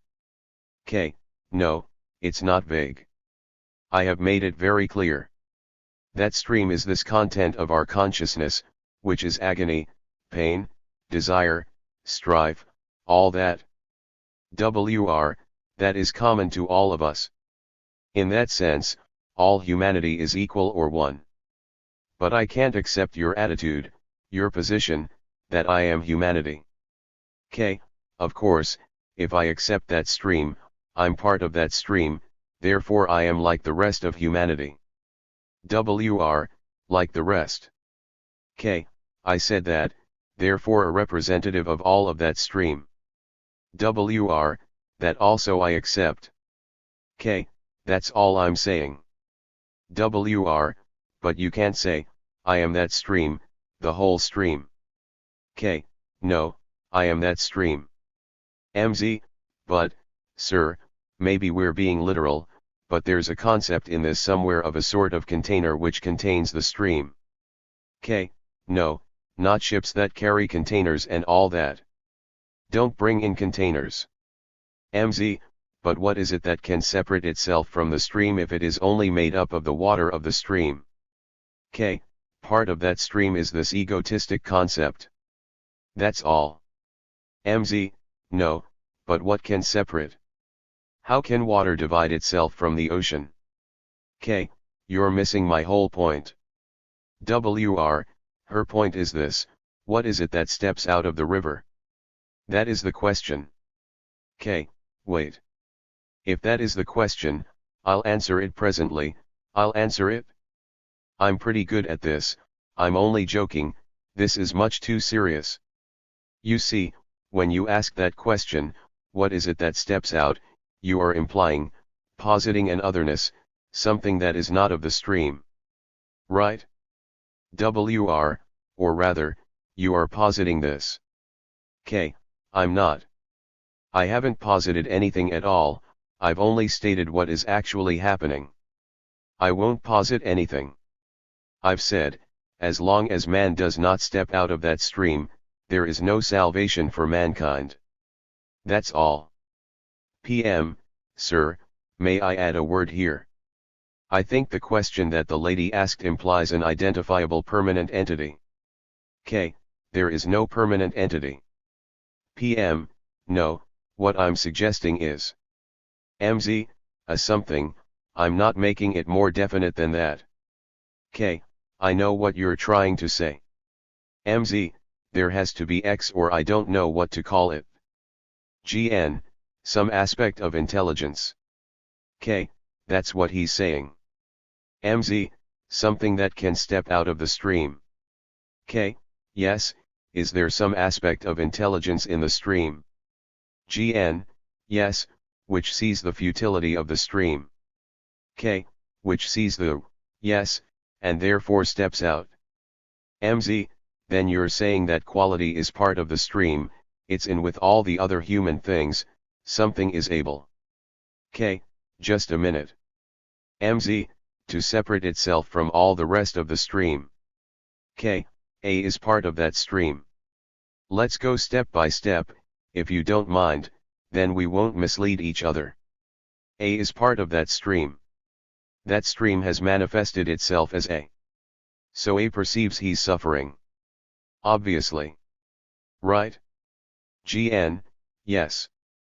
K, he is living, he feels anxiety, and he says, why am I suffering? What is this? And so he begins to reason, he begins to see. Why do you introduce some other factor? MZ, can you then say that it is some perception that is still part of the stream? K, no. MZ, or some molecule, or something. K, no, you are not listening, if you don't mind my pointing out.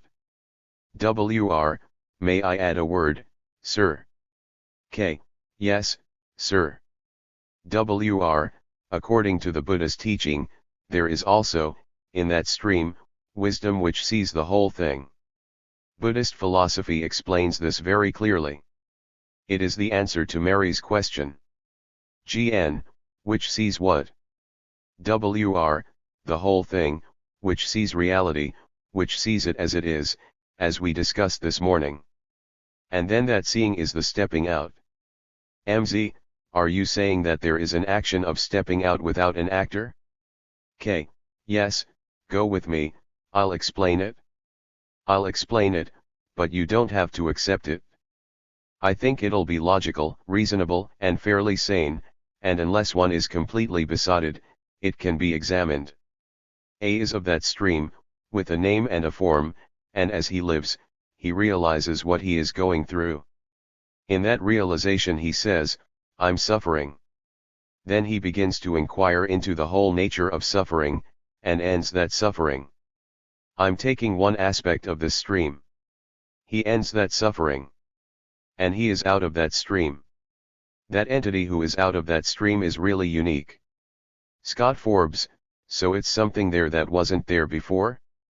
K, the moment A realizes that he's suffering, and doesn't escape from that suffering, but inquires into and explores without any motive and so on the nature of suffering, and has an insight into the whole structure of suffering, that very insight ends that suffering.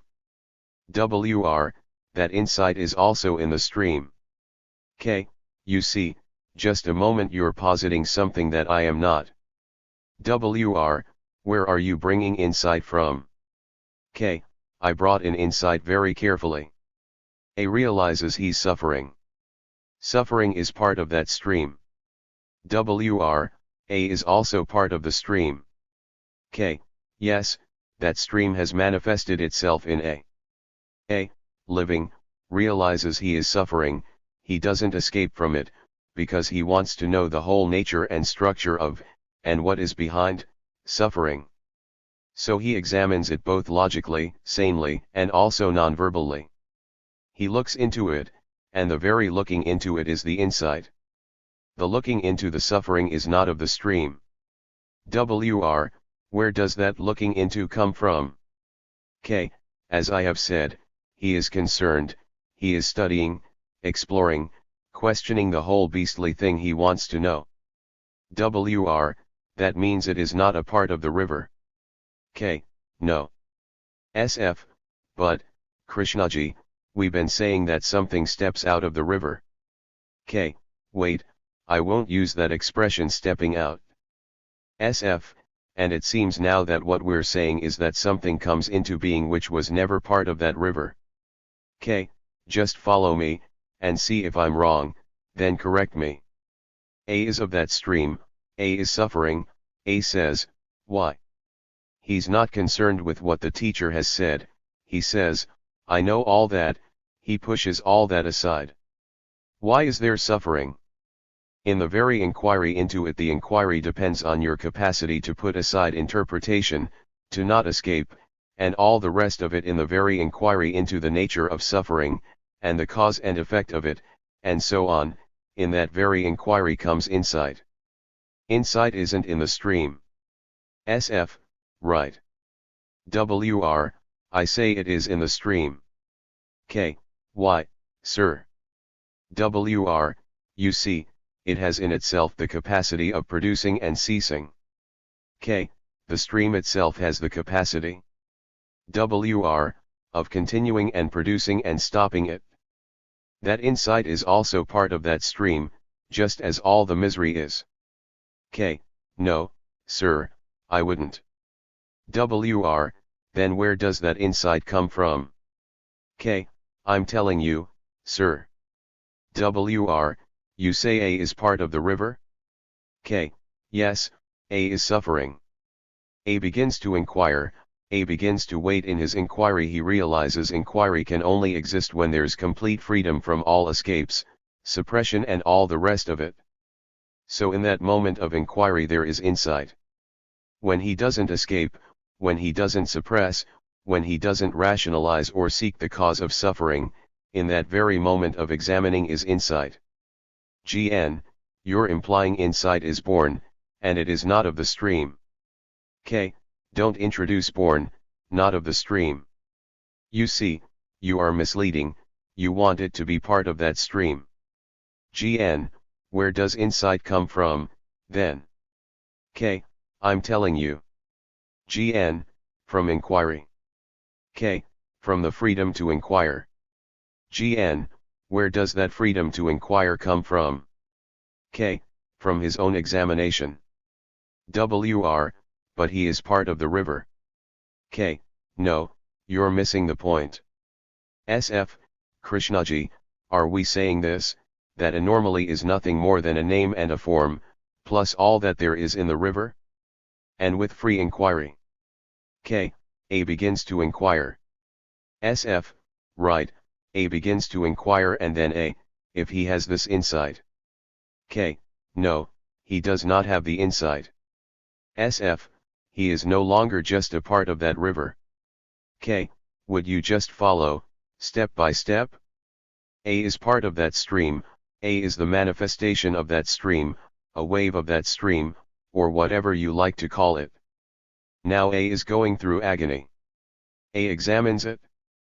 And the examination is very important, because if he escapes, it is not examination, not exploration. If he suppresses, it is not. So he realizes, please follow the step by step, that as long as he's not free from the blockages, this prevents exploration, and therefore he puts them aside, he's free to inquire. And in that freedom is insight. P, there is a missing link here. K, there may be 10, sir. P, it appears from what G. Narayan was saying that if the person is part of the stream, a representative of the stream, then when inquiry begins, examination starts, freedom comes. K, be careful, sir. No, you see, you are assuming so much. P, no, but I'm repeating what you're saying.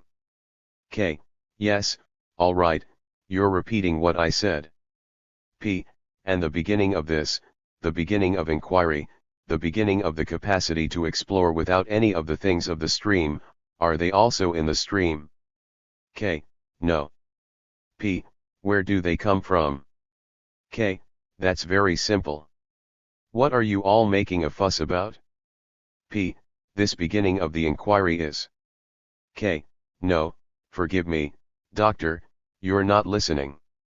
I said that A is the manifestation of that stream. Let's follow it step by step. Part of that stream is suffering. A is suffering, so A says, why should I suffer? P. At this point I will interrupt you. K. At any point. P.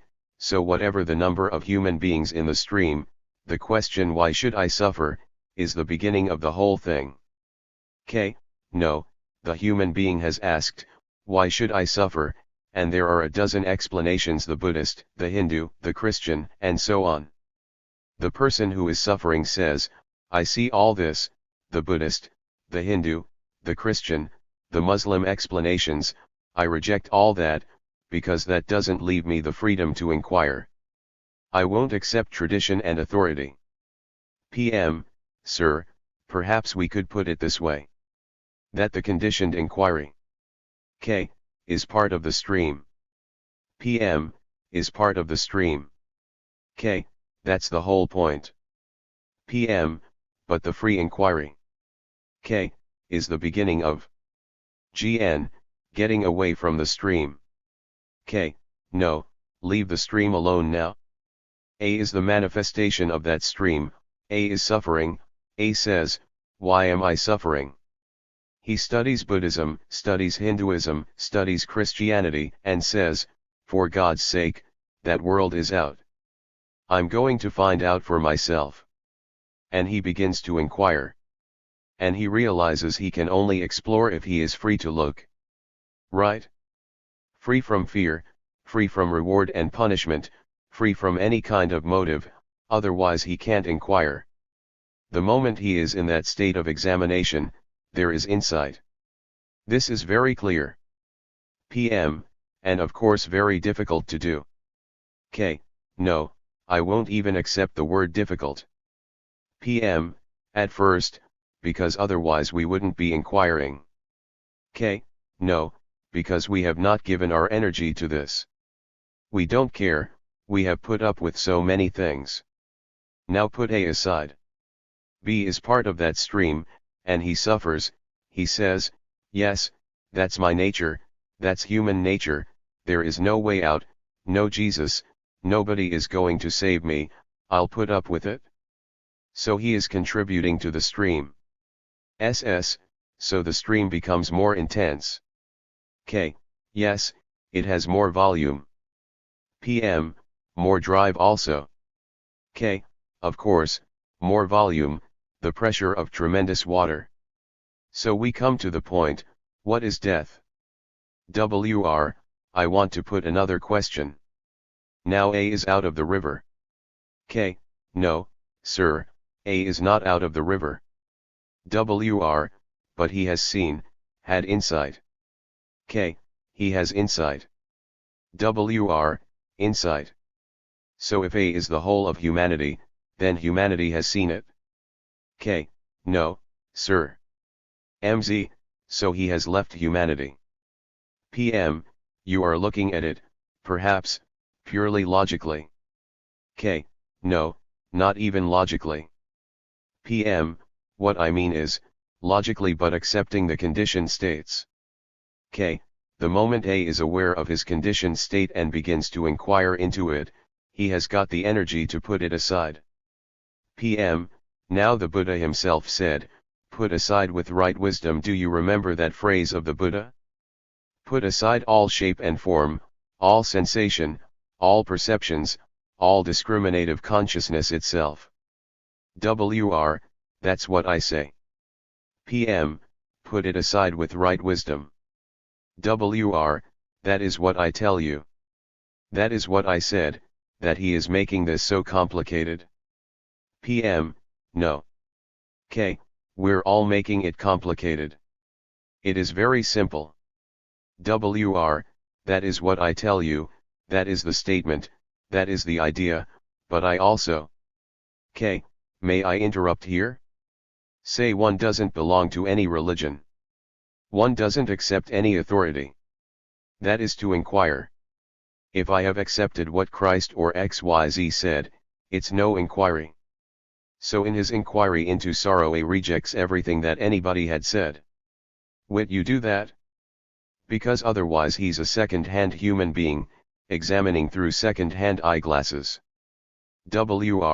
Or you can hear somebody who has seen it and I hear what the Buddha has said. What anybody has said. Yes, you can hear it. What the Buddha has said, and you can also see independently as he has seen. Yes, Buddha said that sorrow is the beginning of whatever it was he said. Yes. All right, but what he said is not by me. Absolutely, that is so. That is what I am saying, but you also can see the same thing as he has seen. Yes. And still you know what he has also said. Sir, to a hungry man the printed word or hearsay has no meaning. That is so. Reading the menu doesn't feed me. That is what I'm saying too, it is not the menu but the food. But the food is not cooked by anybody else, I have to cook it, eat it. That is not usually so. Wait, I said the man who is examining the whole structure of sorrow. I would put it the other way round, that you have to eat to get rid of hunger. Just because you have eaten, my hunger will not disappear. You have prepared the food, you have eaten, and there is food. I too can eat it, and it is my food. Do you deny that? No, of course not, sir. This afternoon, you've eaten lunch, somebody cooked it, and we ate it. But we're not talking about food. We are saying that, as long as I accept any authority, it doesn't matter who it is, there is no insight. No, it does not happen by accepting authority. Accepting descriptions, accepting conclusions, what Buddha said, what Krishna said, or what A said. To me freedom is from the known. Otherwise I shall be everlastingly living in the stream. You see, that is why, sir, either we discuss this factually, and say, look, I will drop every authority I have, which means knowledge and tradition, or we do not. Can you do that? Because that is inquiry, whereas if I am tethered to a tradition, I can't, I'll go round in circles. So I must be free of the post and the rope that ties me to the post. Pause. But B accepts suffering.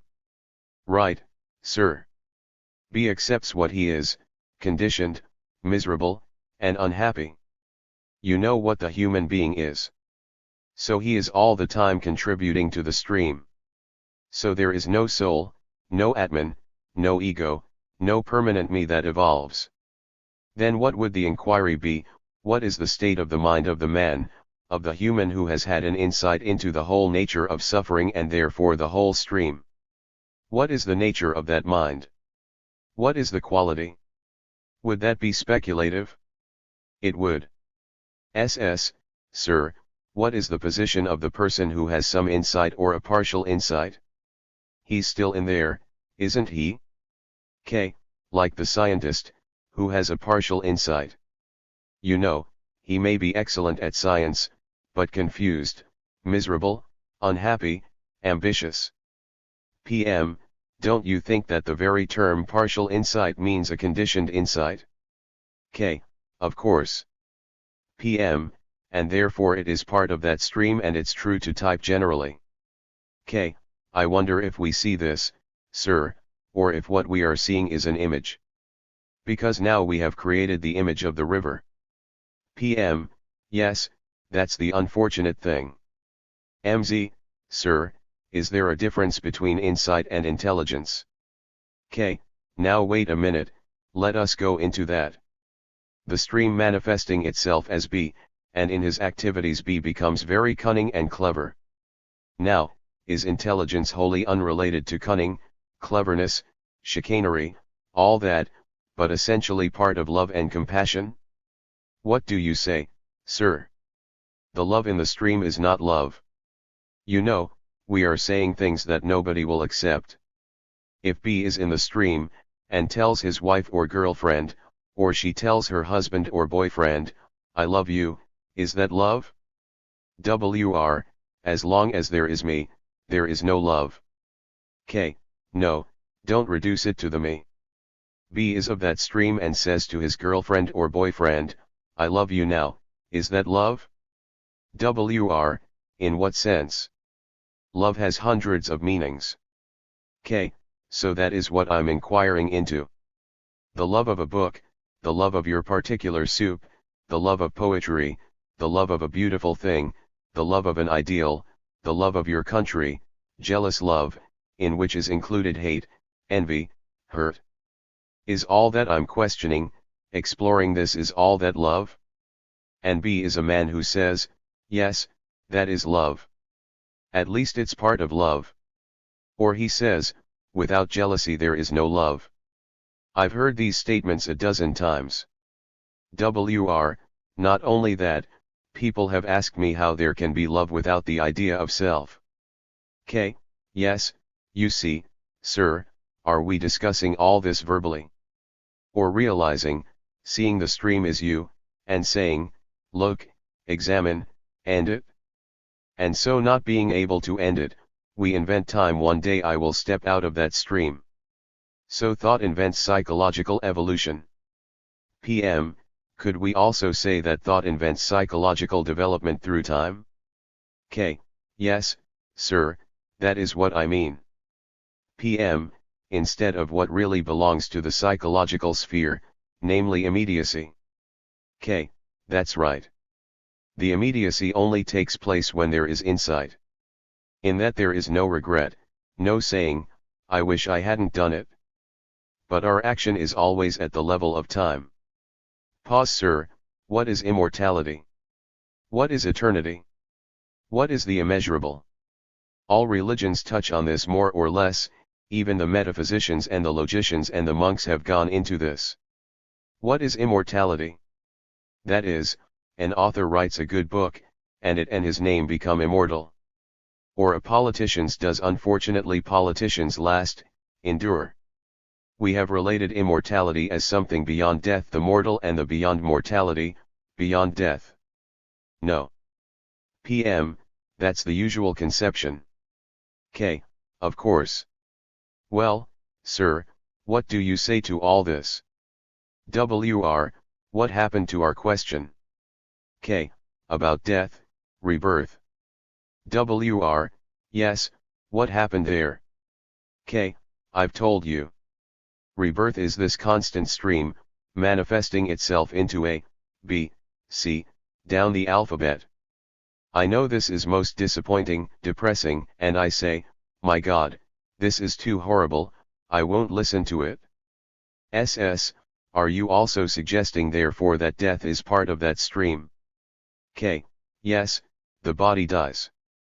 By usage and a wrong way of living, it inevitably does. SS, but I meant something more. K, you see, sir, to find out what death is, one has to be with death. That means end.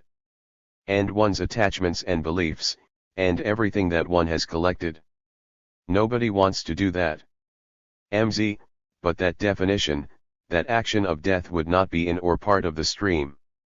K, no, you see, in the man who has gone, who has understood this, he doesn't even think in terms of streams, it is something entirely different. It is not a reward for the man in the stream. MZ, no, it's the action of the insight, is it not? K, yes, the action of insight, and you cannot have insight if there is no love, compassion, intelligence, that's a part of all that. And it is only then there is a relationship to truth. SS, you seem to be suggesting in some way that death is a key. K, yes, sir.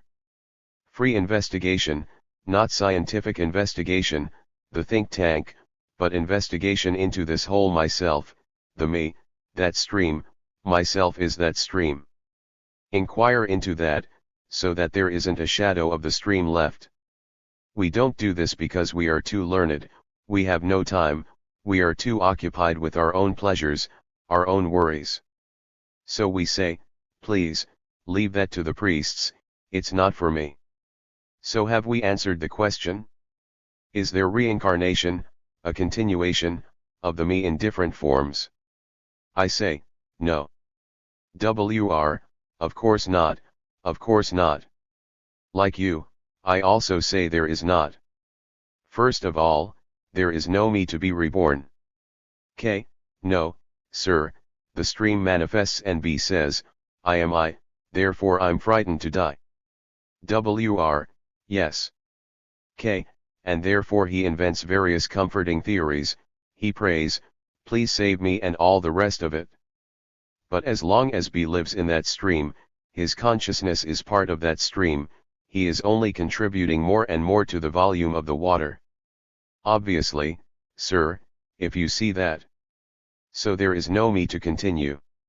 Sir, nobody will accept this, but it's the truth. PM, you would agree, then, that what is necessary is to see in this profound way. K. Yes, seeing is that. PM, truly see, and that truly seeing is real action, creative action. K. It is action. The moment I see, I drop anxiety, the moment I see I am petty-minded, it is finished. PM, it is a complete transformation of the ordinary psychical process. K. Yes. MZ, isn't really the crux in all this, and the place where people go wrong, so to speak, that they do not see in the sense that you are talking about, they see verbally, intellectually, on various levels, but they don't really see. K. No, I think that mostly they don't mind being sorrowful, they say, well, why not? They don't see, one doesn't see, one's own petty reactions. They say, yes, why not? MZ, or they don't see that they don't see, to put it perhaps childishly. They don't realize that what they think is understanding is not. K. No, Maria, I mean not you personally, has one dropped any opinion that one holds? One's prejudice completely? Or one's experience? Never. They say, please, they won't even listen to you. Do you mean to say a politician will listen to you? Or a priest, or anybody who is absolutely caught in his own conclusion? Because there he is completely safe, completely secure. And if you come and disturb him, either he worships you or kills you, which is the same thing. MZ, or he sees that such security is a complete fabrication. K. Then he drops these prejudices, his conclusions, even his knowledge. SF, sir, for the man who has stepped out of the stream and is no longer a manifestation of the stream, there is something else that is operating. Could we say something about the nature of that? K. Which is intelligence. Intelligence is love, intelligence is compassion. SF, and from many things that you have said in the past that seems to have an independent existence. K. Obviously. SF, without it manifesting in him. K. Sir, if A frees himself, not himself, if A's consciousness is no longer of the stream, his consciousness is entirely different, of a different dimension altogether. SF, and that consciousness existed before he stepped out of the stream, so to speak. K. Now you are speculating. SF, yes, I am. K. I won't play with you. Laughter. SS, perhaps another way to say it would be, is there intelligence without the intelligent person? K. I know what you are saying. That means, let us put it round the other way, wars have created a great deal of misery. Right? And that misery must remain in the air. Goodness has been also part of man trying to be good. So there is an enormous reservoir of both. No. SS, yes. K. So, what? One doesn't contribute to that goodness, but one is always contributing to the other. MZ, are you saying the other exists only in the human psyche, but goodness exists apart from humanity? K, let's put it round this way, there is not only the suffering of A, there is the suffering of the whole of mankind. MZ, or more than mankind, there is suffering. K, there is suffering, of course. SS, suffering is a universal phenomenon. K, turning to Walpolarihula sir, would you kindly explain what Buddhist meditation is? WR, Buddhist meditation has taken on many forms, there are many varieties, but the purest form of Buddhist meditation is insight into what is. K, you are using my words. WR, no, these are not your words. You are using those words. Long before you, 2,500 years ago, these words were used. And I am using them now. K, all right, then we are both 2,000 years old. WR, Vipassana is insightful vision, to see into the nature of things, that is the real vision. K, have they a system? WR, a system has of course developed. K, that's what I want to get at. WR, yes, but when you take the original teaching of the Buddha. K, there is no system. WR, the best discourse by the Buddha on this insight meditation is called Satipatthana. There is no system. K, I am listening, sir. WR, and the key point in that is awareness, sati in Pali, smriti in Sanskrit. And to be mindful, aware, of all that happens, you are not expected to run away from life and live in a cave or in a forest, sitting like a statue, all that. It is not that. And Satipatthana is sometimes translated as the establishment of mindfulness, but the precise meaning of the word is the presence of awareness, awareness of every movement, every action, everything. K, is this awareness to be cultivated? WR, there is no question of cultivating it. K, that is what I am trying to get at. Because the modern gurus, with the modern systems of meditation, modern Zen, you know all the rest of it, are trying to cultivate it. WR, yes, I have written an essay, to be published in Belgium in honor of Monseigneur Etienne Lamotte, on Buddhist meditation. And there I have said that this teaching of the Buddha has for many centuries been misunderstood and wrongly applied as a technique. And it has been developed into such a technique that instead of liberating the mind it can imprison it. K, of course, all meditation. WR, if it is made into a system. K, please, sir, is awareness something to be cultivated in the sense of manipulated, watched over, worked at? WR, no, not at all. K, so how does it come into being? WR, there is no coming into being, you do it? K, wait, sir, just listen.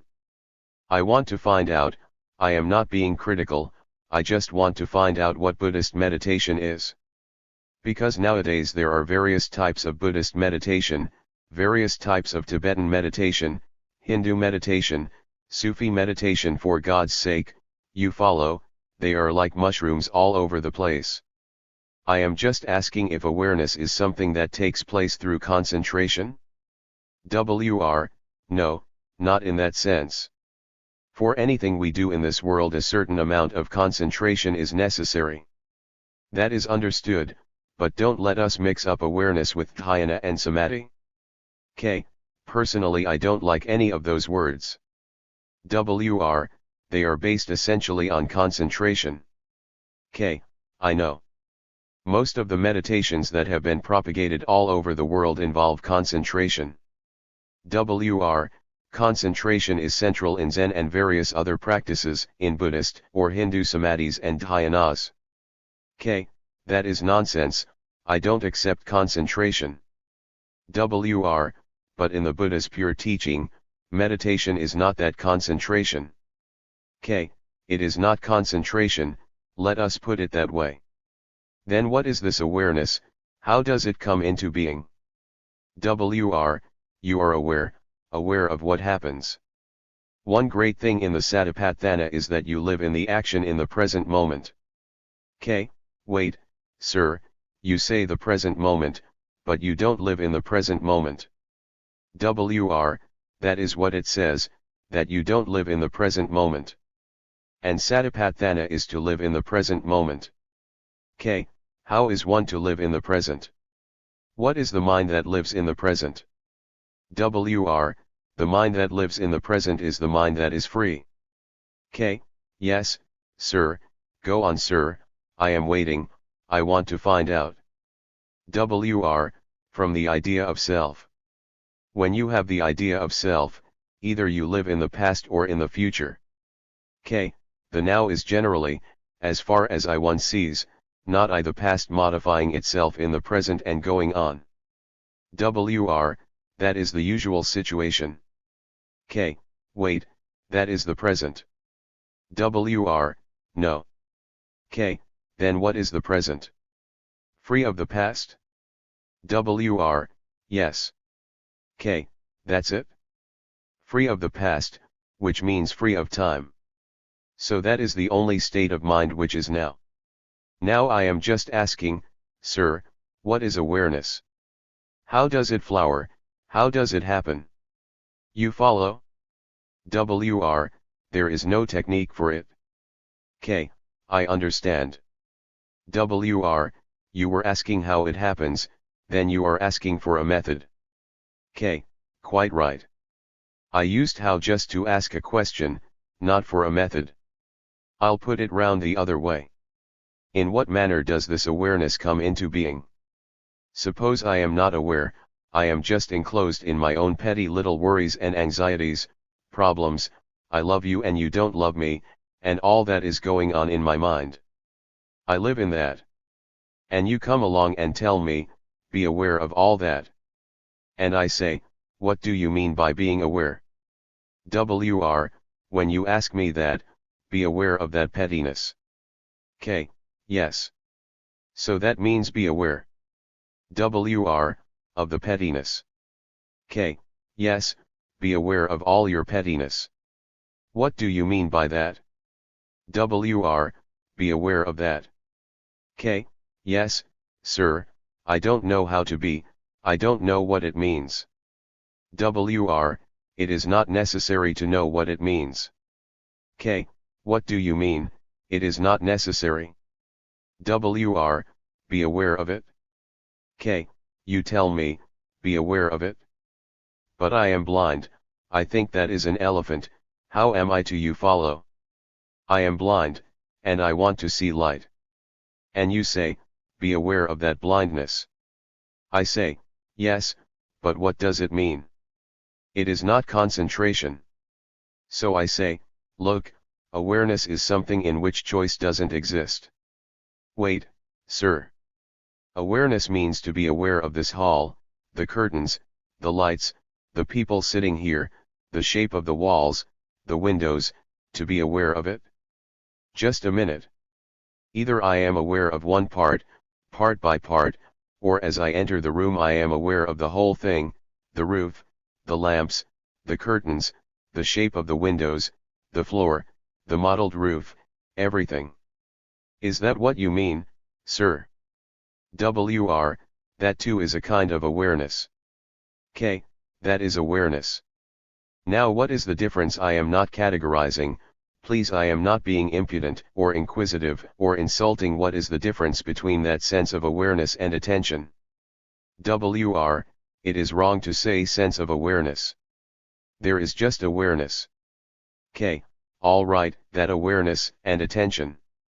You see, we have abolished concentration, except when I have to drill a hole in the wall, then I hope I am drilling it straight, I concentrate. WR, we have not excluded it. There is concentration, but that is not the main thing. K, no, that is not awareness. WR, but concentration may be useful or helpful. K, to drill a straight hole. WR, yes, in awareness also it may be helpful, but concentration is not the central point. K, there must be a certain sense of concentration if I have to learn mathematics. WR, for anything, sir. K, therefore I am just putting that aside for the moment. What is attention? To attend. WR, how do you explain and discriminate between, for instance, awareness, mindfulness, and attention? K, I would say in awareness there is no choice, just to be aware. The moment when choice enters into awareness, there is no awareness. And choice is measurement, division, and so on. So awareness is without choice, just to be aware. Saying I don't like or I like this room, all that has ended. In attention, to attend, in that attention there is no division. WR, that also means no choice. K, let us leave that for the moment. Attention implies no division, no me attending. And so it has no division, therefore no measurement, and therefore no border. WR, in attention. K, in complete attention. WR, in that sense it is equal to awareness. K, no. WR, why not? K, in awareness there may be a center from which you are being aware. SS, even if there is no choice? WR, no, that is not awareness. K, wait, I must go back. GN, you are making a distinction between awareness and attention. K, I want to. SN, are you saying attention is a deeper process? K, yes, much deeper, a totally different quality. One can be aware of what kind of dress you have. One may say I like it or I don't like it, so choice doesn't exist, you are wearing it, that's all. But in attention there is no attender, one who attends, and so no division. WR, you can also say the same thing of awareness, there is no one who is aware. K, of course, that's right. But it is not the same quality as attention. WR, I don't want to go into these words, but the Buddha's teaching of Satipatthana is that in this practice of meditation there is no discrimination, no value judgment, no like or dislike, you only see. That is all. And when you see, what happens will happen. K, in that state of attention, what takes place? WR, that needs another explanation. K, no, if you totally attend, with your ears, your eyes, your body, your nerves, with all your mind and your heart in the sense of affection, love, compassion, with that total attention, what takes place? WR, of course what takes place is an absolute and complete internal revolution. K, no, what is the state of such a mind that is completely attentive? PM, it is free of the stream. K, no, that is finished. WR, the stream has dried up now, don't let's talk about it. It is now a desert. K, I am asking what is the quality of the mind that is so supremely attentive? PM, compassionate. K, you see it has no quality, no center, and having no center, it has no border. This is an actuality, you can't just imagine this. So has one ever given such complete attention to sorrow? SS, is there any object in that attention? K, of course not. WR, object in the sense of? K, subject and object. Obviously not, because there is no division. You try it, do it, sir. SS, I mean not a merely physical object, but any phenomenal object such as sorrow, all those. K, give complete attention, if you can. Say for instance, I tell you meditation is the meditator. WR, that is right, there is no meditator. K, wait. I say that meditation is the meditator. Give your complete attention to that, and see what happens. You don't make an abstraction of it into an idea, but you just hear that statement. It has a quality of truth, it has a quality of great beauty, there is a sense of absoluteness about it. Now give your whole attention to it and see what happens.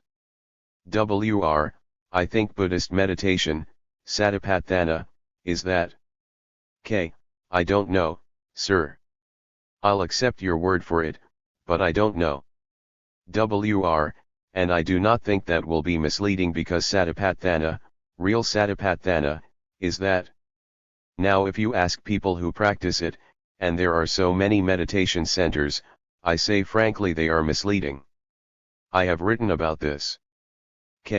Yes, sir, that is nonsense.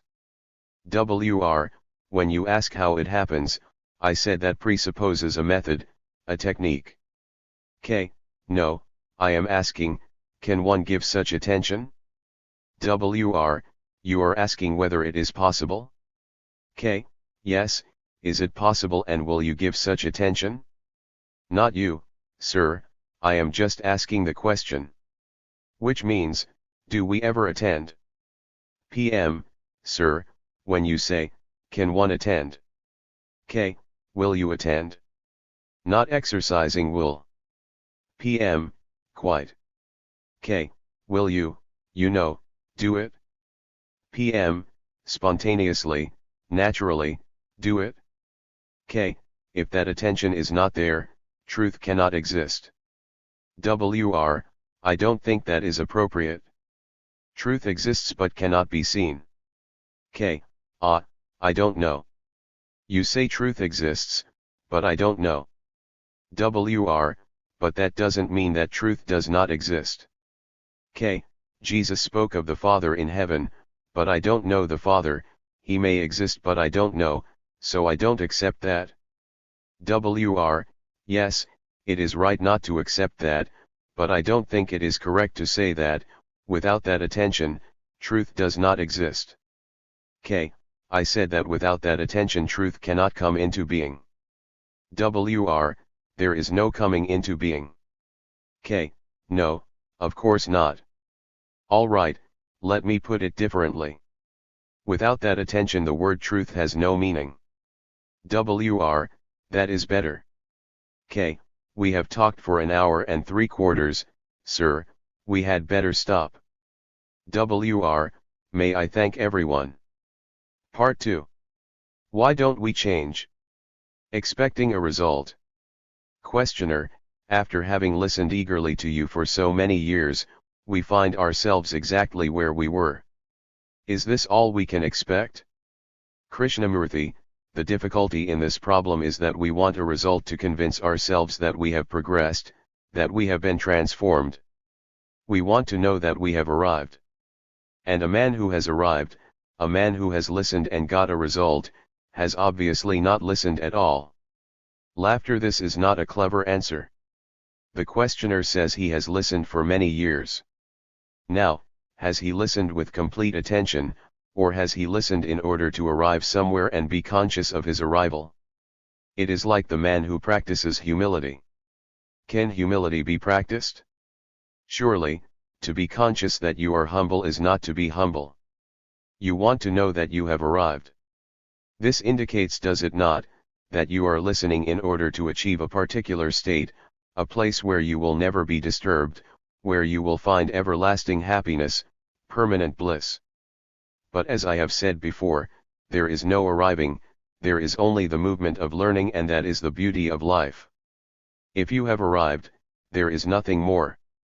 And all of you have arrived, or you want to arrive, not only in your business, but also in everything you do, so you are dissatisfied, frustrated, and miserable. There is no place at which to arrive, there is just this movement of learning which becomes painful only when there is accumulation.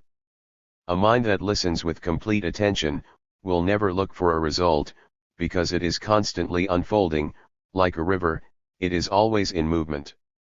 Such a mind is totally unconscious of its own activity, in the sense that there is no perpetuation of a self, of a me that is seeking to achieve an end.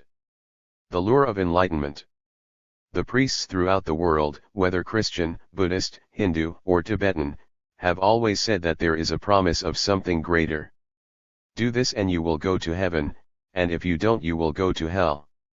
Which is interpreted in the Hindu version in one way, and in the others in another, but that is irrelevant. So our minds are conditioned heavily by something other than what is. The other is the promised land, the never land, heaven, enlightenment, nirvana, the moksha of the Hindus. Because I don't know what to do with this, the what is, my whole longing is for that. It is put in different ways. The communists want a perfect state, a perfect environment. It is the same problem, the same issue, only put in different words, the tomorrow. So that maybe I am asking one of the fundamental reasons why human beings don't change, because they have this, the perfect highest principle, called in India Brahman, or nirvana by the Buddhists, heaven by the Christians, and so on. That may be one of the fundamental reasons why human beings don't change. Or because of the perfect ideal, the perfect man or woman. Which means the what is not important, but the perfect ideal is important, the perfect state is important, the nameless is important. So don't bother with what is, don't look at what is, but translate what is in terms of what should be. You understand all this? I hope I am getting at you. So we have created a duality, the what should be and what is. And we are saying that may be one of the major reasons why human beings don't change. When there is this division between what is and what should be, the highest, then there is conflict, right? Division between the Arab and the Jew. Wherever there is division there must be conflict, that is a law. So we have been conditioned in this division, to accept, to live in this division between the what is and what should be. The what should be has been brought about because I don't know how to deal with what is. Or the what should be is seen as a lever, you understand, to get rid of what is. So it is a conflict. So why has the mind created the what should be? And why is it not concerned totally with what is? Why has the mind done this? Why has thought done this? Thought, if it is at all aware, knows it has created what is, and thought says, this is a fragment, this is transitory, that is permanent, you understand? This what is transitory, and thought has created the highest principle, which it thinks is permanent. Thought thinks that this is impermanent, that is permanent. Both being the creation of thought. Right? God, the Savior, all created by thought, the what should be. So thought has created this division, and then thought says, I cannot solve this, but I am going to approach that. Now when you see the truth of this, that doesn't exist. Only this remains. I wonder if you see it? Thought has created the perfect ideal, the perfect state, perfect nirvana, perfect moksha, perfect heaven, because it does not know what to do with this, with what is, with my sorrow, my agony, my impenetrable ignorance. So thought has created this division. Do you see the truth of it? Not verbal agreement, not acceptance, logical acceptance, but the truth of it? If you see the truth of it, then that the ideal, the perfect doesn't exist. Because you know nothing about it, it is merely a projection of thought. So then you have the energy to deal with what is. Instead of losing energy there, you have the energy to deal with what is happening. You see the difference? Oh, for God's sake. Do you see it? So you have the energy to deal with what is. Then you have to learn how to look at what is. To observe what is. Now you no longer have the duality created by what should be, but only what is. You are beginning to see the implications of it? When there is no what should be, the highest principle, you have only this. This is a fact, and that is not a fact. So we can deal with facts. When there is no duality, there is only one thing, say, for instance, violence. There is only violence, not non-violence. The non-violence is what should be. So when you see the truth of it, there is only violence, right? Now you have the energy to deal with that violence. What is violence? Go into it with me for a moment. Violence, anger, competition, comparison, imitation being I am this, I must be that. So violence psychologically is comparison, imitation, various forms of conformity, essentially comparison. I am this, I must be that. That is violence. Not just throwing bombs, physical violence, that is something quite different. That is brought about by our rotten society, immoral society, we won't go into that. So there is only this thing, violence. What is important there? What is the nature of it? We have described, more or less, what is violence. You may not agree with the description, but you know what we mean by violence: jealousy, anger, hatred, annoyance, arrogance, vanity, all that is part of the structure of violence. That violence comes with the picture, with the image I have, that is part of my image. Now can the mind be free of the image? As long as there is an image, a picture, I must be violent. The picture is formed through sensation, plus thought, and the image you are following this. So a human being realizes that as long as there is this image created through sensation plus thought, as long as that image which is me exists, I must be violent. Violence means me and you, we and they. So violence is there as long as this image exists. And that image is sensation plus thought. And there is no image if there is only complete sensation. So then we can deal with what is. I wonder if you understand this? Look, I am angry, or I hate somebody. I don't, but we will take that as an example. I hate somebody because he has done something ugly, hurt me and all the rest of it. My instinctual response, being a fairly intelligent, fairly normal human being, is to say, I mustn't hate him, it is bad.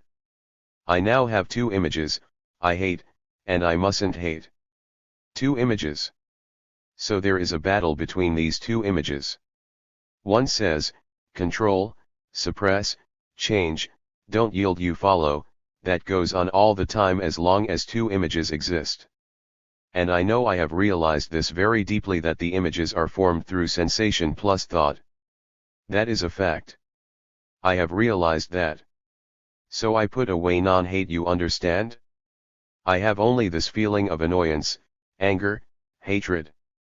What is that feeling, created through the image, by some action of another? You have done something to the image that is me.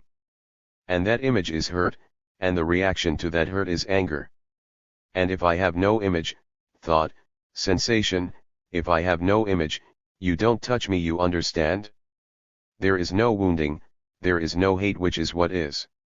Now I know, I am aware of what to do with the what is. Have you got something of this? So I have found human beings don't change because they are wasting their energy, don't change because they are exercising their will, which they think is extraordinarily noble, which is called freedom of choice. And also they don't know what to do with what is, and therefore project what should be, and also perhaps because that, nirvana, moksha, heaven, is far more important than what is. These are the blocks that prevent human beings from changing. This is why they don't radically transform themselves. If you have understood this deeply, with your blood, with your heart, with all your senses, then you will see that there is an extraordinary transformation without the least effort. Seeing one's conditioning. Can we, as human beings living in this terrible world that we have created, bring about a radical change in ourselves? That is the whole point. Some philosophers and others have said that human conditioning is impossible to change radically. You can modify, polish, and refine it, but the basic quality of conditioning you cannot alter. There are a great many people who think that, the existentialists and so on. Why do we accept such conditioning? You are following, I hope, what we are talking about. Why do we accept our conditioning, which has brought about this really mad, insane world? Where we want peace and are supplying armaments, where we want peace and are nationalistically, economically, socially dividing each other, where we want peace and all religions, their organizations, are making us separate, as they are. There is such vast contradiction out there as well as in ourselves. I wonder if one is aware of all this in ourselves, not what is happening out there. Most of us know what is happening out there. You don't have to be very clever to find out, you just observe. And the confusion out there is partly responsible for our own conditioning. We are asking, is it possible to bring about in ourselves a radical transformation of this? Because only then can we have a good society, where we won't hurt each other psychologically as well as physically. When we ask this question of ourselves, what is our deep response? One is conditioned, not only as an Englishman, a German, or Frenchman, and so on, but also one is conditioned by various forms of desire, belief, pleasure, and conflict, and also by psychological conflict. All that and more contributes to this conditioning. We will go into it. We are asking ourselves, thinking together, as I hope we are, can this conditioning, this human prison with its grief, loneliness, anxiety, personal assertions, demands, fulfillment, and all that is our conditioning, our consciousness, and our consciousness is its content, can that whole structure be transformed? Otherwise we will never have peace in this world. There will perhaps be small modifications, but man will be fighting, quarreling, perpetually in conflict within himself and outwardly. So that is our question. Can we think together about this? Then the question arises, what is one to do? One is aware that one is conditioned, knows, is conscious of it. This conditioning has come into being from one's own desires, self-centered activities, through lack of right relationship with each other, one's own sense of loneliness. One may live among a great many people, may have intimate relationships, but there is always the sense of empty world within oneself. All that is our conditioning, intellectual, psychological, emotional, and also of course physical. Now can this be totally transformed? That, I feel, is the real revolution. One in which there is no violence. Now, can we do this together? Or if you do it, if you understand the conditioning and resolve that conditioning, and another is conditioned, will the one who is conditioned listen to another? Perhaps you are unconditioned. Will I listen to you? And what will make me listen? What pressure, what influence, what reward? What will make me listen to you with my heart, my mind, my whole being? Because if one can listen so completely, perhaps the solution is there. But apparently we don't seem to listen. So we are asking, what will make a human being, knowing his conditioning, and most of us do if we are at all intelligently aware, what will make him change? Please put this question to yourself, find out what will make each one of us bring about a change, a freedom from this conditioning. Not to jump into another conditioning. That is like leaving Catholicism and becoming a Buddhist, it is the same pattern. So what will make each one of us who all, surely, want to bring about a good society change? Change has been promised through reward heaven, a new kind of carrot, a new ideology, a new community, a new set of groups, new gurus. Or a punishment if you don't do this, you will go to hell. So our whole thinking is based on this principle of reward and punishment. I will do this if I can get something out of it. But that kind of attitude, or that way of thinking, doesn't bring about radical change. And such a change is absolutely necessary. I am sure we are all aware of it. So what shall we do? Some of you have listened to the speaker for a number of years, I wonder why. And having listened, it becomes a new kind of mantra. Do you know what that word means? It is a Sanskrit word whose true meaning is not to be self-centered, and to ponder over not becoming. That is its meaning. Abolish self-centeredness, and ponder, meditate, look at yourself, so that you don't become something. The real meaning of that word has been ruined by all the transcendental meditation nonsense. So some of you have listened for many years. And do we listen and therefore bring about a change, or have we got used to the words and just carry on? What will make a human being who has lived for so many million years, carrying on the same old pattern, inheriting the same instincts, self-preservation, fear, security, sense of self-concern, which brings about great isolation, what will make him change? A new God, a new form of entertainment, a new religious football, a new kind of circus with all that stuff? What will make us change? Sorrow has apparently not changed man, because we have suffered a great deal, not only individually but collectively. As humankind we have suffered an enormous amount: wars, disease, pain, death. We have suffered enormously, and apparently sorrow has not changed us. Neither has fear changed us, because our mind is constantly pursuing, seeking out pleasure, and even that pleasure is the same pleasure in different forms, and hasn't changed us. So what will make us change? We don't seem to be able to do anything voluntarily. We will do things under pressure. If there was no pressure, no sense of reward or punishment, but reward and punishment are too silly to even think about. If there was no sense of the future, I don't know if you have gone into that whole question of the future. That may be where we deceive ourselves psychologically. We will go into that presently. If you abandon all those, then what is the quality of the mind that faces absolutely the present? Do you understand my question? Are we communicating with each other? Please, say yes or no. I don't know where we are. I hope I'm not talking to myself. Does one realize that one is in a prison created by oneself? Oneself being the result of the past, parents, grandparents, and so on, the inherited, acquired, imposed psychological prison in which we live. And naturally the instinct is to break out of that prison. Now does one realize that, not as an idea, not as a concept, but as an actuality, as psychologically a fact? When one faces that fact, why is it that even then there is no possibility of change? You understand my question?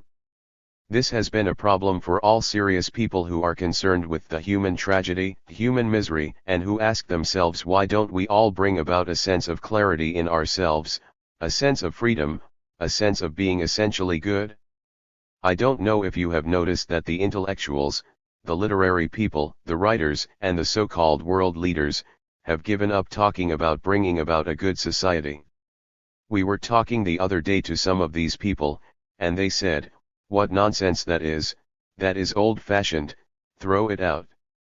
There is no such thing as a good society anymore. That is Victorian, stupid, nonsensical. We have to accept things as they are and live with them. And probably for most of us it is like that. So you and I, as two friends, talking over this, what shall we do? The authority of another doesn't bring about this change, right? If I accept you as my authority because I want to bring about a revolution in myself, and so perhaps bring about a good society, the very idea of my following you, you instructing me, that ends good society. I wonder if you see that? I am not good because you tell me to be good, or because I accept you as the supreme authority on righteousness and I follow you. The very acceptance of authority and obedience is the very destruction of a good society. Isn't that so? I wonder if you see this? May we go further into it? If I have a guru, thank God. I haven't. If I have a guru and I follow him, what have I done to myself? What have I done in the world?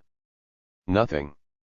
He tells me some nonsense about how to meditate, this or that, and I will have a marvelous experience or levitate, all the rest of that nonsense, and my intention is to bring about a good society, where we can be happy, where there is a sense of affection, a relationship where there is no barrier. That is what I long for. I go to you as my guru, and what have I done? I have destroyed the very thing that I wanted, because apart from the authority of law and so forth, psychological authority is divisive, is in its very nature separative. You up there and I down below, and so you are always progressing higher and higher, and I am also progressing higher and higher, and we never meet. Laughter, you laugh, I know, but this is actually what we are doing. So can I realize that authority, with its implication of organization, will never free me? Authority gives one a sense of security. I don't know, I am confused, but you know, or at least I think you know, that's good enough for me. I invest my energy and my demand for security in you, in what you are talking about. And we create an organization around that, and that very organization becomes the prison. I don't know if you know all this. That's why one should not belong to any spiritual organization, however promising, however enticing, however romantic. Can we even accept, see that together? You understand my question? See it together to be a fact, and therefore when we see that together it is finished. See that the very nature of authority and obedience with its organization, religious and otherwise, is separative, setting up a hierarchical system, which is what is happening in the world, and is therefore part of the destructive nature of the world. See the truth of that and throw it out. Can we do that? So that none of us belong to any spiritual organizations, that means religious organizations, Catholic, Protestant, Hindu, Buddhist, none of them. By belonging to something we feel secure, obviously. But belonging to something invariably brings about insecurity because in itself it is separative. You have your guru, your authority, you are a Catholic, Protestant, and somebody else is something else. So they never meet, though all organized religions say that they are all working together for truth. So can we, listening to each other, to this fact, banish from our thinking all sense of acceptance of authority, psychological authority, and therefore all the organizations created around it? Then what happens? Have I dropped authority because you have said so, or because I see the destructive nature of these so-called organizations? And do I see it as fact and therefore with intelligence? Or just vaguely accept it? I don't know if you are following this. If one sees the fact, the very perception of that fact is intelligence, and in that intelligence there is security, not in some superstitious nonsense. I wonder if you see? Would you tell me, are we meeting each other? Audience, yes. K, no, not verbally, please. That is very easy because we are all speaking English or French or whatever it is. Intellectually, verbally is not meeting together. It is when you see the fact together. Now we are asking, can we look at the fact of our conditioning? Not the idea of our conditioning. The fact that we are British, German, American, Russian, or Hindu, Eastern or whatever it is, that is one thing. Physical conditioning, brought about through economic reasons, climate, food, clothes, and so on. But also there is a great deal of psychological conditioning. Can we look at that as fact? Like fear. Can you look at that? Or if you can't for the moment, can we look at the hurts that we have received, the wounds, the psychological wounds that we have treasured, have received from childhood? Look at it, not analyze it. The psychotherapists go back and investigate the past. That is, they seek the cause of the wounds that one has received, investigating and analyzing the whole movement of the past. That is generally called analysis in psychotherapy. Now discovering the cause, does that help? And you have taken a lot of time, years perhaps. It is a game that we all play because we never want to face the fact but say instead, let's investigate how the facts have come into being. I don't know if you are following all this. So you are expending a great deal of energy, and probably a great deal of money, on professional investigation into the past, or on your own investigation, if you are capable of it. And we are saying such forms of analysis are separative because the analyzer thinks he is different from the thing he is analyzing. You are following all this? So he maintains this division through analysis, whereas the obvious fact is the analyzer is the analyzed. I wonder if you see that? The moment one recognizes that the analyzer is the analyzed, because when you are angry you are that the observer is the observed. When there is the actual reality of that, then analysis has no meaning, there is only pure observation of the fact which is happening now. I wonder if you see this?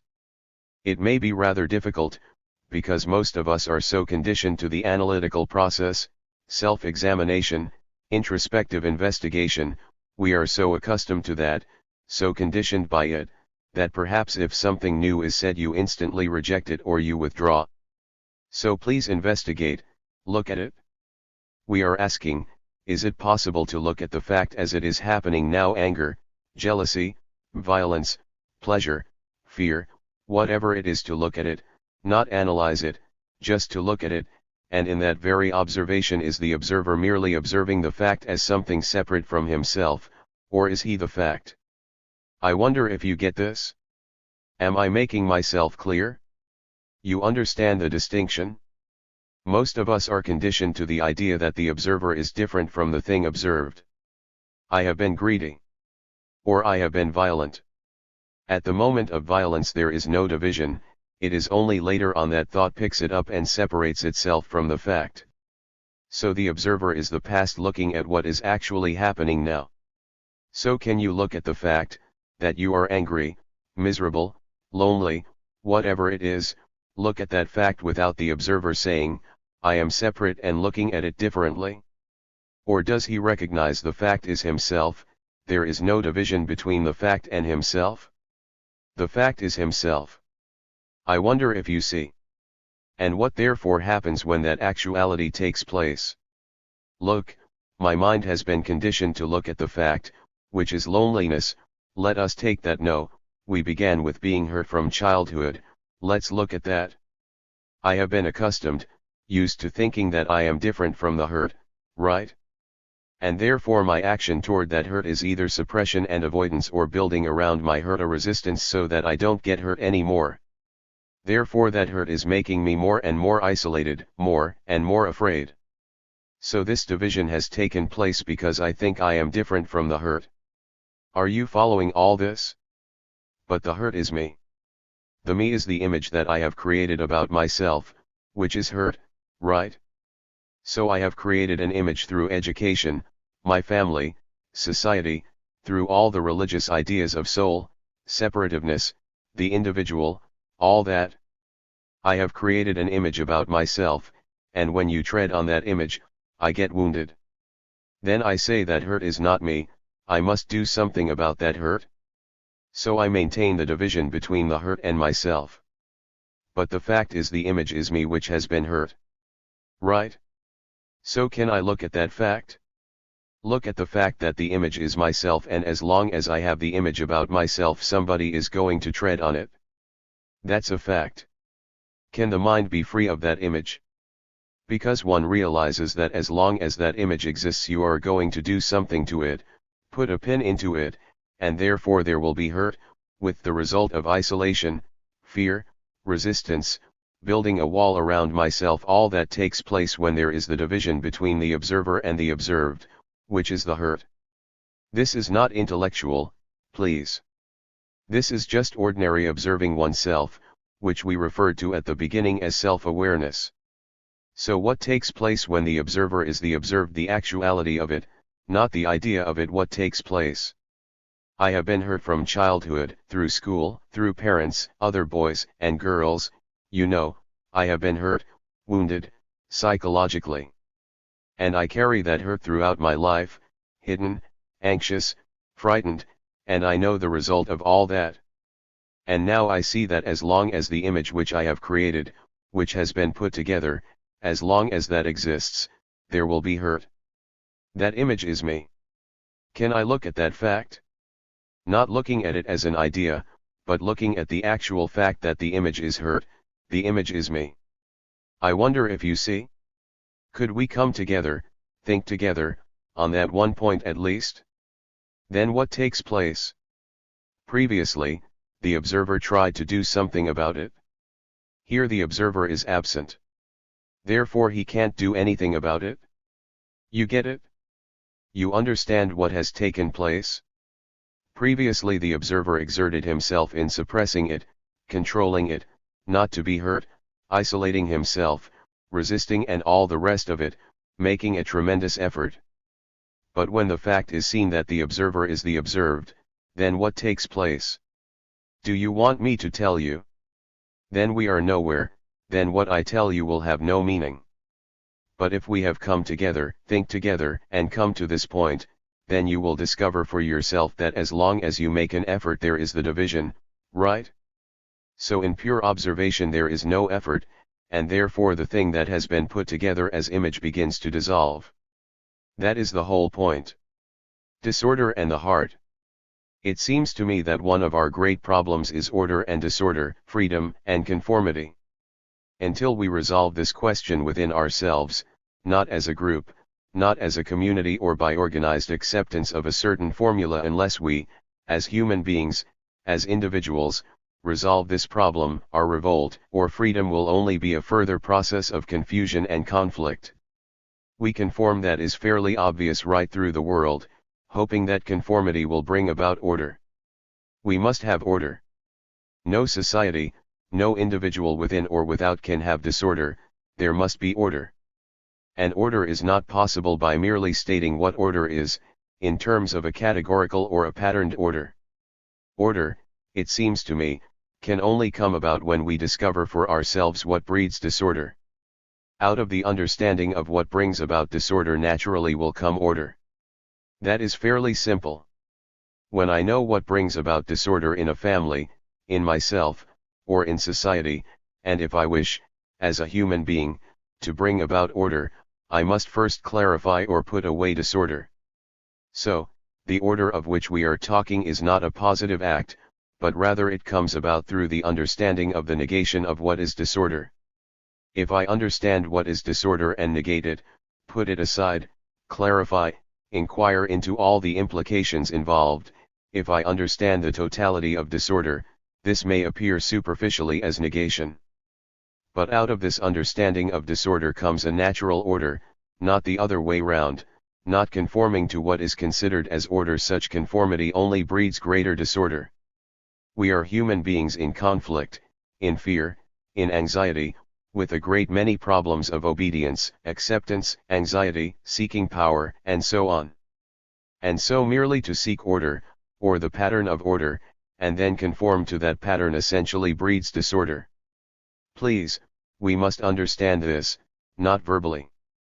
Because, you know, it is one of the most unfortunate things that we all preach endlessly, write books, have theories, formulas and concepts, and there is no action at all. We are masters, especially in this unfortunate country, at verbalizing, theorizing, having concepts, formulas, and exploring these concepts dialectically, hoping that, through the discovery of the truth in theories, we will come to action, and therefore there is inaction, we do not do a thing. So we must at the very beginning understand that order cannot possibly be brought about through conformity to a pattern, under any circumstances, whether it is a communist order or a religious order or a personal demand for orderliness. This order, which is extraordinarily positive, can only come about through understanding this issue very profoundly, because we are going to go into things with which you will presently not agree at all, at least I hope you will neither accept nor discard, that leads nowhere. So we have to find out what causes disorder in the world outside and within. The understanding of the disorder outwardly brings about the understanding of the disorder inwardly. But this disorder, which we divide as the outer and the inner, is essentially one and the same. They are not two separate disorders, because each of us, as a human being, is both society and the individual. The individual is not separate from society, the individual has created the psychological structure of society, and in that psychological structure he is caught. And therefore he tries to break away from that psychological structure, which is a mere revolt and therefore does not resolve any problem. We have to inquire into what creates disorder, because out of disorder nothing can grow, nothing can function. You must have tremendous order to bring about the understanding of truth, or whatever one likes to call it. You must have great order, and this order cannot possibly come about through revolt, or through conformity, or through acceptance of a formula, socialist, capitalist, religious, or any other formula. So what brings about disorder? You understand? There must be order in the world. There is no order now in the world. War is the essence of disorder, whether it is in Vietnam or here or in Europe. War at any level, for any cause, is disorder.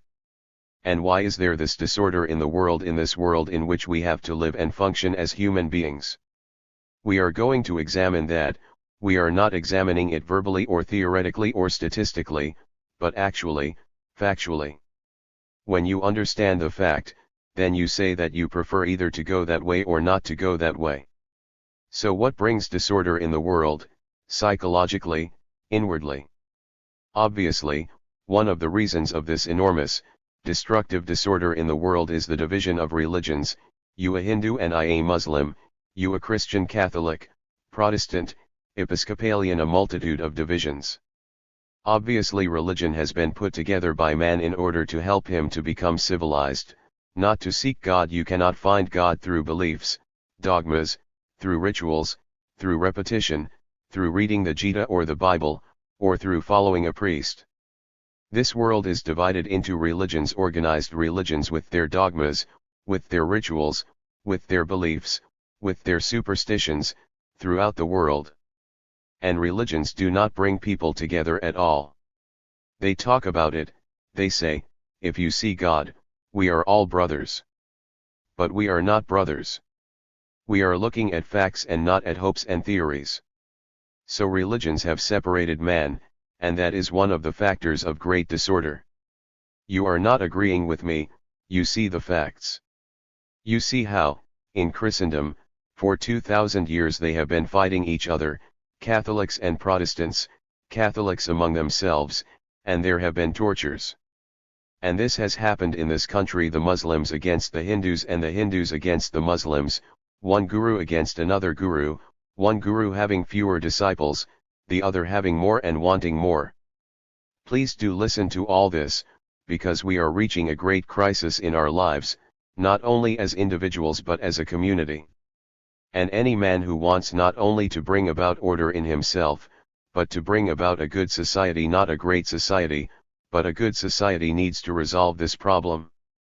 So, we can see factually in the world that religions have separated man and that there have been tremendous, religious wars in the East as well as in the West. So that is one of the roots of disorder. The organized beliefs with their churches, rituals, have become a tremendous corporation, a business affair, which has nothing to do with religion. And nationalism, a recent poisonous growth, is also the cause of disorder. This country probably has never been nationalistic. Europe has divided itself into many sovereign states, fighting each other, and tearing at each other for more land, for greater economic expansion and so on. They have had recently two tremendous, destructive wars within the memory of man. Nationalism has divided the people, the Englishman, the Frenchman, the Indian. And now you are becoming nationalistic in this country also. It is hoped that, through nationalism, human beings can be united. Worshipping the same flag, a piece of cloth that has no meaning. Laughter, please do not laugh. This is not a rhetorical or amusing, entertaining gathering. We are very serious, we are concerned with immense problems. War has brought disorder in the world. War is always destructive, there is never a righteous war. And there have been within the recorded history of mankind, I believe, something like 14,600 wars and more. Since 1945 there have been 40 wars. In the first war, the people might have said, let us hope this will be the last war. The mothers, wives, husbands, children, must have cried. And we are still crying, after these 5,500 years. People have accepted war as the way of life. Here in India you are also accepting war as the way of life, more armaments, more generals, more soldiers. And as long as you have sovereign governments, that is, nationalistic separate governments, sovereign governments with their armies, you are bound to have wars. You may not have your son killed at Benares, but you will have a son killed in Vietnam, whether he is an American or a Vietnamese. So, as long as there are sovereign governments, there must be war. And what is a man to do who says, I will not kill? You understand? In this country, for generations upon generations, a certain class of people has been brought up not to kill, not to hurt an animal, a fly. And all that is gone. They will write volumes about the spiritual inheritance of India, but the actual fact is that we have destroyed all that inheritance. We are just verbally repeating something which is not real. So we have two issues involved. What is a human being to do in a country like this, or in Europe, or in America, when he asserts he will not kill? And strangely, in this country for several years, perhaps 30 years or so, you have been preaching nonviolence, you have been shouting it from the housetops, that has been the export from this country to the West. Don't kill, ahimsa, and so on. Now you are brought together, united by war. Somebody told me yesterday with great enthusiasm, with great pleasure, that war has united India as never before. I have been told this in several places, by several people. You know, this is not very strange. This has happened in England, where class division is as strong as here. They all slept together in the underground, they were all terribly united through hate. And you have the spurious arguments, what will you do, if you are in the government, would you not fight if you were attacked? Obviously, if you are in a government, if you are the head of a sovereign state with an army, with all the paraphernalia of uncivilized existence, you are bound to attack or to defend. Nowadays nobody talks about being attacked or defending. You are at war, do not justify war. Please, sirs, listen to all this, it is your life. We people have gone, we are going. In this country, in spite of its nonviolence, its preaching of non-killing for thousands upon thousands of years, there has not been one human being who has said, we will not kill. There have been whispering campaigns, you and I privately tell each other in our rooms that we won't kill. But publicly we never get on a platform and say, I won't kill, and go to prison or get shot for saying it. There has not been one boy or girl or one human being who has stood up against the stream. When it was popular to preach nonviolence, we all supported it. Now that war is popular, you also go for it. I am not talking of such individuals. What is a human being to do who says that he will not kill? What is he to do? He cannot do anything, can he? Either he can go to prison, or be shot, killed by the government, because he is a rebel, disloyal. You know all the words put out by the politicians and by the religio-political entities. Please inquire into yourselves, why is it that there has not been one human being in India who said, this is wrong, killing is wrong? Not as governments, but as a human being, why is it that you have not said it? Must you be challenged? Through all the various organizations created for nonviolence, why have they not stood up? There is something very radically wrong in this country, when they have not got that conviction of what they believe. So nationalism is disorder, it breeds disorder. War breeds disorder. Obviously, religions also breed disorder. So civilized man, a man who is really human, will not accept sovereign governments. You understand? You say, I am a Hindu. Who cares whether you are a Hindu, a Chinese, or whatever you call yourself? What matters is what you are, not what your labels are. So unless you, as a human being, are free from all these labels, socialist, communist, capitalist, American, Englishman, Indian, Muslim, as long as you are labeling yourself in any way, secretly or openly, you are breeding disorder in the world. And also you are breeding disorder outside and inside, when you belong to any religious group, or follow any guru. Because truth is not to be found by following somebody, by making it all easy for you as a pattern, doing this, following this, meditating this way, disciplining this way. You will never get it that way. To find truth you must be free. You must stand alone, swim against the current, battle. You know, I was told the other day that this war that India has had, is justified because the Bhagavad Gita said so. I thought that was rather lovely, don't you? So what are you going to do about it? Not as Indians. What are you, as a human being, confronted with this problem? What are you going to do about it? There is poverty in this country, tremendous poverty. You know it as well as I do. And this poverty is going to increase because of this war. There is lack of rain, also inefficiency, corruption, and national divisions. We will accept food from one country and not from another. All politics. So, as a human being, what are you going to do? Either you accept disorder and continue to live in disorder and therefore inefficiency and therefore wars, therefore poverty, therefore hunger, or, as a human being, you reject it totally, not partially. You cannot reject something partially, You do not reject poison a little bit, you reject the whole thing. And that means you have to stand alone. Then you will be despised by society. You will be shot. Probably not in this country, it is not too efficient yet. In Europe, during the last World War, many were killed. A mother we know had a son, a boy of 18, not a grown-up like you, who refused to go to kill, and he was shot. That boy did not talk about non-violence, ahimsa, the Gita, non-killing, none of that. He did not want to kill, and he was killed. So seeing all this, the outer disorder and inward disorder, merely to become a pacifist is not the answer. The answer is much deeper than all this. But to find the answer, one has to reject the obvious things. You cannot keep the obvious things that are poisoning you, and then try to see much deeper. You cannot say, I will have my pet guru and follow him, accept what he says and meditate, and then try to seek a much deeper answer. The two cannot go together. Either you reject the total thing, or not at all reject as human beings but not as a collective body.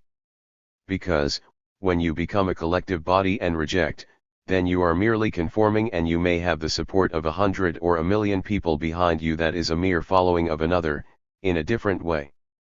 But to stand out completely alone, that is a very difficult thing for most people, because they are frightened of losing their job. You know all this.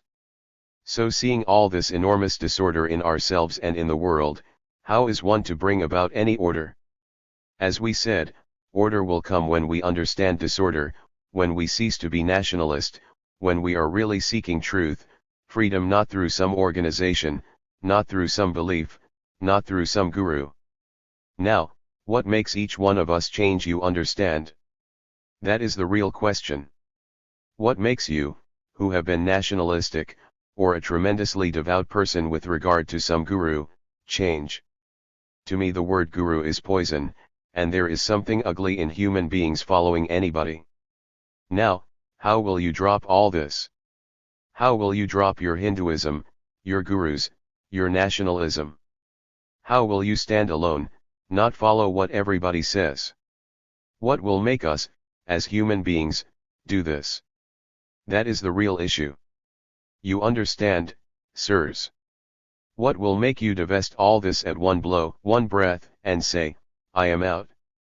Probably, most of you have not thought of all this at all. You have never said to yourself in your heart, why have I not stood up with tears in my eyes not to kill anybody? Why have you not done it? Don't invent reasons. Why have you not done it? And what will make you change? That is the real issue. Either you say, I do not want to change, I will accept things as they are. That is good enough for me. There is disorder, poverty, there is starvation, there will be wars. There have been wars for 5,000 years and more, and we will have some more wars. What does it matter? The world is Maya anyhow, and what does it all matter? You accept it, as most of you apparently do. Because we human beings have an extraordinary capacity to adjust to anything, to living in a small room for the sake of God, doubled up, having one meal, a tortured mind, or to the appalling, bestial conditions of war, not at Benares but at the front, in Vietnam, whether American or Vietnamese. Human beings can adjust themselves to anything, to dirt and squalor in the streets, open gutters, a corrupt municipality, they can put up with anything. After all, adjustability is the difference between animals and human beings. Animals cannot adjust, but human beings can. So either we accept things as they are and go along miserably, torturing ourselves, unhappy, killing and being killed, seeking fulfillment and being frustrated, wanting to be leaders, restless, unhappy, which is what we are doing. If you accept that, there is nothing more to be said. You understand? You say, that is my life, that is the way my father lived, my grandfather lived, my sons will live. And generations will come that will live likewise.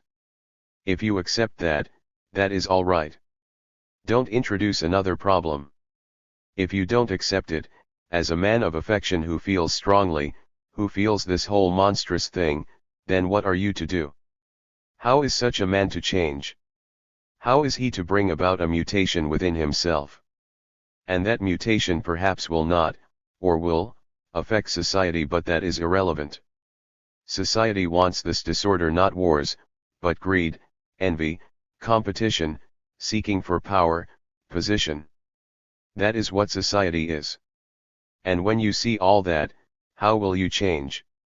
You understand my question, sirs? How will you change? May I proceed to point out what brings about this enormous mutation in a human mind? May I go on with it? Wait, sirs. I will go on. But it is not a verbal statement, it is not a thing about which you say, I agree or I disagree. Because if you see there is disorder, and you are passionate, you do not say, show me the way and I will follow it. We are not talking of like and dislike, what is convenient, what is not convenient, nor in terms of a communist, a socialist, a Hindu, a Buddhist, or whatever you are. We are talking non-verbally, factually, about the necessity of tremendous, human change. Because, you see, the electronic brains, automation, and other technological things are going to bring about a certain change in the world. Man is going to have more leisure. It is not yet in this country, it is coming in Europe, and the beginning of it is already in America. So all these things, automation, computers, wars, nationalism, these religious differences, to face all these and to break through all these, there must be in each one of us, not as a collective group belonging to some organization, but as human beings, a tremendous mutation. How will you change?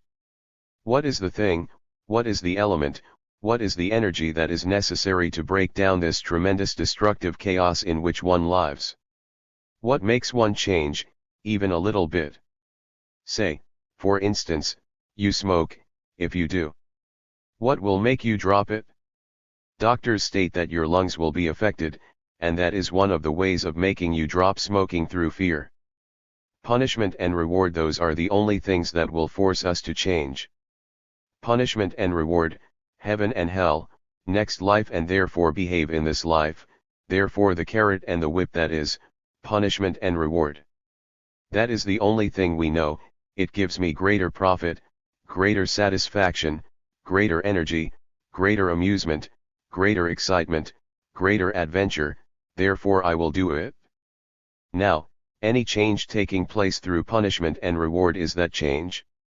Please, sirs, you have to answer this question, not I. So don't go to sleep. Is that a radical change, not a superficial change? Superficial change, we have done that for centuries, and that has not brought any mutation in the human being, any revolution in the human mind. We are asking the question much more fundamentally. If there is no punishment and reward, what will make you change? And there is no punishment and reward. Who is going to punish you? Who is going to reward you? All those things are over. God is not going to reward you for righteous behavior. He does not care two pins for your behavior, right or wrong. The church no longer has any importance. You may go to confession and so on, in Europe that is Catholic. But all that is disappearing, all that is being thrown overboard, except in the most backward states. Perhaps in India, where you say a little but not too much, you pretend to be a little more careful, that is all. But actually there is nobody to punish and reward. On the contrary, society says, come along, be greedy, be envious, be competitive, fight, quarrel, kill the Muslim and the Muslim will kill you. Society loves that, and the politicians play up to it. So there is nobody who is going to reward you or punish you, nobody. Neither your guru, you don't believe in gurus anyhow, nor your gods and goddesses will reward or punish you. Probably your wife or husband can only punish you. When you have a family, your wife says, I am not going to sleep with you tonight, or I am not going to do this or that, that is all. So as there is no reward and no punishment, and there is not any actually, when you investigate, how will you bring about this change? You understand the problem that is getting more and more complex for each one of us? Is this a problem to you? It must be, if you are at all thoughtful, serious, if you have watched the world's events. Seeing what is taking place in this country, knowing that religions have no meaning anymore, probably they never had it, seeing the futility of sacred books, seeing the absurdity of following any guru, however profitable, however pleasant, seeing that nobody can give you freedom, nobody can give you a mind that is healthy, strong, and deeply silent, seeing that no society, nobody is going to punish you or reward you, seeing all this and realizing that human beings must change radically. Fundamentally, deep down, how will this change come about? Shall we stop there this morning? Let us stop here this morning and continue on the morning of the 25th. You will perhaps be good enough. I am not asking you or trying to persuade you to ask questions or discuss what we have been talking about. I see all that you have said this morning. But there is no change. Let us go slowly and clearly, without any sentimentality involved in it. I am not sentimental. I see clearly. I want to clarify your question to myself. There are two ways of looking at things. Either one sees intellectually, verbally, all that we have been talking about. Verbally, that is superficially. Then the question, how am I to change, will never occur to that person. He will say, it has been like this and it will go on like this. Or he says, I see it, I smell it, I taste it, it boils within me, I am burning with it, and yet action does not come out. And there is the other who sees it, and the very act of seeing is the act. Sir, this has not happened at all, though you have talked about it for 40 years. We know very well, perhaps just as you do, that for 40 years we have talked about all this, and many of you here have listened to me for 40 years. And you go your way and we go our way. We are not discouraged, nor are you. Basically you are not discouraged, you want that way, you go that way. And the gentleman says, you have talked for 40 years and what a waste of time. I do not feel it that way at all. We have other problems. You have isolated yourself from the world altogether, and therefore you are happy. Why don't you do the same? We are all ordinary human beings. We cannot afford to be ordinary human beings anymore. It was all right at one time. You cannot afford to be an ordinary, mediocre, dull, stupid, human being anymore. The challenge is too immense. You will have to do something. So let us go through this slowly, sir. If you see it intellectually, there is no problem to you. If you see this whole thing from a comfortable easy chair, of course you happen to have a little money or a good job or let us have it out, sir. I am glad we know each other, we can fight it out. And if you belong to some socialist organization, communist, or whatever it is, then you want the world to change according to that pattern, because you play an important part or you are a leader, you are this, and it gives you a certain importance, you all love that. That is one kind of person. Then there is the other kind, intellectuals who talk, who preach, who write books, who go to meetings, who cannot be kept away from any meetings, who always want to talk. Then there are the others who see this mess, this confusion, this disorder, this misery, this agony that is going on in the world, and don't know what to do. They cannot break away from their nationalism, from their religion, from their gurus, and so on and on. Then there are very few who say, look, I see this chaos, actual chaos, and the very perception of it is action, not that they see it and act later. It is like seeing something poisonous and dropping it. There are very few of this kind, because that demands tremendous energy, inquiry, application, attention, stripping yourself of all your vanity, of all your stupidity, of everything. The intellectual obviously will have his own kind of armchair, he takes away this armchair, but he will invent another armchair. If you take away this organization, he becomes a super communist or something else. So, there is only the middleman left, who says, I see it, I do not know what to do, tell me what to do. Tell me the next step by step tell me, and I will follow it.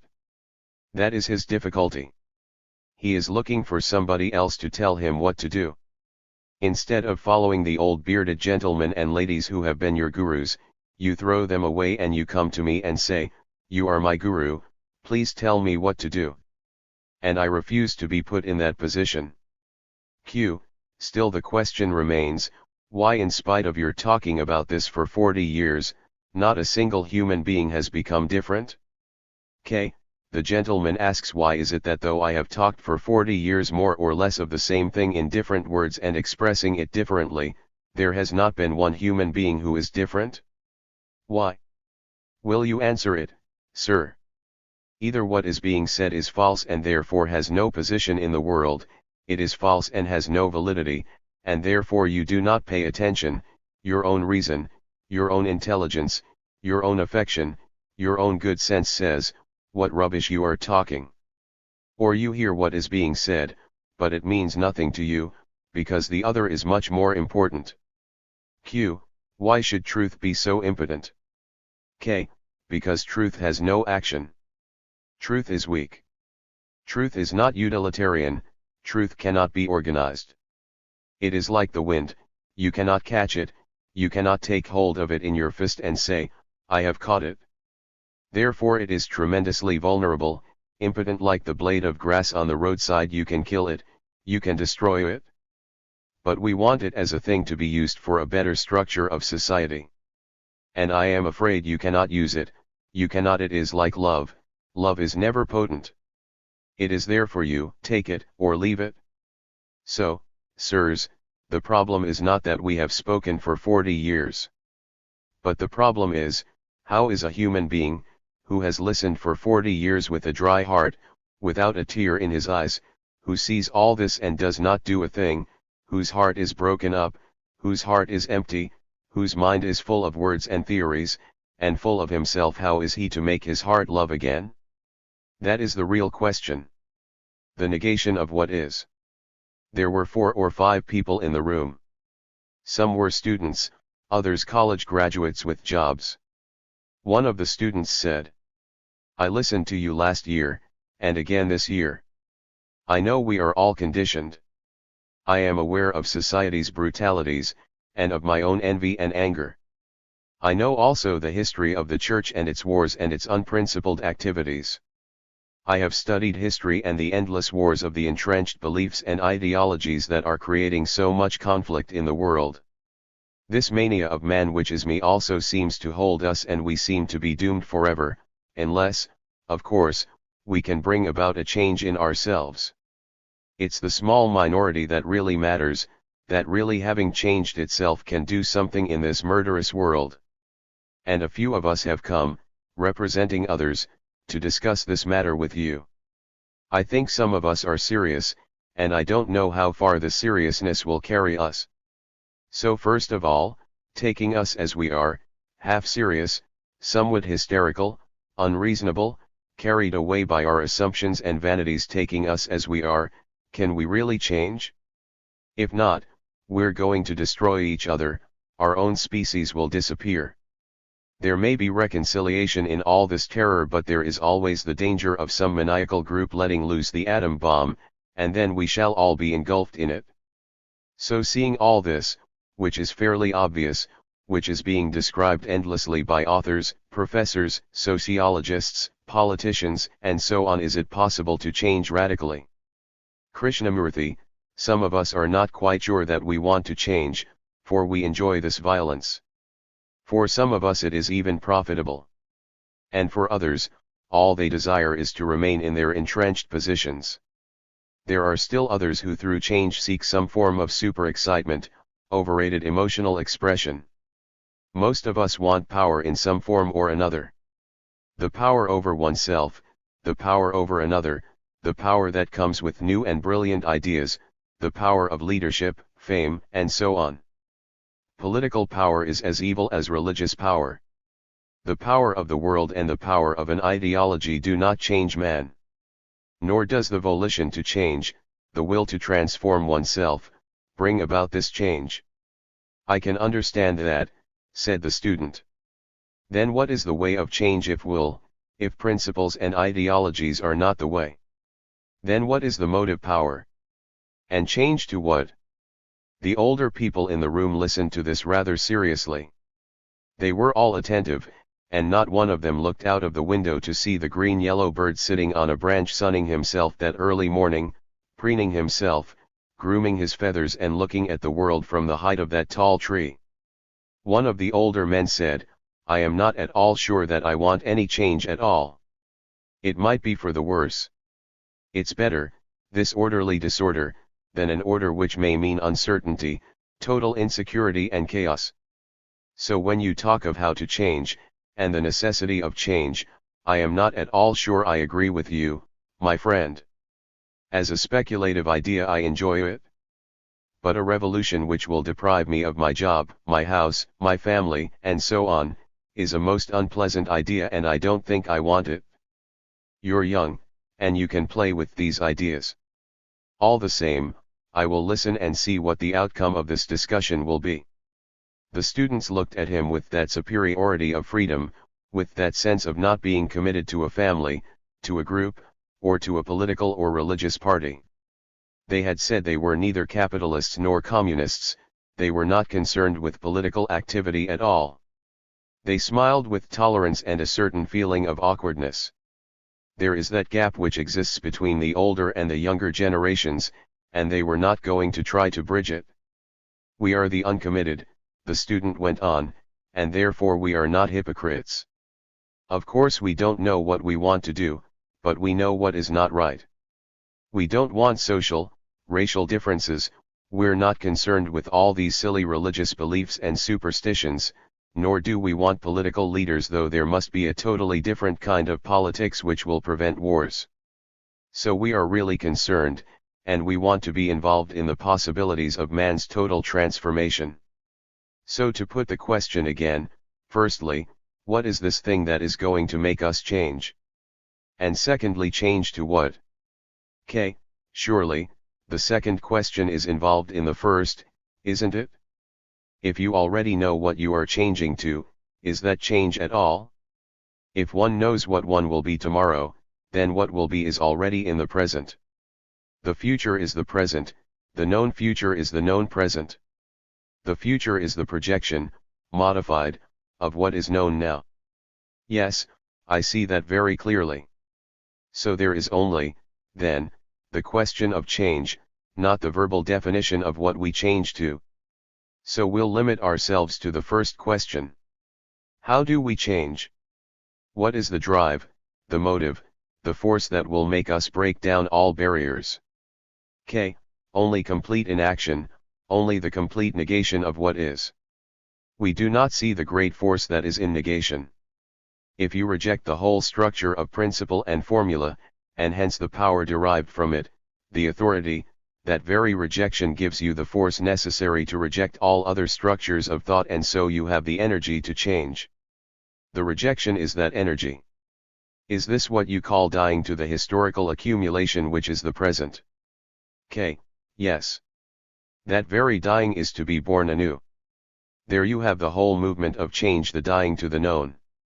Is this rejection a positive, definite act? When the students revolt, it is a positive, definite act, but such action is only very partial and fragmentary. It is not a total rejection. When you ask, is it a positive act, this dying, this rejection? It is and it isn't. When you positively leave a house and enter into another house, your positive action ceases to be positive action at all, because you have abandoned one power structure for another, which you will again have to leave. So this constant repetition, which appears to be a positive action, is really inaction. But if you reject the desire and the search for all inward security, then it is a total negation, which is a most positive action. It is this action only which transforms man.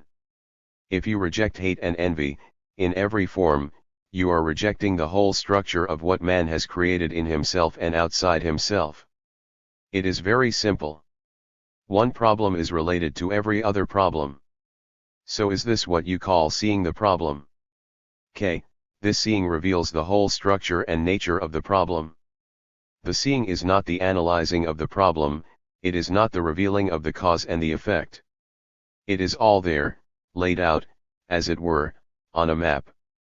It is there for you to see, and you can see it only if you have no stand from which to look, and this is our difficulty. We are committed, and inwardly it gives us great pleasure to belong. When we belong, then it is not possible to see. When we belong, we become irrational, violent, and then we want to end violence by belonging to something else. And so we are caught in a vicious circle. And this is what man has done for millions of years, and he vaguely calls this evolution. Love is not at the end of time.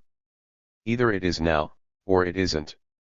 And hell is when it is not, and the reformation of hell is the decoration of the same hell. The role of fear and desire. One has been wondering, and you must also have been asking yourself, why we, who have gathered here, who have listened for so many years, why don't we change? What is the root cause of it? Is there one cause? Or are there many causes?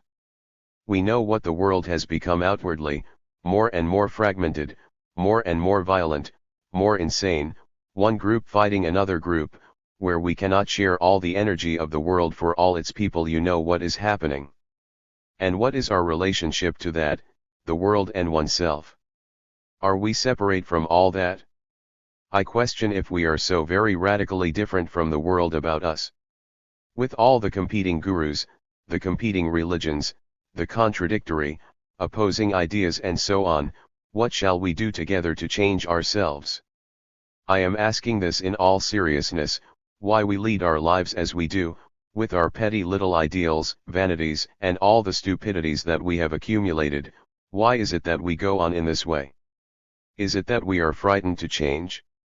Is it that we have no desire or intention or urge to find a different way of living? Please ask yourself these questions. I am asking these questions for you, I am not asking for myself. What is the essence of this deterioration of the human mind, and therefore the disintegration in action? Why is there this mind that has become so small, inclusive, not bringing in everything and operating from the whole, but living in a small little courtyard? What is the root of it? Go on, let us talk it over a little bit. The other day you were asking, why is it that I have heard you for 52 or 40 years and I have not changed at all? There have been little changes, modifications. Perhaps I am no longer a nationalist, no longer belong to any particular organized group of religious thinking, don't superficially belong to any sect or to any guru, to all that circus that goes on. But deeply one remains more or less the same. Perhaps more refined, the self-centeredness is a little less active, less aggressive, more refined, more yielding, a little more considerate, but the root remains. Have you noticed this? Why? We are talking about the eradication of that root, not the peripheral frills and the peripheral clipping. We are talking about the very root of one's active conscious, or unconscious, egocentricity. Is it because we need time? Please go into it. Time. Give me time. Man has existed for millions and millions of years, that root has not been uprooted and put aside. Time has not solved it. Right? Please give your mind to this. Evolution, which is the movement of time, has not solved this. We have better bathrooms, better communications, and so on, but the human being is essentially what he was a million years ago. It is a tragic thing if one realizes it.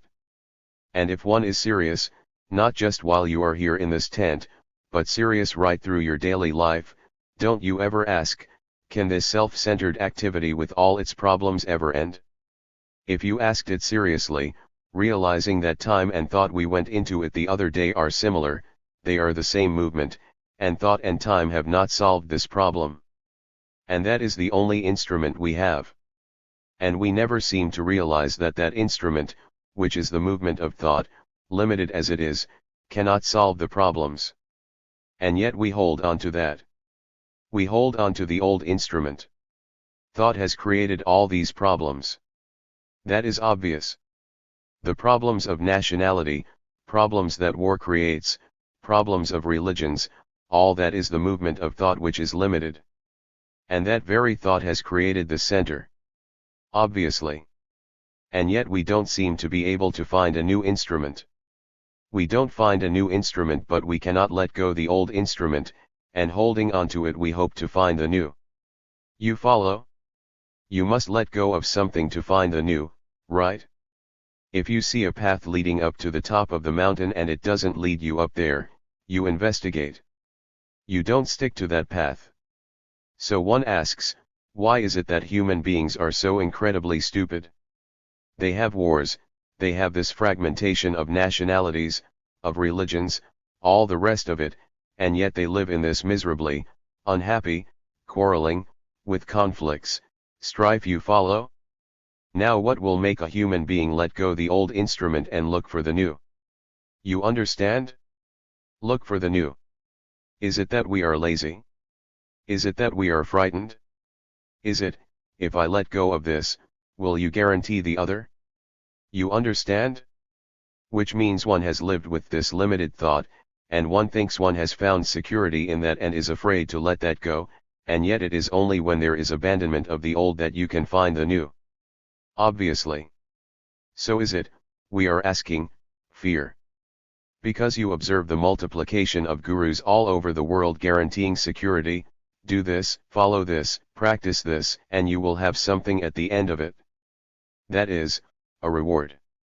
The promise of a reward has a certain fascination and you hope you will find security in that. But when you examine it a little more closely and are not so gullible, do not swallow everything the other fellow says, then you find very clearly that the reward is the reaction from punishment. Because we are trained to the idea of reward and punishment, right? This is obvious. So to escape from punishment, which means pain, grief, and all that, we search for a reward and hope to find in that some kind of security, some kind of peace, some kind of happiness. But when you go into it you don't find it. The gurus and the priests may promise it, but they are just words, right? So how do we, human beings, go into this question together as to whether it is possible to eradicate totally this poisonous self-interest, self-centered activity? I do not know if you have ever even asked that question. When you do, you have already begun to be a little more intelligent. Naturally. So we are going this morning to think this problem over together. Thinking together, not, I tell you and you accept or reject, but together find out if this movement of the ego, the self, can ever end. Are you interested in this? No, don't nod your heads. This is a very serious problem. You may be stimulated while you are in the tent by the speaker, and I hope you are not. But you may be, and therefore get rather excited and say, yes, I agree with you, we must do this, and when you leave the tent you forget all about it and carry on in your old ways. So together, you putting aside your particular prejudice, your particular gurus, your particular conclusions, together we are going to investigate this question.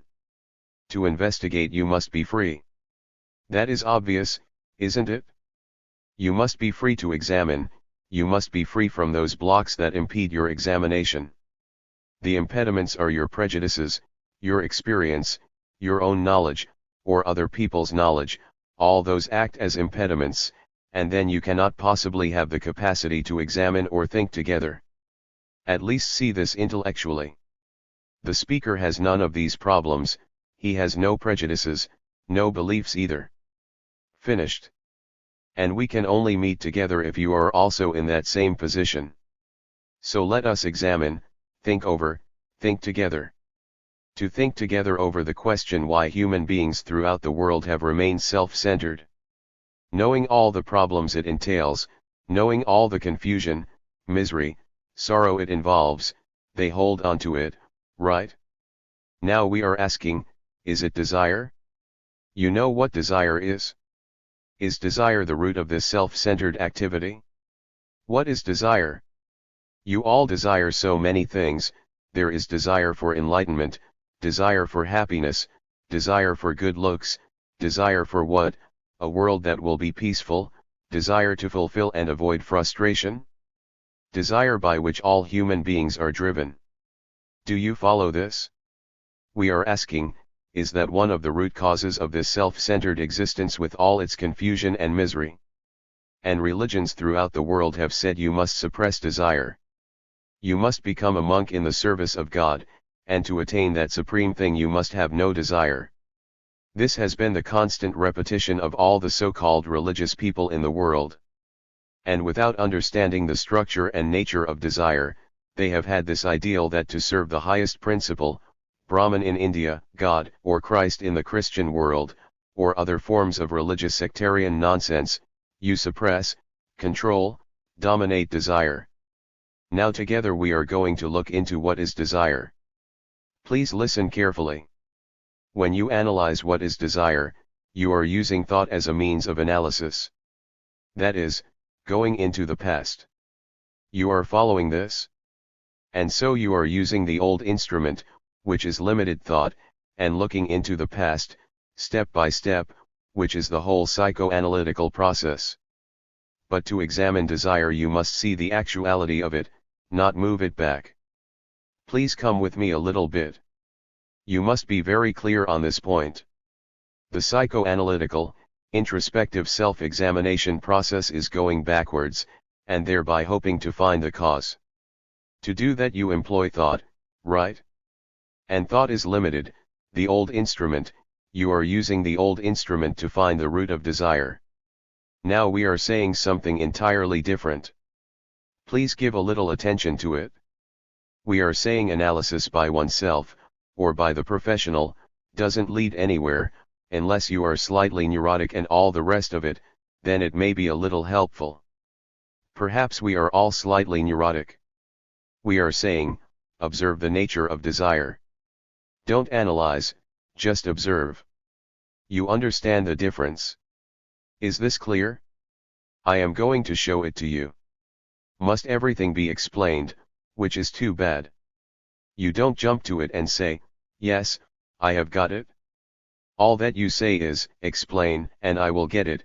Explain the whole movement of desire, employ the correct words, describe it precisely and I'll get it. What you get is the clarity of explanation, clarity of words, but that doesn't give you the total observation of the movement of desire. So can you stop analyzing but just observe? Have you got it? Are we meeting each other? One can describe the beauty of the mountain, the white snow, the blue sky, the marvelous dignity and the glory of it, the valleys, the rivers, the streams, the flowers, and most of us are satisfied with the explanations. We don't say, I'll go, get up and climb and find out. We are going into this question of desire very carefully, not the movement of tracing it back and thereby hoping to find the nature of desire, but actively together to look at it. What is desire? Look at it yourself. Together we are doing it. You desire a dress, which you see in the window, and there is the response. You like the color, the shape, the fashion, and desire says, let me go and buy it. So what has taken place actually at that moment? Which is not analysis, but actually observing the reaction to the seeing of that dress in the window, and the response to that. Don't go to sleep, please. You see that dress, you like the color, you like the fashion. What has taken place there? You observe, there is the sensation, right? There is contact, you touch it, then desire arises through the image which thought has built of you putting on that dress. Do you understand this? Seeing, sensation, contact, then thought imagining that dress on you and then desire. You follow this? Not follow me, the fact of it? I have only given an explanation, the words, but we are talking of the actual response, the seeing, contact, sensation, thought imagining that dress on you, and desire is born. Have you got this? No, it is not yours, not mine. Now wait, follow this carefully. The moment thought creates the image, from that image desire is born, right? Please understand this. I am bored with explanations. I will stick to that dress, or the shirt. There is perception of that in the window, the seeing, the visual optic response, then going inside, touching the material, then thought says, how nice it would be if I had it. And imagines that you are wearing it. That is the moment of desire. Do you see this, actually, not see my explanation and through that explanation you see? Is that clear, that you yourself observe the happening?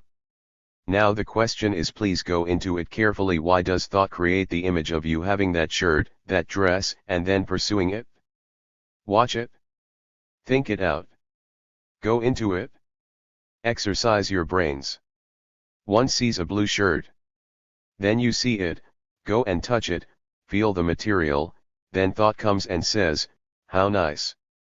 Then the question is, can thought abstain from creating the image? You understand my question?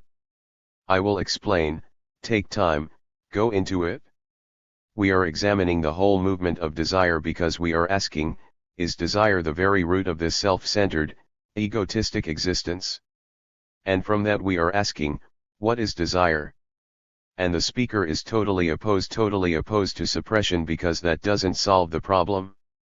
He says, don't run away from it into a monastery, into taking vows, and all those kinds of things. That is merely avoidance. What we are saying is, examine it, look at it, not analytically, but as it is taking place, observe it. The observation shows the optic response to the blue dress, blue shirt, the contact by going into the shop, touching the material, then thought creates the image, and desire is born. It is only when thought creates the image that desire comes into being. Otherwise it does not.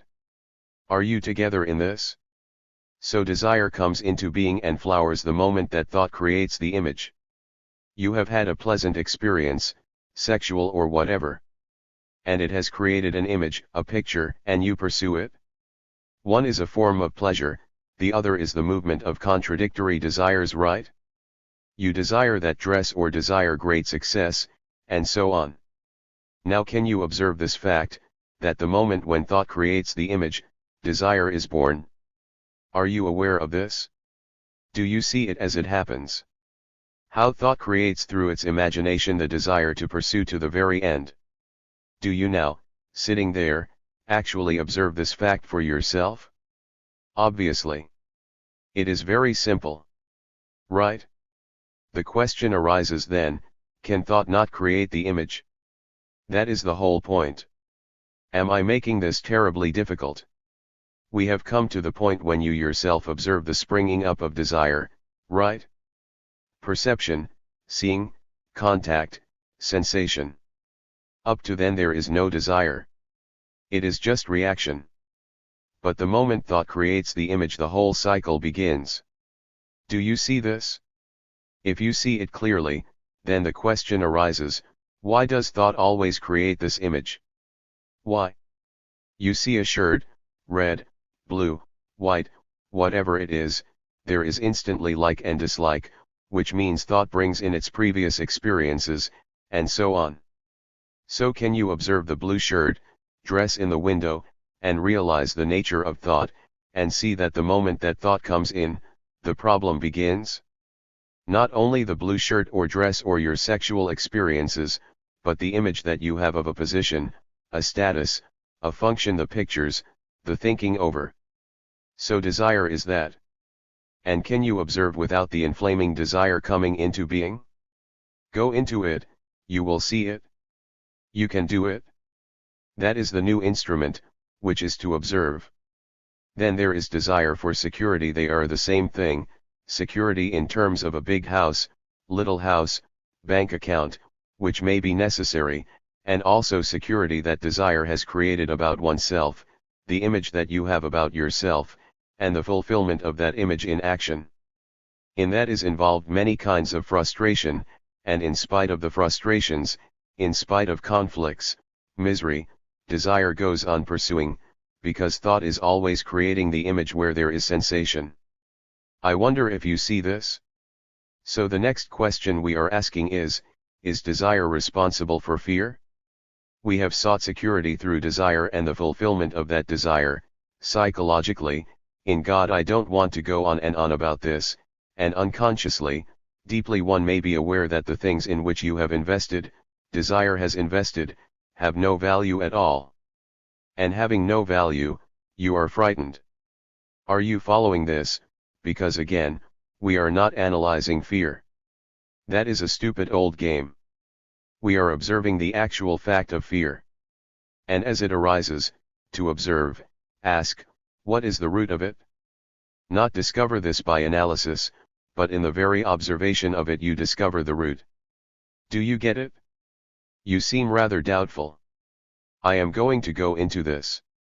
The human being has accepted and lived with fear. Outwardly with the fear of violence, fear of getting hurt physically, and so on. And inwardly, psychologically, with the fear of not conforming to a pattern, fear of public opinion, of not achieving, not fulfilling, and so on. We are asking, can you observe that fact without the analytical mind operating on the fact and observe the whole movement of fear, as it exists? Are you getting tired? 10 minutes more. Bear up with it. Because you see it is possible to be absolutely free of fear psychologically. Don't accept my word for it, it is your life, not mine, it is yours, you have to find this out. So you have to ask, what is fear? Has it roots in desire? Go into it slowly, don't say no. Go into it. Desire being what we have said, thought creating the image and then pursuing that image which it might fulfill and might not. You follow? If it fulfills there is no fear, or at least there are other calamities involved in it. But when there is no fulfillment there is frustration and the fear of not being able to fulfill this whole complex sexual fulfillment, which apparently the world is now just discovering and making a lot of noise about promiscuity and all the rest of it. So we are asking, is fear the product of desire? Desire being the image formation and the fulfillment of that image in action. Or is fear, please follow this carefully, part of time? You understand? Is fear the movement of time? So are desire and time responsible for fear? Oh, my lord. I will explain, I will explain. Go slowly. Desire is the movement of thought with its imagery. That is, the movement of thought creating the image, and the movement of that image, which is time, right? Not chronological time, but psychological time. And we are asking, is time also responsible for fear? The time of desire, I am getting it. The time which desire creates, and thought which has created the desire, and thought being also time, so thought and desire are responsible for fear. You see that? Say, I am afraid of what you might do to me. I am afraid you might hurt me psychologically. I am afraid that dog will bite me. But at the moment of biting, time has come to an end. It is only that the dog might bite me. I have created the image, thought has created the image of that dog biting, which is time, in the future. You are following all this? So desire has its future and time is naturally future, the past, present, and future. So the question is, can thought realize its own movement creating fear? You understand? Thought realizing its own nature. When it realizes its own nature, as the active principle in fear, what takes place? There is only then what is actually happening. I wonder if you see that? Do please, come. Because it would be worthwhile if we could think together about this matter. Then you will leave the tent having understood the movement of fear, and realizing the nature of desire, and the nature of limited thought creating time, which is fear. Do you realize it? Or have you merely accepted the words? If you realize it, the thing is over. There are no gurus, no gods, all that nonsense. Q. My thought does not stop. K. No, it is not a question of thought stopping. We will discuss that a little later when we talk about meditation, if you are interested. But that is not the point. I am saying, does thought itself realize what it is doing? That it has created the desire, and the fulfillment of that desire is time. And in that is involved fear. And also thought has created what might happen. There has been pain, I hope there won't be pain again, which is in the future. So thought has created the future, right? And the future is the very nature of fear. I wonder if you get it? Look, if I die instantly there is no fear. If I have an immediate heart attack gone there is no fear. But my heart is weak, I might die, which is the future. The future is the movement of fear. Get it? See the truth of it, not your conclusion. Not your saying, yes, I see it, but see the truth of it. Then that very truth operates. You don't have to do a thing. If you see that truth, and that truth being the fact, then thought says, all right, I have finished. Thought cannot operate on a fact. It can operate on something that is non-fact. So after having listened to this verbiage, have you realized the nature of fear? See the truth of it? If you really see the truth of it, fear has gone. It is not that you control thought. You are the thought. You understand? It is one of our peculiar conditionings that you are different from thought, and therefore you say, I will control thought. But when you realize that thought itself is the me, and that thought has created this future, which is fear, and see the truth of it not intellectually, you can't see the truth intellectually, you can see intellectually a clear, verbal explanation, but that is not the truth. The truth is the fact that the future, the whole movement of the future, is giving birth to fear. Now you have listened to this, perhaps in different ways, and to different explanations on different occasions, and you are gathered here again, and you have listened this morning to a very clear explanation, which is not analysis, and are you free of fear? That is the test. If you are still carrying on, and say, I am afraid of, all the rest of that business, then you haven't really listened. Pressure does not change us. Before we begin to bombard each other with a lot of questions and arguments, I wonder if you have read in the newspaper. I don't generally read newspapers, I look at the headlines that the world every year is spending $400 billion on armaments. That is $400,000 million. I don't know what that sum means, but that is what is being spent on trying to kill each other. I wonder, after reading such a statement, what will make human beings change? Yesterday, that gentleman on my left put a question. He said, I have listened to you for so many years, listened to your talks, listened to your tapes and so on, and I am exactly where I started when I began. I think it would be important if we could go into that question rather seriously. Perhaps most of us are in that position. Perhaps. What will make a human being change very deeply? This has been a great problem for people concerned with the transformation of man. What makes us change? If you put that question to yourself seriously, and ask it with all the depth of your being, what will make you change? Will an external event bring about a crisis in your life, and that force you to do some radical thinking, and change? A death in the family, an incident, or an event, or a happening that is devastating, psychologically as well as physically, will that bring about deep change? Must you go through great pain, great sorrow, great agony, brought about by external events, that forces a human being, to alter his course, his drive, his direction, his selfishness, his limited, brutal thinking? We have had several wars, and most of us perhaps have lived through 2 wars, devastating wars, millions have been killed. Think of the misery, the confusion, and enormous sorrow of those people who have had great losses, not only material losses but also their sons destroyed. And outer events, however great they are, don't apparently seem to bring about a freedom so that we can say, this cannot happen again.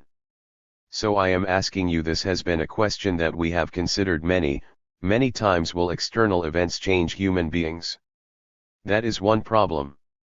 Such events have apparently not changed man. Change in the sense of a real deep transformation of this selfish drive, identified with groups, with nations, with beliefs, dogmas, religion, and all the rest of it. And apparently please follow this apparently some outward event, like the death of one's husband, wife, children, does through great pain and sorrow bring a certain change in oneself. I do not know if you have noticed it.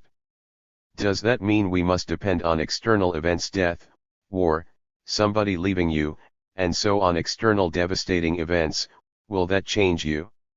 Which means that you must depend on outward things, which will then put you through great agony and suffering, and out of that you emerge, bringing about perhaps a deep mutation. It seems to us that that is the most appalling thing, even to say, that we must go through suffering to bring about change. That is inconceivable, but yet apparently that is what happens. It is like a man who drives a car rather carelessly, kills others and survives, and afterward he says, I am going to be awfully careful how I drive. He is intelligent after the event. Is it possible to be intelligent before the event? By intelligence meaning not to become more clever in this instinctual survival of selfishness, of that drive of desire, and so on, but intelligence that is born of the perception that outward events do not fundamentally change man, but that change must come totally inwardly, without any pressure, without any incident or event. To perceive that is part of intelligence. To perceive the truth that if I depend on outward pressure, outward events which put me through a great deal of sorrow and anxiety, I will either become cynical and bitter or escape into some form of entertainment. So in that there is no deep change. To see that is part of intelligence. The materialists, the communists, the totalitarian people say change the outward events, then human beings change. But that has been tried through millennia, and apparently they have not changed. Also, there is the statement made by several gurus and teachers in the East, and perhaps in the West, that if you surrender yourself, then all your problems are solved. You again surrender to something outside, or surrender to something that you have created. Please, are we understanding each other? This is very important after the question of that gentleman yesterday. He said, I have listened to you for so many years and I have not changed. I am where I started out. You know, to hear such a statement, you cry inwardly. I wonder how many of you cried inwardly. And what will change him, or you, or another? Is it, as we said, an external, devastating event, which brings about sorrow? And if the sorrow is deep, it shatters everything that you have had, and then perhaps you say, I can't live this way anymore, so you are again depending on an external event? And external events can be vast, like wars, earthquakes, and so on. Realizing that these religious, can I use the word exploiters, these religious exploiters, with your consent I am using that word, say, give yourself over, surrender. You understand the implications of it? Surrender of course to the guru, to the man who says, surrender, but inwardly do you eliminate this drive, this self-centeredness? Again it is the same phenomenon, which is pressure, and now you are exerting inward pressure to submit to somebody else. Have you understood this? Can we go on from there? Now do you listen to all this, that outward pressure is not going to change you, and inward giving yourself over to a presence, a reality, to God, to this or to that, is still desire driving you to forget yourself, but the self is still there, only covered up. So do you listen to these statements? Or it doesn't mean a thing. So perhaps the root of the matter lies there, intellectually, verbally, you see, reasonably, logically, the very clear statements we have made just now, unless you want to change the words, but the essential point is the outward pressure through sorrow, and the inward drive to escape from yourself, which again is another form of pressure. Do you listen to this, so that you see the truth, that whether it is pressure from outside or from inside there is no change? To see that, to hear that, and see that fact, is intelligence. So are you, forgive me for asking this question, are you, who have listened to this, clearly expounded, logically, sanely, do you see the actuality of it, the truth of it, and therefore there is intelligence? Therefore that intelligence is the denial of the outer or the inner, and therefore moving from where you are. Now have you taken it in, seriously gone into it as we did just now, and seen that outward or inward pressure in different forms, in different ways, will not bring about a radical mutation? To hear that and see it is intelligence. Do you see it? Do you have that intelligence? Therefore that intelligence acts before the event, so that one has not to go through sorrow. If you discover that, it is something you follow, it is a divine gift. Sorry to use the word divine. It is a great, enormous gift, because when one realizes that a catastrophic, devastating event that brings sorrow, or any outward or inner pressure will not change one, when one sees that, the truth of it, before the event or pressure takes place, then that intelligence is operating wherever it is, whether in your daily life, whether it is in an office, it is operating all the time. The destructiveness of attachment. Questioner: we are medical students in college, why is it we never notice things in the way you do? Why are we not serious enough to change ourselves? Krishnamurti: does this apply only to medical students? Or does it apply to most of us? We never notice the morning clouds, the parrots, and their wayward flight. We never notice the dog on the wayside or the goats that lie in the middle of the road. We never notice the beauty of a tree. And why is it, the questioner says, that we do not change? What is the root of all this? In a civilization like India's, which has probably existed for 3,000 to 4,000 years, a culture that has almost disappeared, which has now become extraordinarily mundane, worldly, money-minded, corrupt, and all the rest of it, why it is that we don't change? Ask yourself, if you are serious enough, why is it I don't change? What is it that prevents us? Is it financial security, physical stability, which we are seeking? That's one point. Is it that we are intellectually unable to discern, to distinguish, to understand, to be critical, to sustain a skeptical outlook on life? Is it that emotionally we are starved? We are very sensuous people, wanting sex and pleasure, and therefore demanding money, position, power, ambition, and all the rest of it. Is this what is preventing us? Because we are, all of us, from childhood, from the moment the baby is born, it seeks security, physical and psychological security. It wants to be safe with the mother. If anyone dislikes the mother, the baby feels it. This has been tested out in the West, not here. The question is why, realizing all this, do we not change? Or we never realize this fact. We just carry on in the good old tradition. And our brains have become so accustomed to this pattern of living that they refuse to change, because it is very comfortable to live in a pattern. Is that the reason why we don't change? Is it that we do not have enough physical and psychological energy? We have plenty of energy. You go to the office every day for the rest of your life, that indicates a great deal of energy. And there is the energy that we waste through quarrels, cruelty, and indifference. We have got plenty of energy. And again, why don't we change? We know all this. Some of you have perhaps heard the speaker for the last 30, 40, 50 years, and there is very little change. Why? Answer it yourselves. Why is it that we have become so dull? Is it the tradition, your religion, your sacred books? I am asking you, please investigate with me. Are all these the reasons why we don't change? It is natural and healthy to want security. You need food, clothes, and shelter. Everyone does, that is natural. And is there security psychologically, which we also want? We want security in our relationship, however intimate or not.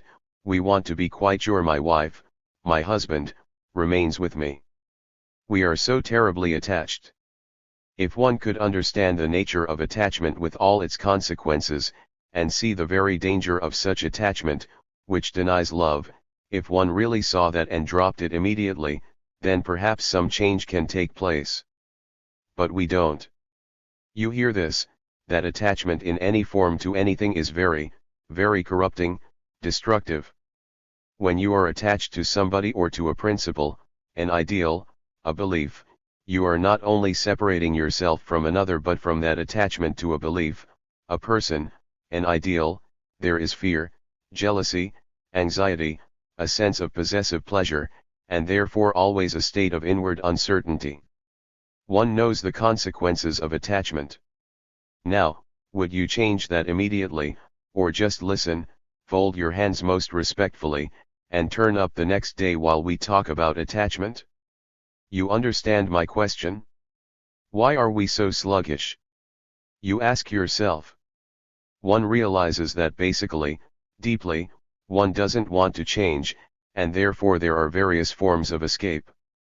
There are not only drugs, chemical drugs one takes in order to escape from one's narrow, ugly, sloppy life, one takes them to have more experience and have a different vision, through alcohol, LSD, marijuana, all those things that are going on in this world. Why is our mind so dull that we don't see danger and change immediately? Do please go into it. This is real sorrow. This incapacity to bring about a change in ourselves and therefore in society, in our relationship, this incapacity makes one not only time-bound, but we don't flower, we don't grow, we don't move. So what is one to do? Do you want more shocks, more pain, more suffering to make one change? So there are those people who say, as human beings will not change, therefore create a society that will control the human being, the communist world, the totalitarian world, the socialist world. The more uncertain we are, as is now the case in the world, the more insecure, we turn to tradition, we turn to gurus, or join some political party. All this is going on, if you have realized it. So at the end of all this, why don't we change? You understand? Is it utter unwillingness, utter stupidity? When you observe all this right through the world, it is a very sad affair.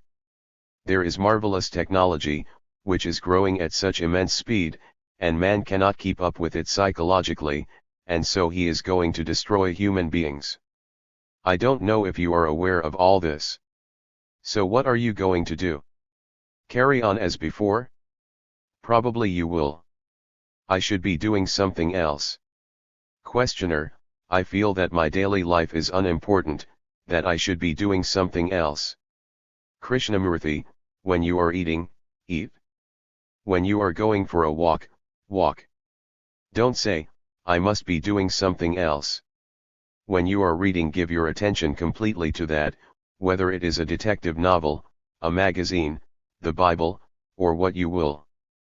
Complete attention is complete action, and therefore there is no I must be doing something else. It is only when we are inattentive that we have the feeling of, by Jove, I must do something better. If we give complete attention when we are eating, that is action. What is important is not what we are doing but whether we can give total attention. I mean by that word not something we learn through concentration in a school or in business, but to attend, with our bodies, our nerves, our eyes, our ears, our minds, our hearts completely. If we do that, there is a tremendous crisis in our lives. Then something demands our whole energy, vitality, attention. Life demands that attention every minute, but we are so trained to inattention that we are always trying to escape from attention to inattention. We say, how am I to attend? I am lazy. Be lazy, but be totally attentive to the laziness. Be totally attentive to inattention. Know that you are completely inattentive. Then when you know that you are totally attentive to inattention, you are attentive. How are you listening? Before we begin our dialogue, I think we ought to clear up some points. We seem to be blocking ourselves. Some say that what you are talking about is not possible. It can never be applied in daily life. I have listened to you for 20, 30, 40, 50 years and nothing has happened. I am just the same as before. That is a block that prevents the person who says this from investigating himself. He has blocked himself by saying, it is not possible. That is obvious. And also there are those who say, I understand partially, but I want to understand the whole before I can do something about it.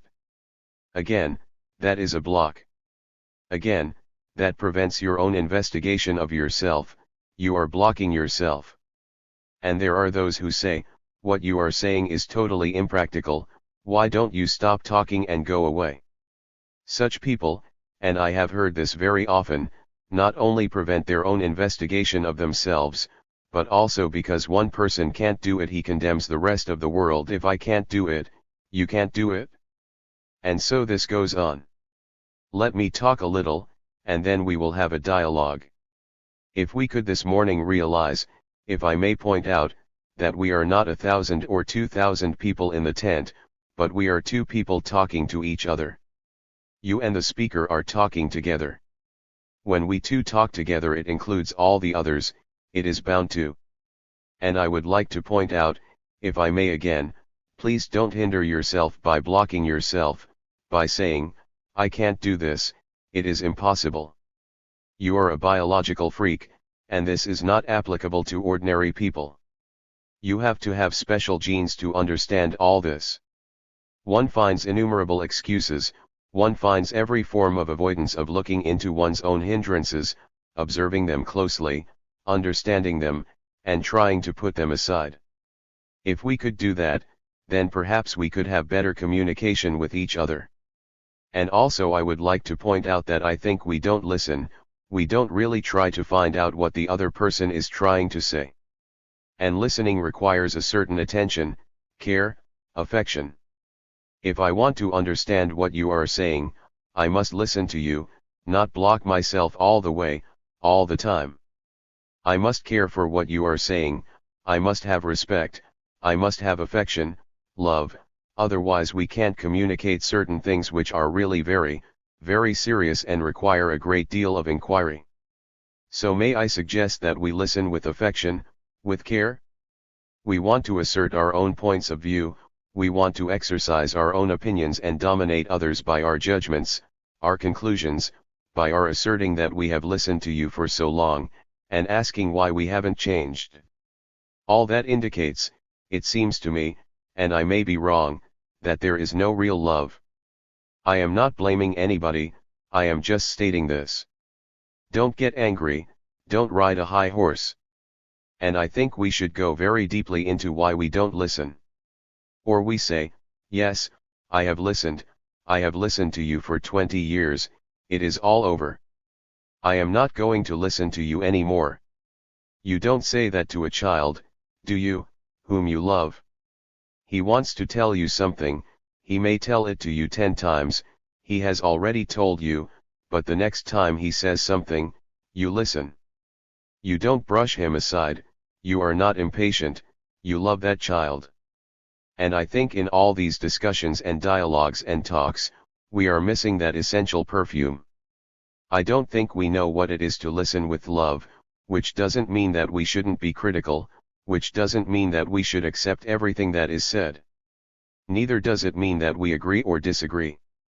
You listen with care, with affection, with a sense of communication with each other. And for that one must have love.